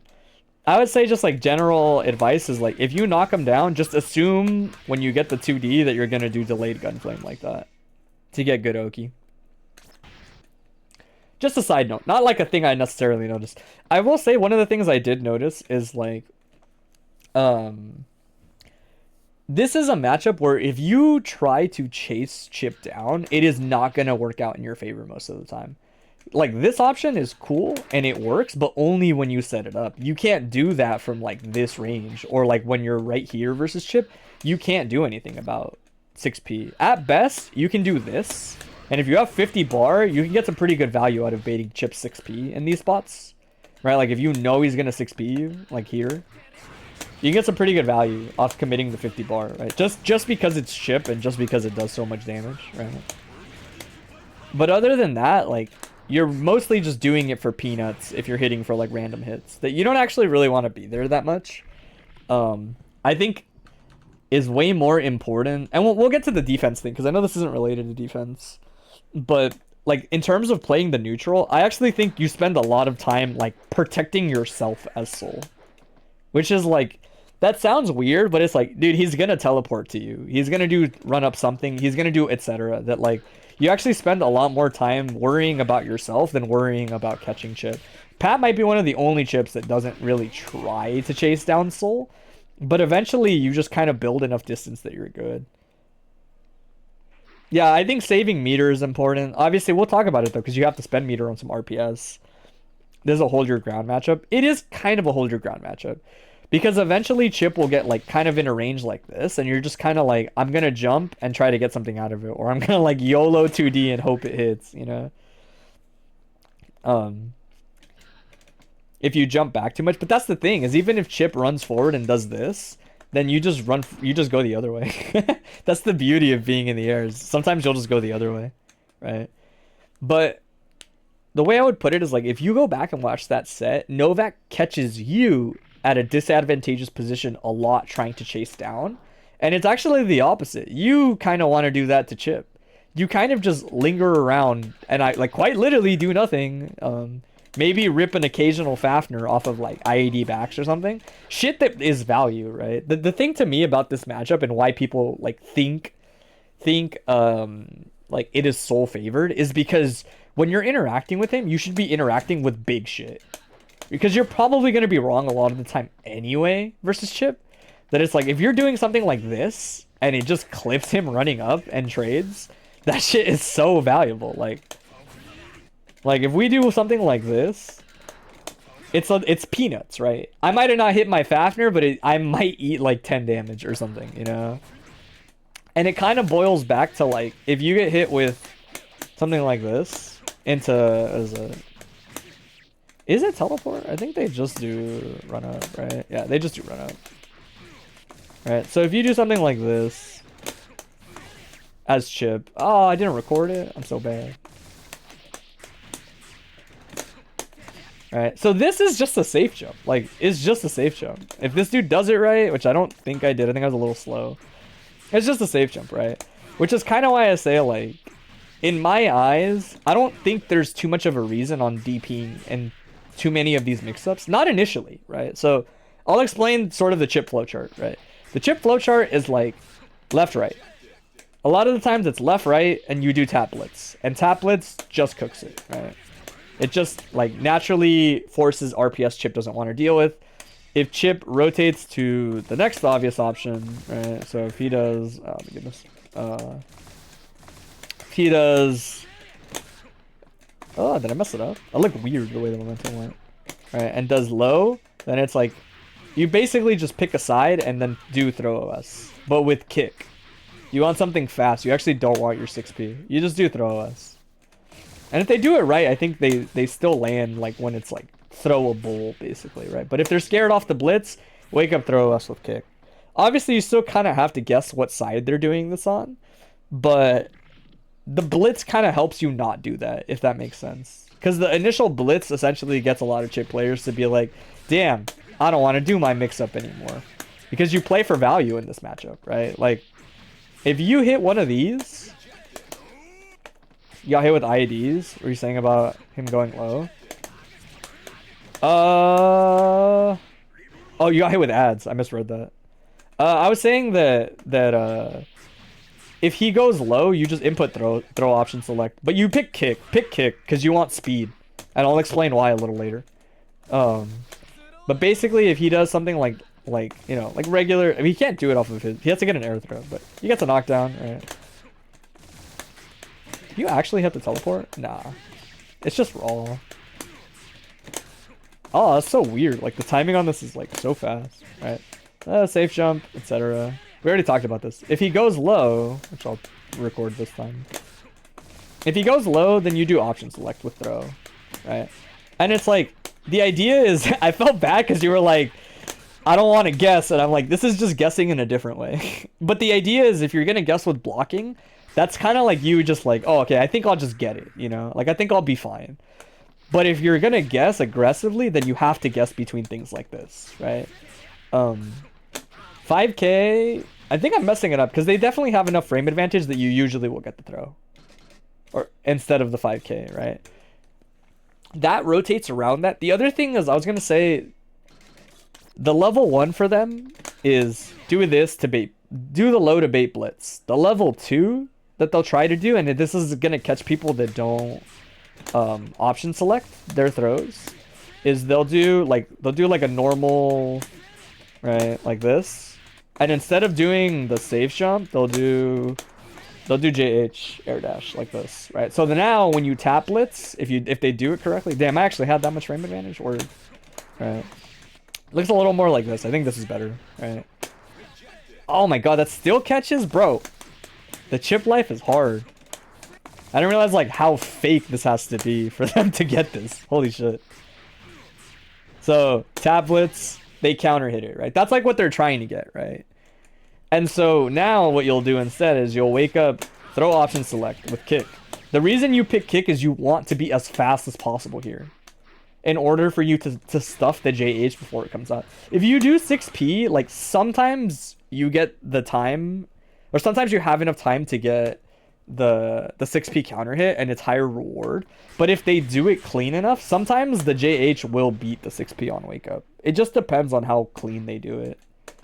Then it's like, I find it's more consistent to just wake up and throw option select with kick. It also gives you like way more time to react, right? But again, this matchup is kind of risk rewardy, right? Where it's like, he might hit you and do like a little bit of damage. Well, maybe it depends, right? But it's not that much. It might be like 20%, 25%. If you hit him, it's already 30% because it's just Chipp. And he lands into you guessing, right? You only need to be right maybe 2 more times on Chipp to kill him, right? That's why this matchup is oftentimes considered like not good, is because your focus is never like, how do I catch Chipp? It's like, how do I just interact with him and come out on top? Right? So a lot of the times it's like those options, right? Is like blitzing, rotating between that. If you finally get to a point where they're like being pretty respectful on their Oki, then I would say most of the time I just start to rotate towards blocking a little bit. By the way, the RPS is relatively the same in the corner. Like, to me, it's about the same. I'm usually still just blitzing or throw OSing with kick in the corner. And it's just like, that's all it is. You pick what side you think they'll end up on. And sometimes you actually even get lucky, where sometimes you'll pick, say like I do throw OS, and I do it like for, let's say I do... This one's my favorite, actually. I love when this happens because I feel really bad when it happens. But let's say I did like a throw OS and I do it for, oh, I think he's going to be on the same side, right? In other words, like I'm inputting my throw option select this way, right? Like towards the front, and they cross me up, you'll get an FD block. Sometimes you will casually accidentally block Chipp mix doing shit like this. Like, I'll get this sometimes and I'm like, oh, nice. I didn't want this at all. Like, I was just going for the throw option select, but because they're meeting you so cleanly, you'll just get FD on the other side. So sometimes throw option select will just block the mix up for you if you're lucky, right? Sometimes you'll get hit for trying to do it, right? But sometimes it'll also just block the mix up for you. But that's like the general idea. But the reason I was saying earlier, like, don't really do much DP in my opinion, because you don't need to, if that makes sense. Like, the way I would put it is DP is used in situations where it's like, oh, it's a high-low and the DP kind of beats both. This is a safe jump. Like, if Chipps do this correctly, this is a safe jump. So even when you guess the side correctly, at best, you can RC it, right? Which is like, cool, you know? You might get your turn back, but it's like, I don't know if that's really worth it, honestly. You know, like, you're basically never punishing Chipp unless he goes low. And if he goes low, you might as well throw him, right? That's kind of the idea here. That's why I say, like, a lot of the times you might as well just do the throw us. Because you have more to gain, right? Like, you don't have to take the risk of DP. And in some ways, it's worse, right? Because if they safe jump and you do this, they have all day to get a punish, right? They can pick their best starter, their best punish, or whatever, right? Where at least if they do this, they actually have to hit the combo off the mix-up, right? That sounds silly, but it's like, they might not do the best combo here, right? Right? Like, they have to actually hit this shit, right? Where if you whiff DP and they save because they safe jump it, it's just like, it's more useful when you're in the corner mix. I think sometimes it is, but I honestly think you don't need to DP Chipp very much on wake up. You just do different RPS. I know that sounds like, why wouldn't I? But again, most of the time, if they want to, they can just do a safe jump, right? So the value of DP is just mitigated off that alone, right? If you don't really understand how Chipp mix-ups work, your DP might just be, you might be right. Think about that. That's how I felt when I was watching Ovden set, where I was like, dude, he's right. He's actually guessing the side correctly, but this shit is a safe jump, so it doesn't matter. Like, right? You already did the hard part. You guessed what side he was on. You could have blocked and you would have survived. But yeah, don't really do much DP reversal. Rely on a mixture of 5k throw OS or tap blitz on wake up, and you'll kind of see what is beating what. And honestly, eventually you'll get him to a point where it's like, there are other options, right? Like, if you're pretty sure that he's gonna do like same side and then, right? So if he does like this, for example, or like the situations where it's like really obvious what side he's gonna land on, because sometimes it is. Sometimes it's not always ambiguous, right? Like, let's say that they land and you're just like, oh yeah, this dude's gonna like cross me up or whatever. You can backdash now, right? Now that you're like more confident that they're gonna do certain things, right? Backdash is also really good versus chip mix-ups. As long as you guess what side he's on, you'll actually get the backdash out because it's a safe jump. The same way you would backdash safe jumps from Soul or anybody else, it is actually a safe jump. As long as you guess what side he's doing, you'll get out of it. The only thing that catches backdash is the air dash, right? The air dash will catch you doing backdash for a combo, but the throw OS will beat the air dash, right? This is why chips kind of like hate this situation, right? Because it's like they are putting themselves at so much potential risk here, right? If they do this, you can blitz it. If they do this and you know what side it's on, you can backdash it, right? And you'll get out, right? That's like huge for them. It means like they have to start rotating to other options, right? They have to start doing the IAD, which is like throw OS will beat it. If they do the safe jump, blitzes beat it, right? It's kind of like blocking Soul's safe jump, but like as a mix-up, if that makes sense. It's really interesting how it works. Where a lot of the RPS is similar, the only difference is that Chipp is picking what side he's on, right? Whereas Soul is always on the same side. But if you really think about it, the RPS is actually really similar to blocking this. It's just you don't necessarily know what side it's coming from. But the RPS is identical. It really is like almost 1-to-1. He has some funky ways of messing it up, right? Like sometimes Chips will do variations of mix-ups where like he might do a knockdown, get a knockdown, jump early enough. Like I think you can't even do it off of this. Maybe you can. Let me see. Right. So I did this. It looks like I don't have enough time to press a heavy normal. Like I have to do air dash, right? Like this, right? Which again, if he does this, wake up throw us beats it, right? But Chipp actually has some pretty sneaky stuff where he can do last second jump S like this, and it beats throw S's, right? Not super complicated to get around. It turns out all you have to do is blitz. It's all the same shit, dude. Like it's literally all the, if it's beating something, it's probably losing to blitz or something else. It's really fucked up how straightforward these mix-ups are, right?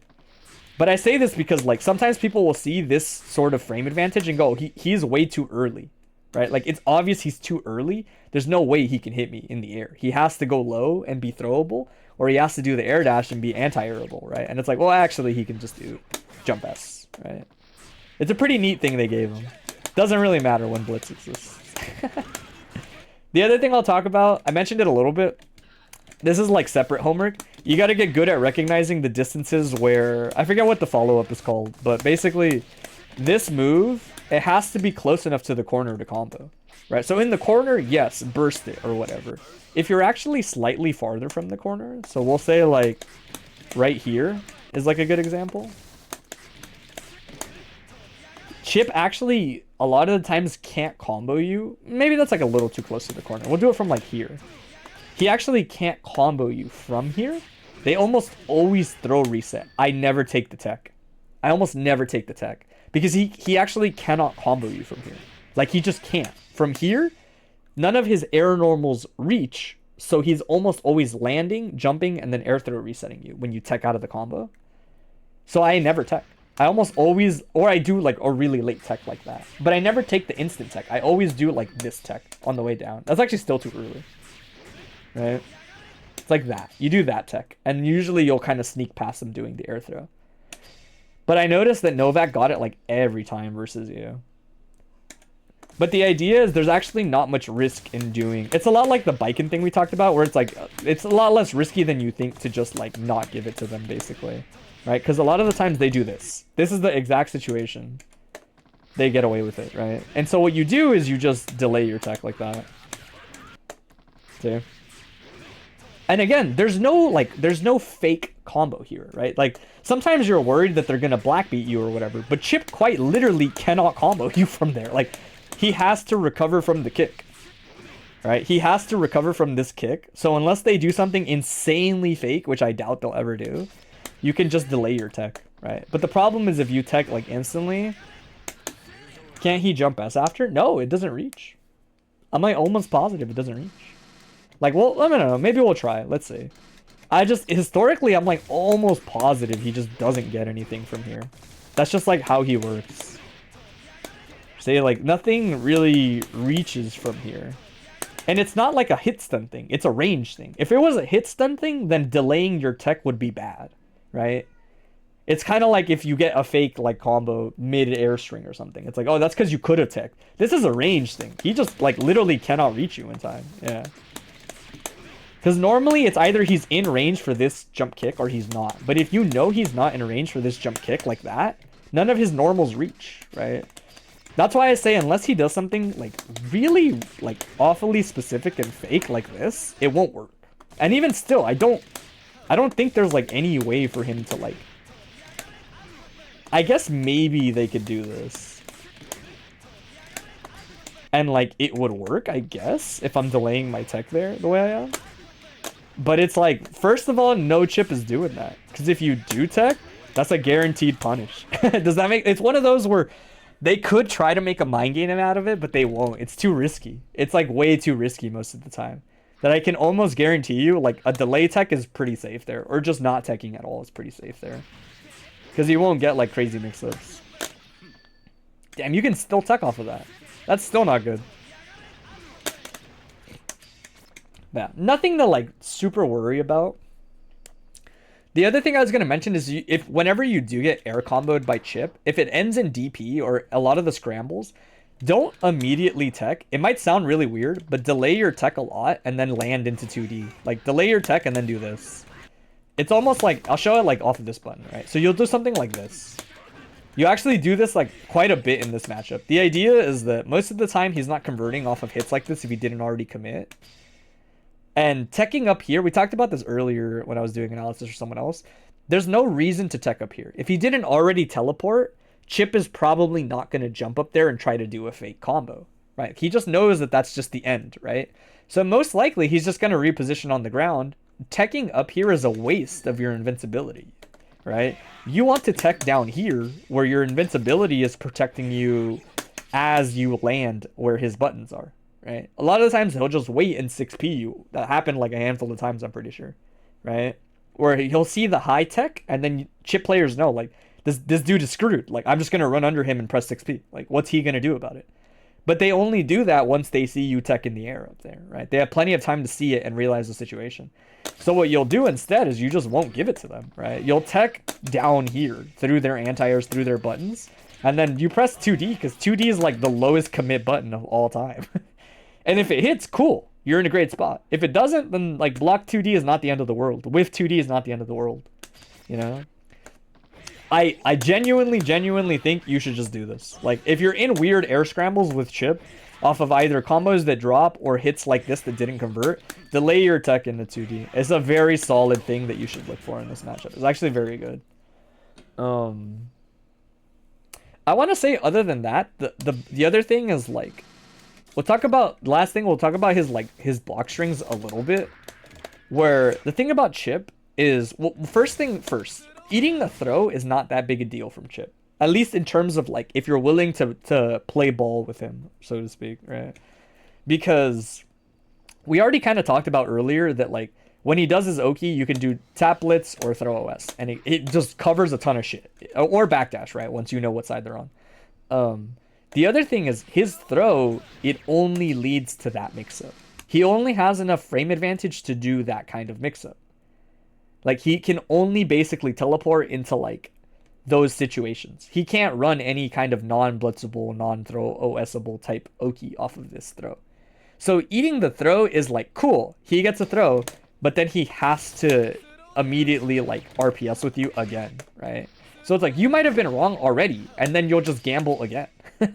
So I usually tell people, like, depending on your options as a character, like, and you don't, it doesn't even really matter that much, I guess, because everybody can blitz, but it's more like how good your backdash and throw OS are. But again, basically everybody can eat this and then gamble again, right? Because his Oki off of throw is almost always blitzable or like OSable or whatever, right?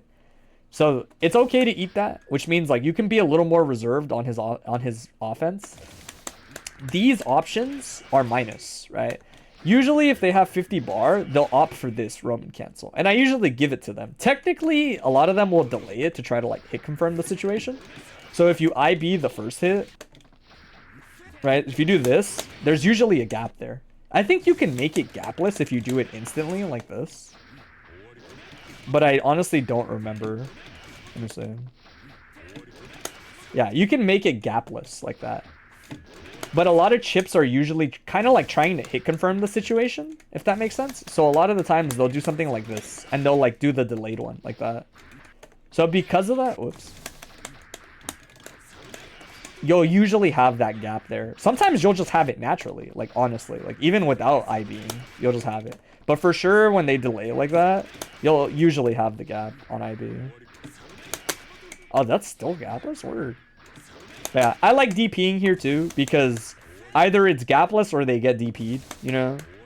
I look for when they have 50 bar, and I'm kind of just like, yeah, you're probably going to do the weird, like, Rekka frame trap thing, so I'm just going to get value. It's a value kind of matchup, right? So you're just looking for moments like this, where you're just like, DP is pretty safe.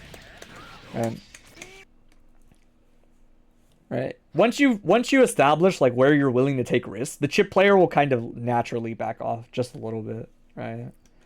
The other thing is, like, 2D is kind of like his usual can opener type move, where it's like, a lot of the times people will get caught in the later parts of his block strings, where they'll block like close slash, and they'll want to jump out because of resets or whatever, right? So they'll do like this, and then you'll try to like fuzzy jump out, and you'll get hot. 2D is like his one thing that always opens people up, but in all honesty, Chipp is actually a pretty down backable character more than people think. Like, he doesn't have intimidating resets. His throw doesn't lead to a lot of good immediate reward for him. So, like, I'm pretty comfortable blocking Chipp for a while and waiting for a button like 2D. Depending on how insane you are, 2D is one of those buttons where you can, like, really gamble with Chipp, right? So, like, if he's in range, /RC is like a check on teleport in place. The thing about 2D is he has to teleport, usually. A lot of people don't know, Gamma is not a special cancel. Like, you can't do Gamma. That's why you've never seen it. People might wonder, like, how come chips don't just do, like, close slash into Gamma? You actually can't. It's hard-coded that way. You have to do Gamma in neutral.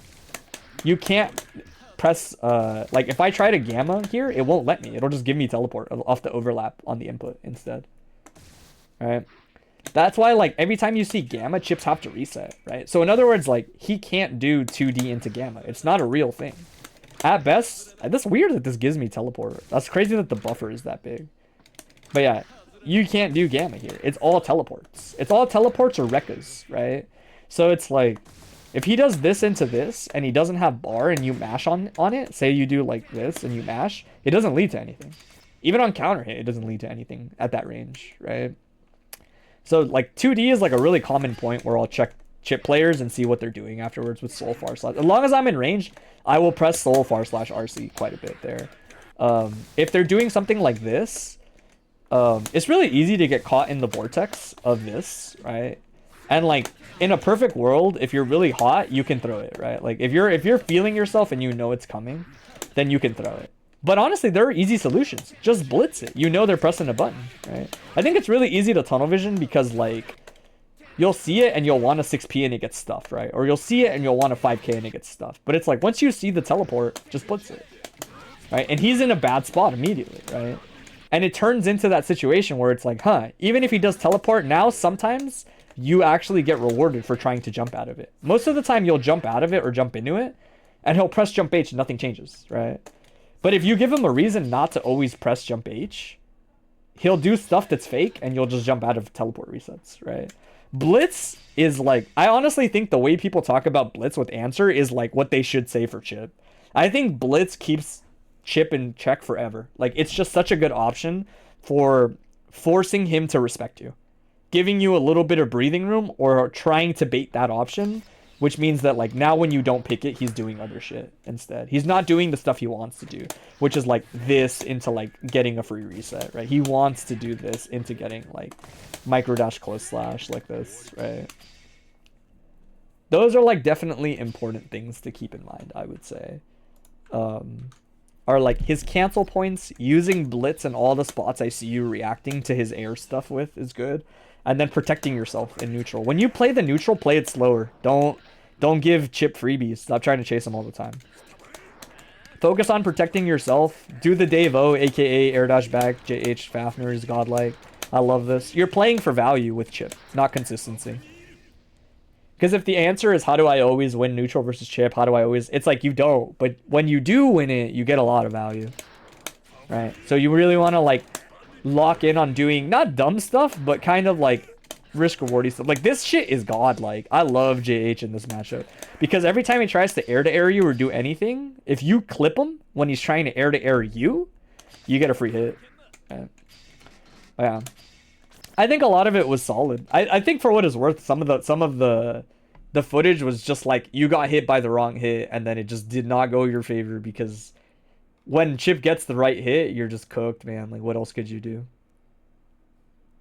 But yeah, hopefully that makes sense. Hopefully that gives you an idea, right?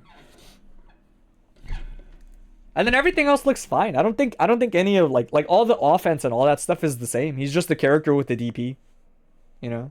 But all the stuff offensively, I think, is about the same with Soul. It's just that you didn't get many opportunities to get there.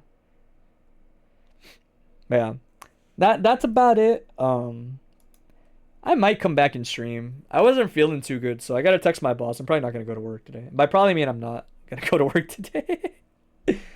But this is cool. I'm gonna wrap it up here. Good old fashioned VOD review. The next one should be on. Let me double check. Should be on the 17th. I'm going to try to rotate to like a different day so that if anybody was locked out because it's Sunday, now it's going to be Saturday. And then I'll go back to Sunday and then I'll go back to Saturday. But it'll still be bi-weekly. And I'm going to rotate it like that as best as I can and try not to overlap with like the local monthly I have to go to and stuff. But this was cool. You already know, if you want to know when I post these, I post them on my bluesky. I don't post much, so...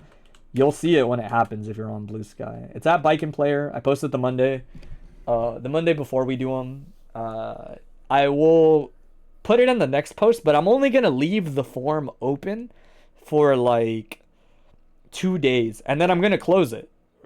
Just so that people can't kind of try to sneak in at the last second. And just so that I have ample time to schedule it with people. I like to tell people when to show up so that they don't have to be here the whole time if they don't want to be. Right? But this was cool. I think I will keep 7 slots. If they don't fill up, then I don't know. We'll figure it out. Maybe I'll take on the spot people or something. We'll figure it out. But that is the formula. If you're wondering where I post it, it's there. I don't post it anywhere else. I might post it in NorCal AFGC. I don't know. I don't like plugging my shit too much in other people's stuff. It feels weird. That I usually just plug it in my spaces. That's why I say like just follow me on bluesky. It'll be easier. But I might post the next one in NorCal AFGC. I'll ask Irene if she thinks it's weird or not. But this was cool. I'm going to cut the VOD here so that the VOD doesn't go longer. This is on YouTube. If you guys want to check it out later, it's on the Bike and Player YouTube channel. So I'm going to cut the VOD here just so it's not like longer than it needs to be. I might come back, but I'm going to get food. I'm really hungry. I haven't eaten today. But this is dope. I'm glad that people seem like they like it. You guys know the vibe. If it helped you, that's all that really matters. And I will say last thing, like closing thought is actually just... If you did submit already, submit again. It's okay. If you're wondering what my system is anybody that has never had analysis gets priority immediately. They're just added as like, this guy's the first guy. This guy's the second guy, you know? Afterwards, what I do is if I get repeats, it's based on submission order. So if I analyzed both Learn and Ob this time, and they both submit next time, and there's only 1 slot left, it's just based on when you submitted. That's why I'm like, don't think you can't submit again. In fact, if you do want to keep getting analyzed, you actually have to submit like immediately to increase your chances. Otherwise, your chances are like way narrower. But that's basically it. It's just priority based on that. It's just submission time after if you haven't been analyzed. I haven't really like gotten too granular. I haven't been like, oh, this guy, you know, submitted last week, but this other guy hasn't submitted since the first one. Maybe I'll do that guy. Like, I might do that. We'll see. But for the most part, right now, it's just based on that. But we'll see. Stay posted. Stay posted. But for now, I'll catch you guys later. I don't think anybody else is streaming Exerd anymore at this point. Actually, Ray is streaming. I don't know if he entered TNS. I'm assuming he did. But there's a couple people streaming Exerd. Hit up the Exerd category. I'll just link the directory for anybody if you guys are curious. But that's it for me. I'll catch you guys later. You guys have a good one. Peace.